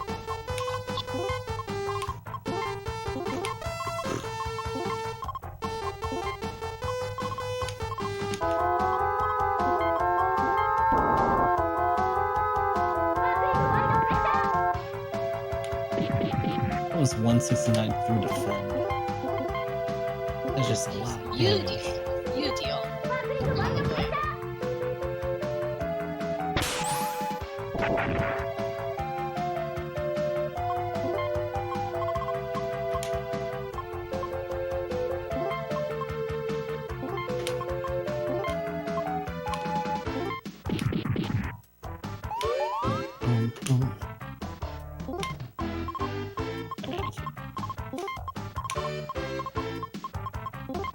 Hold on. Oh, I see what they did here. There we go. In the anime, she dies because she has like a severe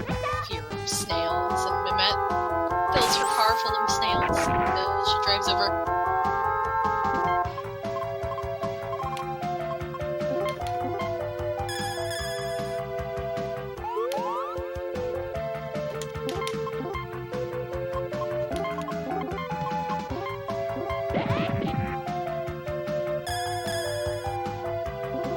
I would do another attack bonus on her, or at least restore her mana, but I think I must be getting close. Oh my goodness, can everybody just stay upright a little bit?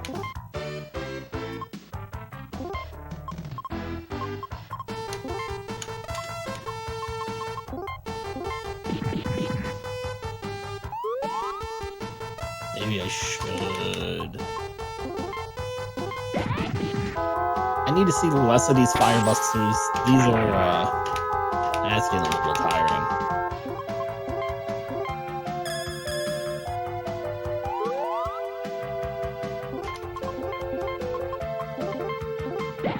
Oh my goodness, will you stop?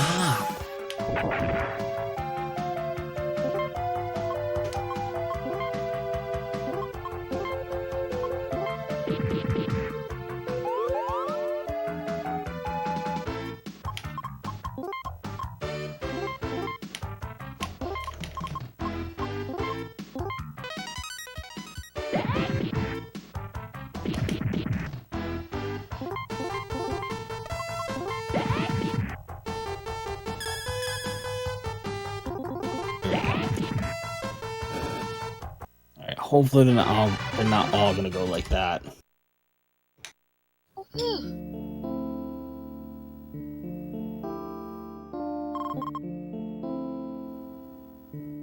I'm not gonna save after. Oh, I'm not gonna save after every fight, but I'm gonna save after that one.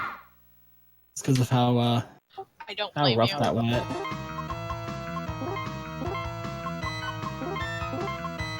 I was about to say, how did not everybody not level up? But they were KO'd. They did not get any EXP.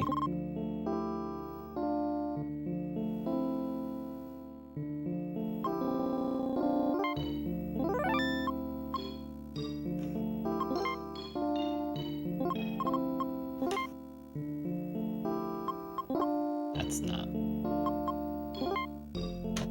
I guess for frame of reference, for people who don't really know about the story or the series, right now we're encountering enemies in the future of Sailor Moon, like the future period of Sailor Moon, where Chibiusa is from, that only appear in the present timeline of Sailor Moon, so kind of weird that they're there, but you know, they just utilized the power of destiny with capital D. They're just hanging out here waiting for us.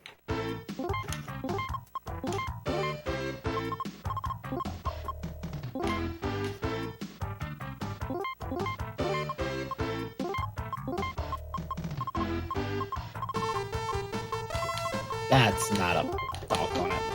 That was the wrong item. I don't even know what those pork chops actually do. The item description says they fix all of your mistakes. I have no idea what that means in the context of this game.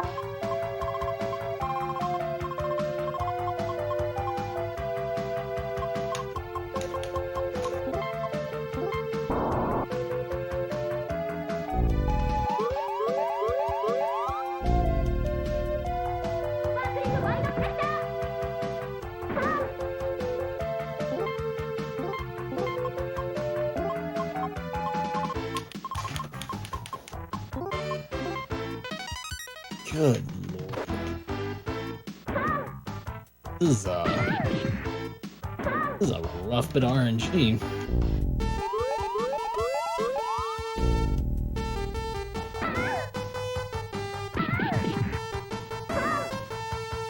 I can't believe she shook it off. Okay. It's one of those weird translation things. So, stone is called accident. Okay. Numb is poison, which is weird. confusion is selfishness. Charm is enchantment. And the only one that actually makes sense is sleep, because it's only... Yeah, but to get rid of stone, you have to use a pork chop or a red berry. And, well, red berry might make some sense, but pork chop, do you just, like, rub the pork chop all over this stone? Evidently so.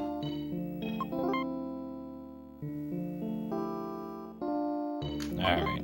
All these fights are gonna go like that. I'm gonna be here for a little while. Come on now.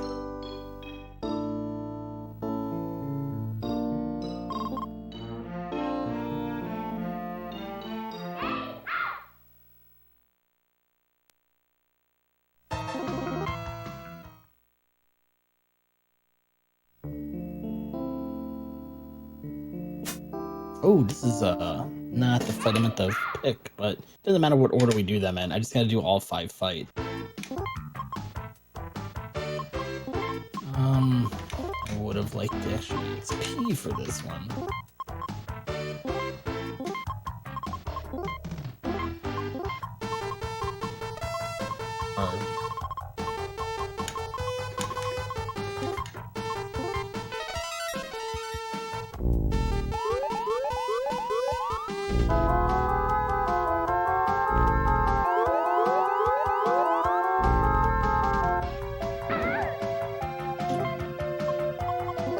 To be fair, with the sand ruby, you can, like, crush it up and, like, feed it to Rosa, right? Yeah. But what are you gonna do? Like, like, what are you gonna do to someone who's a piece of rock?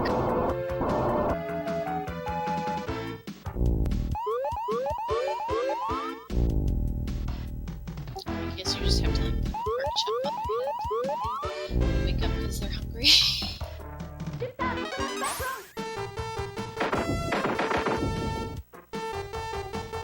Obviously shut the snake down.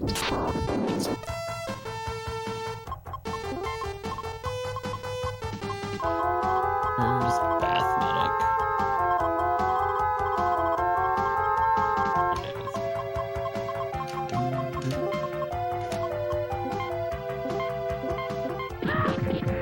Good night.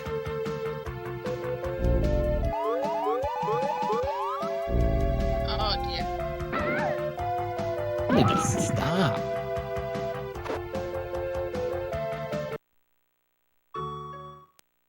I need him to stop doing that so often.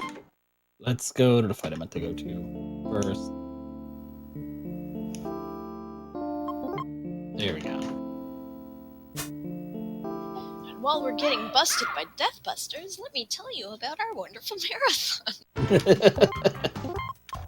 So we are the RPG Valkyries, and we're posting this really cool marathon with some really amazing runs to raise money for the RPG Valkyries to attend RPG Limit Break in May in Salt Lake City, Utah. 2 of our Valkyries actually have runs in, and many of us will be volunteering. Some of us are even on the backup list for games, so definitely check out RPG Limit Break in May. You can let me spam some links for you. You can donate via our Streamlabs, and all of the donations can be put towards an incentive. Upcoming incentives include naming the characters in Shining Force, in Final Fantasy Unprecedented Crisis, Final Fantasy IV Unprecedented Crisis, Final Fantasy IV Vanilla, and Swords and Serpents, and also Final Fantasy Mystic Quest, which are coming up, all coming up tomorrow. In addition, you can choose the costumes in Tales of Xillia for Jude and Milia. You can make Shintok fight the bonus bosses and look at the bonus cutscenes in Magic Knight Rayearth, which is also a really cute game based off of an anime. And you can make Silverfire and Demarine fight Warmech in Final Fantasy I Randomizer. Oh. In addition, just runs upcoming. After this, we're going to have Shining Force, the CD Book 1, with our lovely Valkyrie, the RPG chick. After that's going to be Shining Force 2, the Legacy of Great Intention. And after that is going to be Tales of Xillia. So we have a really, really cool lineup prepared for you. So definitely come back and check us out if you're heading off to bed now.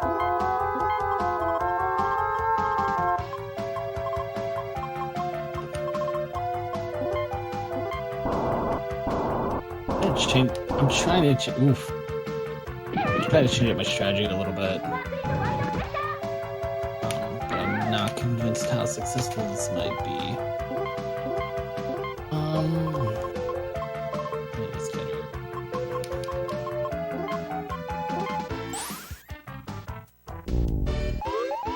I think Jupiter got some very bad level ups because she's just getting annihilated in these fights. I can just get her through one more fight. I think it'll catch up enough to Are the stats get us over the hump random here. when you level up?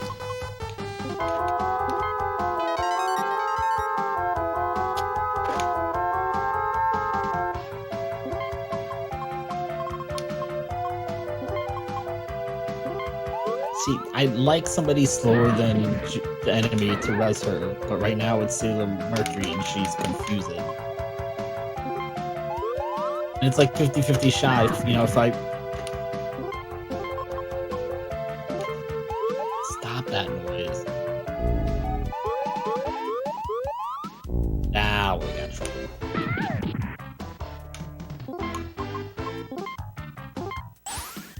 Good grief. Alright, I'm gonna stick with that though. That looked like it went a little bit better actually. I think that's what the issue is though. I think I'm stuck with some bad level ups because Jupiter should be able to take a hit here and she's just not able to do it. Does that mean like does she have like random stat gain or something? Everybody has a random stat gain when they level up. Okay, I see. So she might have also missed some EXP at some point. That could be part of it, but she's taking way too much damage. Knowing this game, she might have missed some EXP.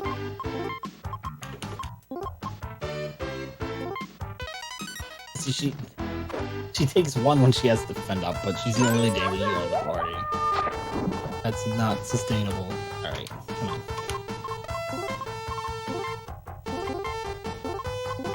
You would have thought that they would have given Greatest more stats. Or Greatest.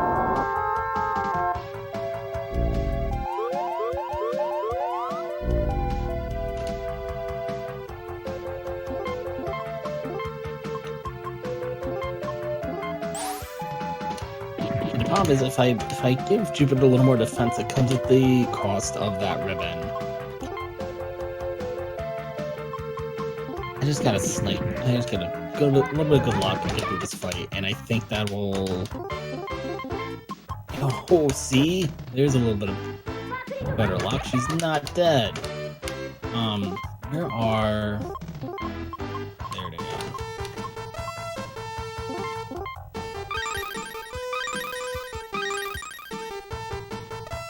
Oh. All right, good. I think we'll get through it this time.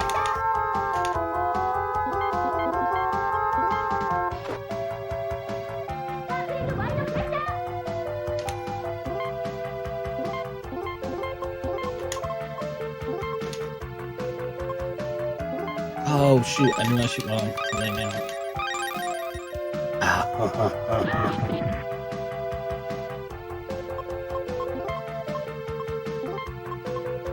Ouch.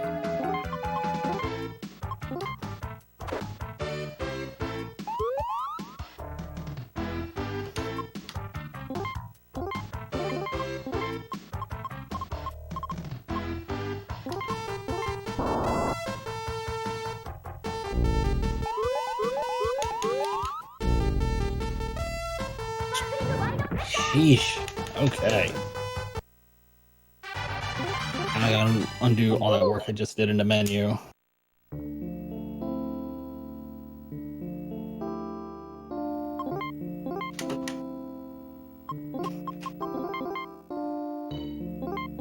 Mike, at this point, how long would you say it's gonna take to end? Well, I was feeling pretty good right up until this little section, to be completely honest. I was feeling good about the estimate, including the bump for the incentive. I was feeling good about it. Now I feel like it's definitely gonna go over. I just wish I could tell you how much. Random things.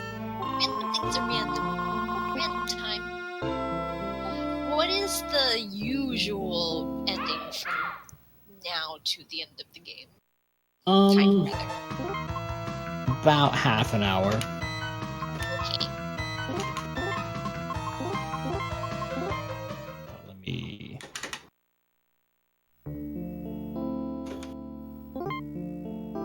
I am really I'm eating a ton of items here. I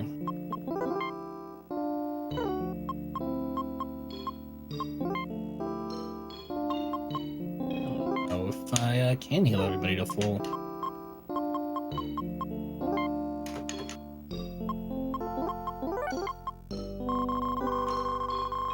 Get over here.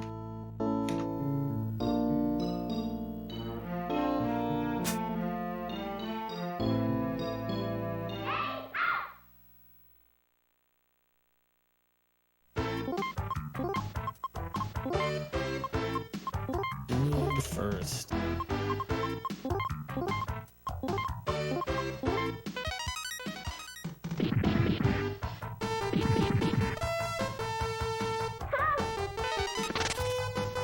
Red next.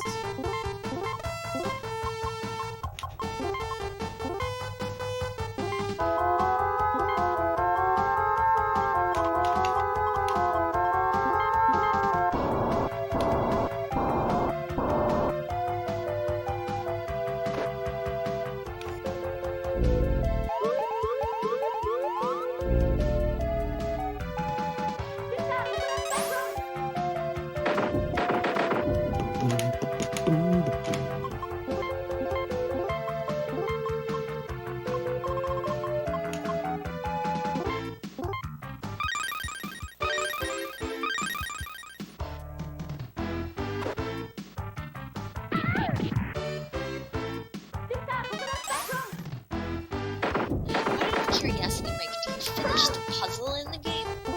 No, goodness no. I don't think so. So A there's a gigantic puzzle. chunk of those puzzle pieces come from just farming enemies. Right. So casually, if you play this game, there's a puzzle you can finish that give you these accessories called angel pins, right? That's what they're called. Yes. Angel hairpins or something, and they boost all of your stats. So this game is not even half as difficult as it is in the speedrun casual. And I actually think you get the angel pins around this section too. Although I do know some of the pieces do need to be picked up. Can somebody please shake off the confusion? Please. My god. Anybody. Please. Some of the pieces I think they would needed to be found in chests. Yes. And some of them are missable that way. And if you miss the ones in the chest, they do not drop from enemies, if I remember correctly. So without any spoilers, because I don't remember any, just check all the things: barrels, boxes, chests.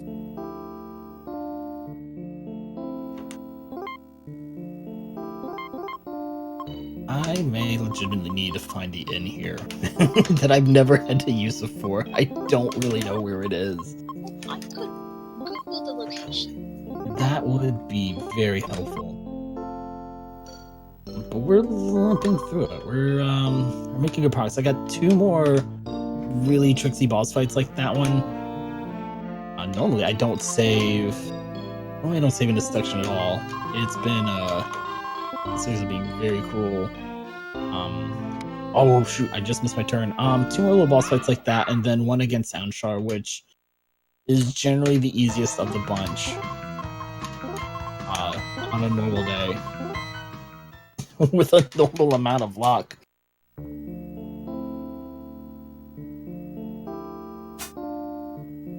I'll have to go check my PB and see maybe Jupiter was just very underleveled here somehow. Cause she was not having a good day.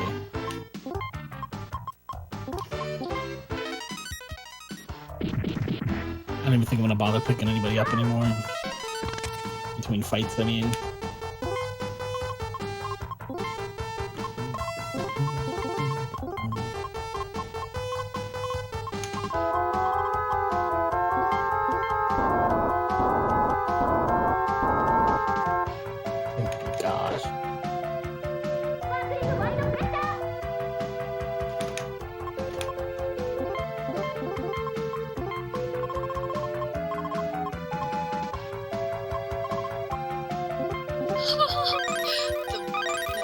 The FAQ recommends you be level 45. Yeah. That's funny. I'm not gonna be level 45 at the end of the game. No way.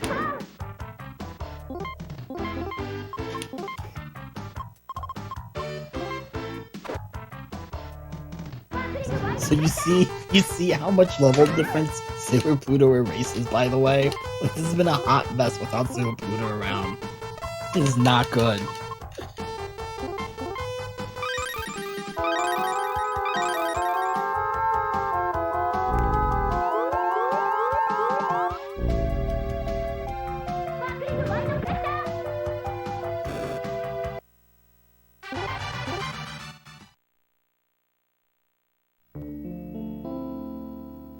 Stuck on a tree.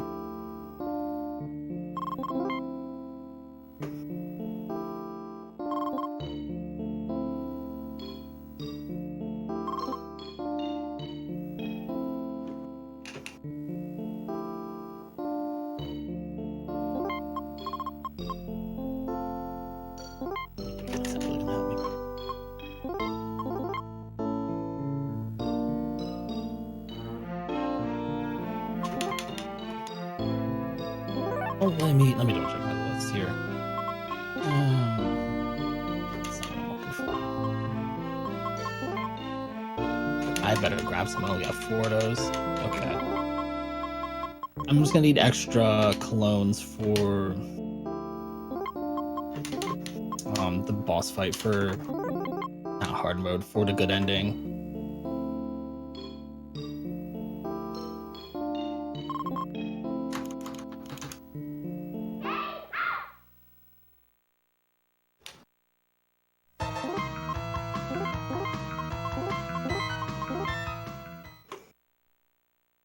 Sadly, I did not find the end. There may not be one here. It's okay. Found a very I nice found a store I can buy map. items at, so it'll be alright. If it comes to it.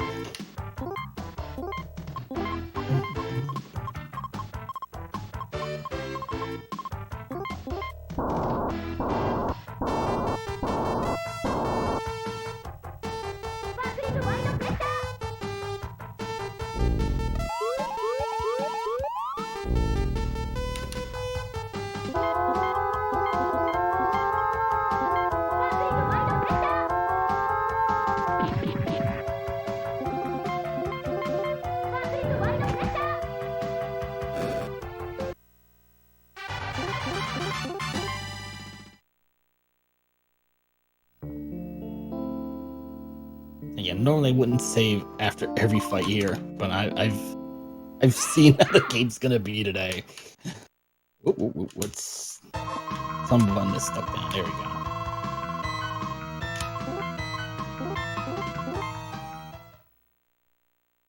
Oh come on! I got my balls in.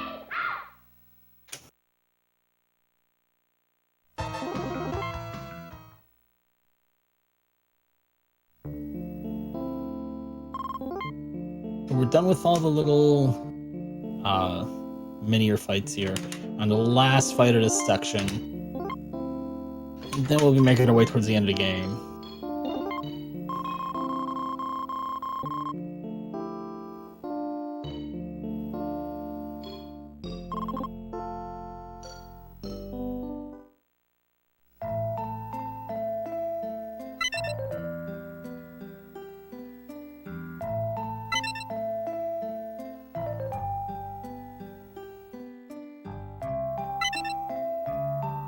Stop it, Anshar. We love you.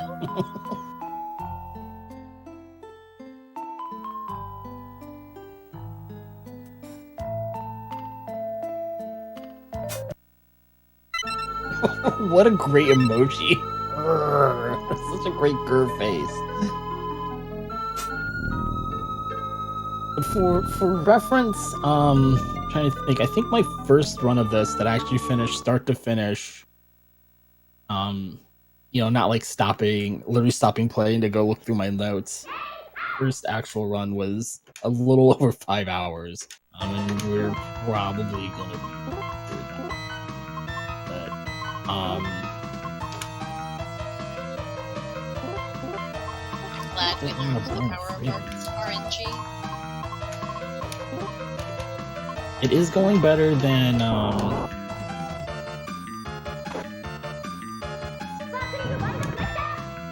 than the run at the convention in some places though.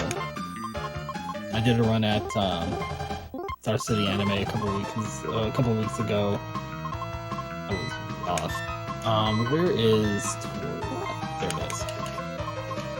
That one I was like a half hour behind after Mercury stage because the game just did not want to let me pass to a Mercury chapter. Like it was bad. I was a solid half hour behind, about an hour into the run. That's never good.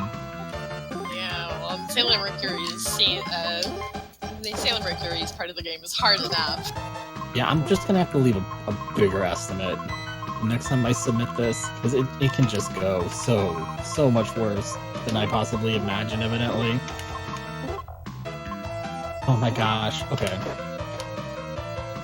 The person I have resident, just stay alive, please. There we go.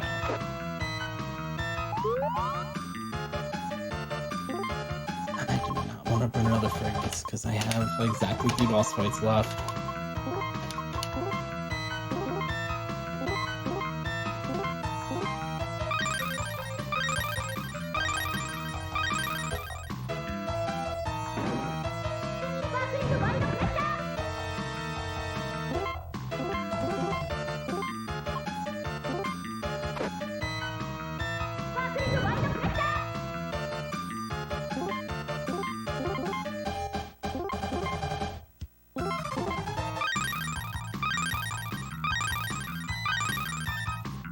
Can you stop with the whirlwind cut?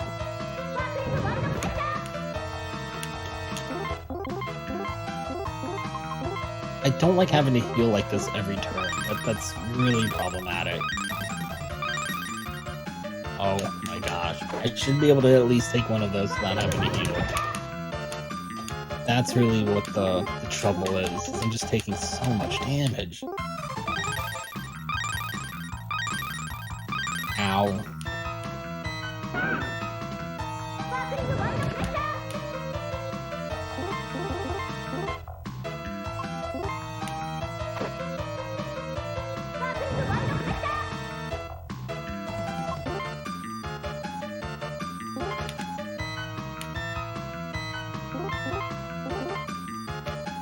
Oh, sure.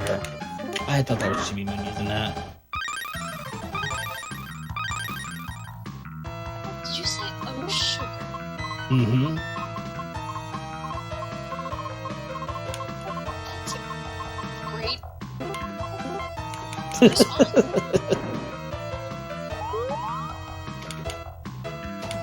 Oh, sugar.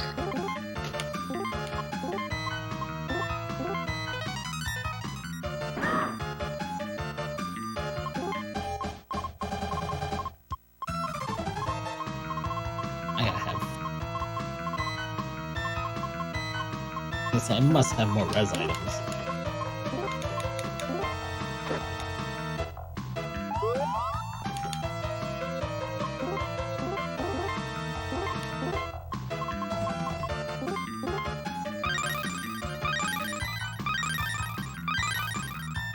ha ha ha!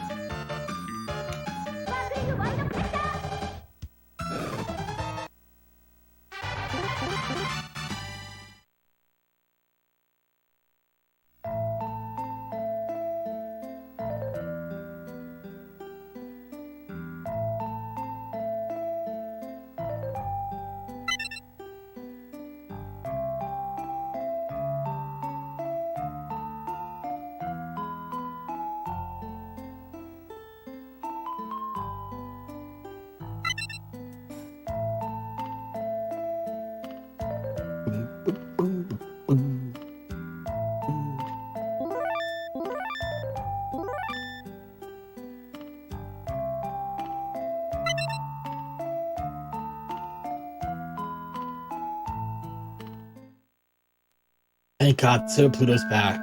Oh, thank God. Life's so much better now. Now, this is a fairly long bit of text. If you'd like to pitch the upcoming incentives, this would be a good time to do it.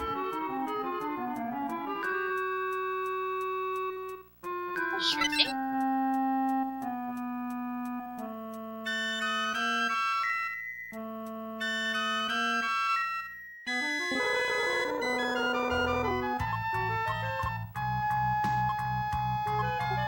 So welcome one and all. We are the RPG Valkyries.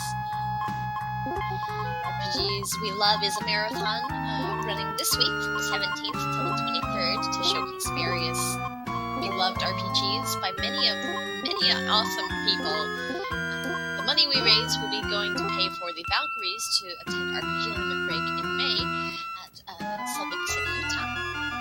And the money will go towards hotel, airfare, incidentals like food or band-aids if we like fall above our heads. So thank you so much everyone for all of your support.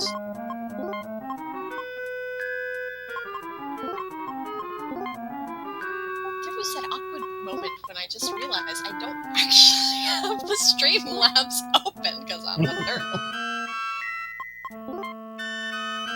So let me check and make sure that there aren't any donations I missed.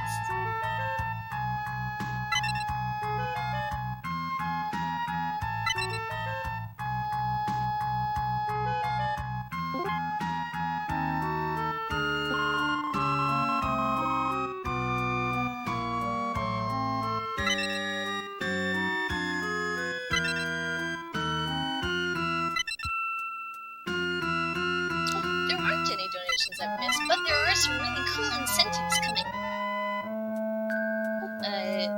Dark and Sky by Liz Star actually had this silly cutscene showcase meant, so thank you so much for donating for that.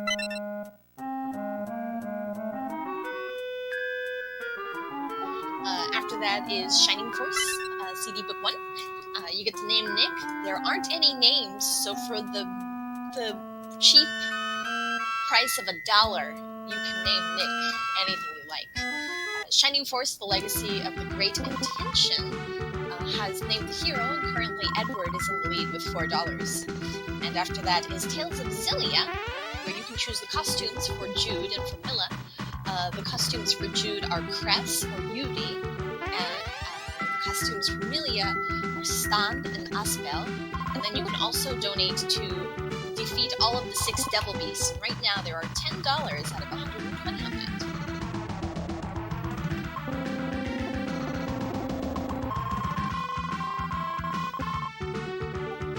So yeah, up next we're actually going to have Liz Star after this. They're going to be running Dark and Sky, so definitely look forward to that. So Mike, I see we've come to this lady person called Apsu. You finally gonna defeat her? No. Darn it!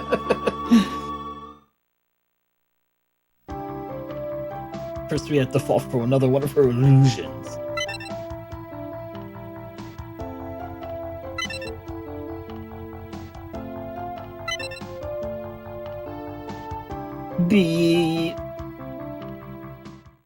The moral to this story being, even if Sailor Moon wasn't Sailor Moon and she was just Usagi, apparently she would still somehow run into Darien and they would meet and fall in love anyway. Yep. Because they don't love each other because of destiny. They just love each other. Except when he forgets to kiss her goodbye before leaving for work. It's all for Ray-chan. In the cutscene.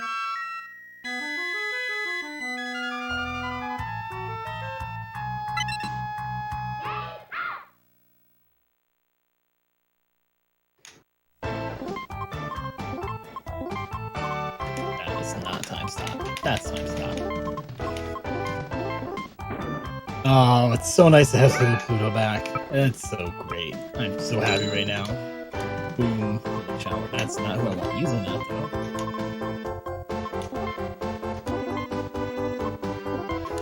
Boom, shower. Boom.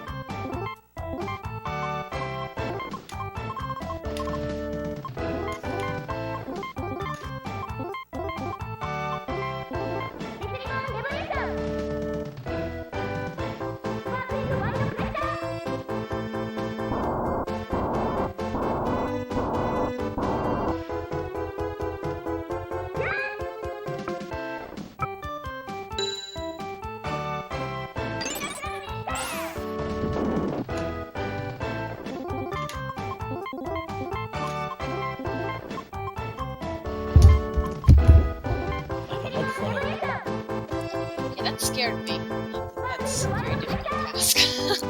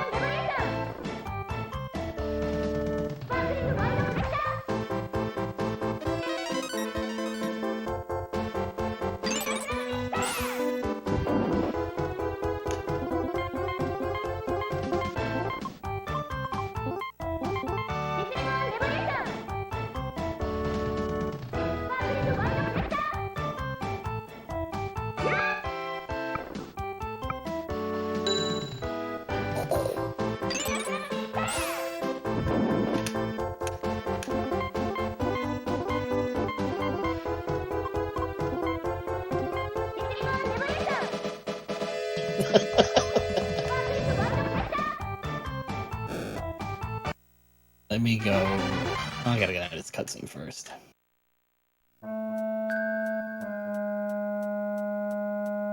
So now we've done it. We've defeated Apsu.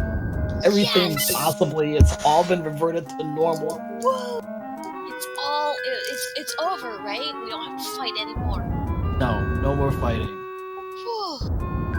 That fighting was getting me tired.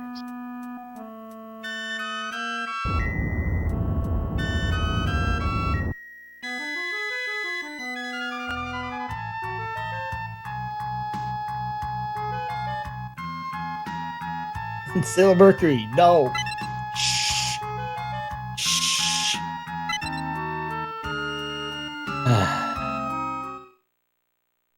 have to purify to something, to something, to something.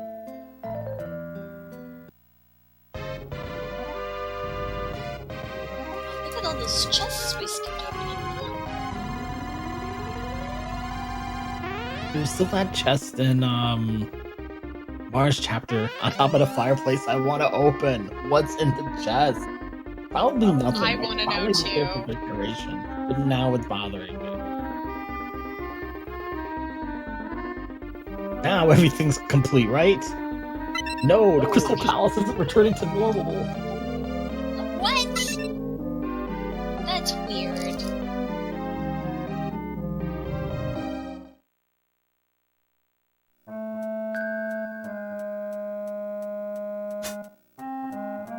Wait, we killed that lady.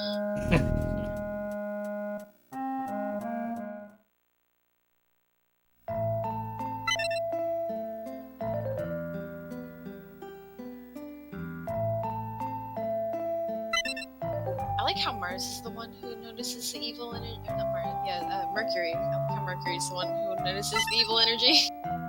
Yeah.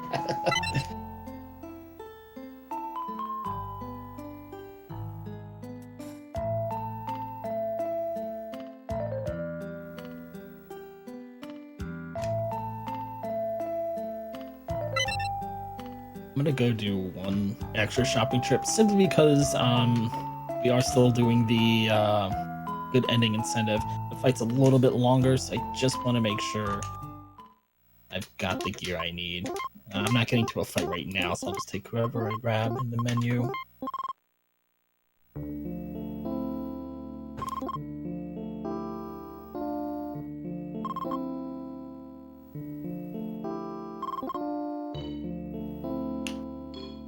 And I bought some of these earlier, but I didn't think I was gonna need that many more. I didn't think I was gonna burn through so many of my healing items in the rest of that chapter.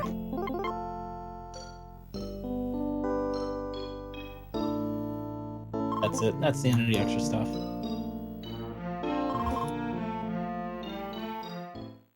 Now let's go check out that evil energy in the basement. You can just totally just leave. An evil energy in the basement. Oh, that sounds bad. Bye. Bye though. You got the Sailor Mercury. You don't need us.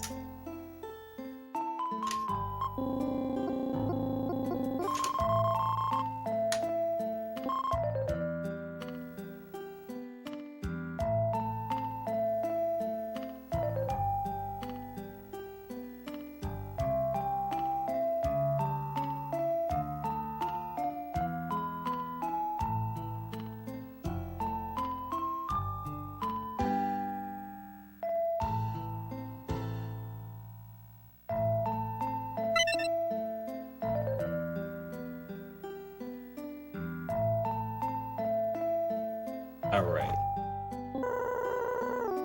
So we're going for the good ending, so I need to use Sailor Moon's party here. Saturn. There are two, well, I think technically there's 3 endings to the game. The 2 I know of off the top of my head are, you go to fight this last boss fight. Can I leave and say without? That seems good. Okay. It depends on which party defeats the final boss. You get 2 shots at it.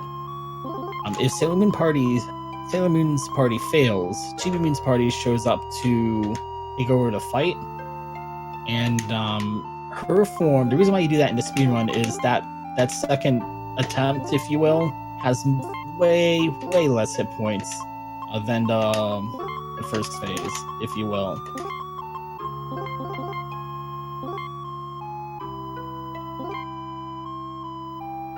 So it's generally better to just eat a death on the first try, mash through a little bit of text, and take off about 20,000 hit points off the boss that way. I think it's 20,000, might be a little bit more.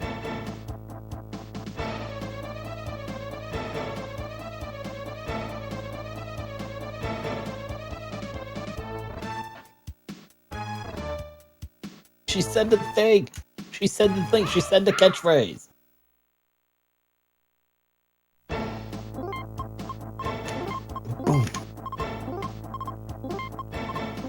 ha! She's the right person with that. Bing. Okay.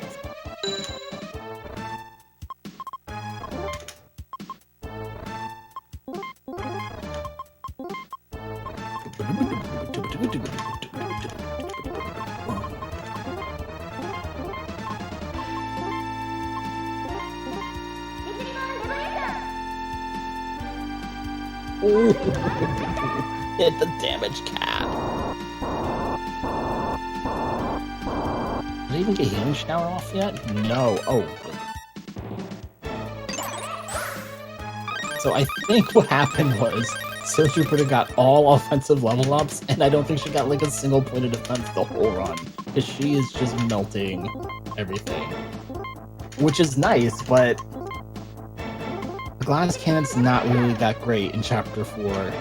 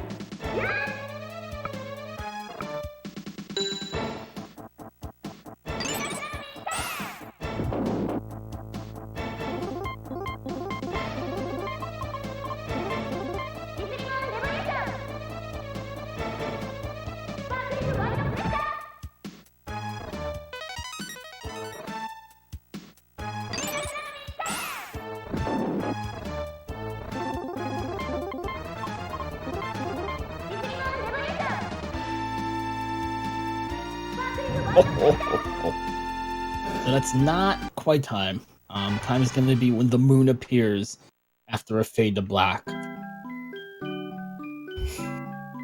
But defeating Apsu with Sailor Moon's team means we are going to get the good ending. What happens the bad ending is that Chibi-Moon has to get involved with the fighting, and she has to fight Anshar's older sister, who's Apsu. And even though we're able to restore everybody to their timeline and their fates, I think because Chibi-Moon gets so close to the fighting there, that it turns out that if the two of them actually so much as even meet or become friends, that they might all get tied up in the same bloody, violent timeline again.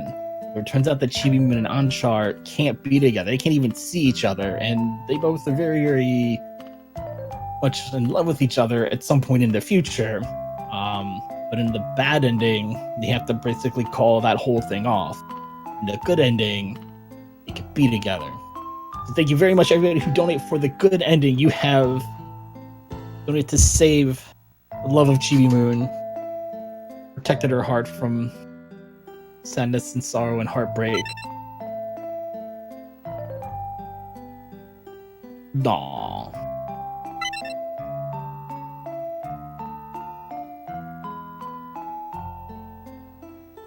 Aww. That right there. That's what you guys donated for. Thank you so much for donating. I know that I've actually really are appreciating all the money and donations that everybody is sending in to help them get to RPG Limit Break.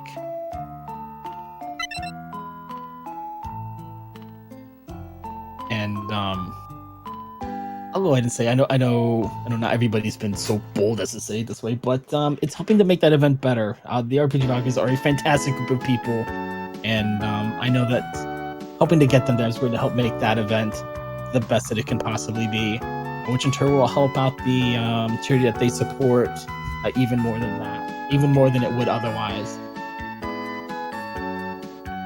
I'm sorry, trying to help work out some sound balancing for our next runner, which I can totally tell you about For right Skittles now. percent?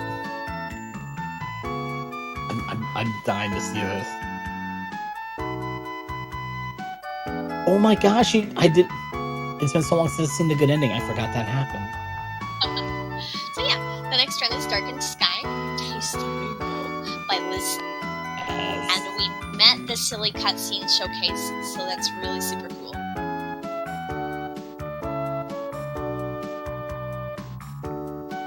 This is actually the ending. Is everybody? Yes, yeah. Everybody's going home. There's less than a minute left until we hit time.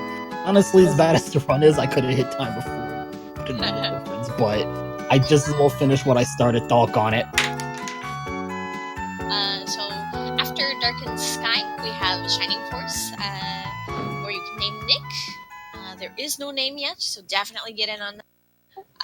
For Shining Force, the Legacy of Great Intention, which comes after It's that, time. is name the hero, and you have Edward with $4 currently. And GG, Mike. Time. You're not even half an hour over. It's good. Well, it's half an hour without the incentive. I think it said the incentive was 15 minutes. I'm hoping I put that on the form. So I'm saying it's less than 15 minutes. I think that I added in the incentive time. So maybe it's over, but less than half an hour. So thank you so much, MyOhMyke. It was a great run. It was a great showcase of how this game can be if you don't level up. God, yes. But thank you for having me. I'm gonna go get ready to enjoy this next one by Liz Star. Man, I've been looking forward to that. See everybody next time. Thank you so much. So just a reminder, we are the RPG Valkyries channel, and you're watching RPGs we love. It's a marathon that's running this week from the 17th until the 23rd, and you can enjoy lots of cool speedruns by lots of awesome people. The money we're raising will be going towards paying the Valkyries to attend, or not paying us, but helping us fund words. Yeah. To go to RPG Limit Break in May. And those monies, I can't words right now. I'm so sorry, everyone. That money will help us pay for hotel, airfare, and incidentals. And actually, 2 of our Valkyries are going to be attending, and not attending. Many of us are going to be attending. That's the whole point. Sorry. Running. 2 of our Valkyries are going to be running. Sparkover and Silverfire are going to be running Dragon Warrior Randomizer at RPG Limit Break. So definitely check that out.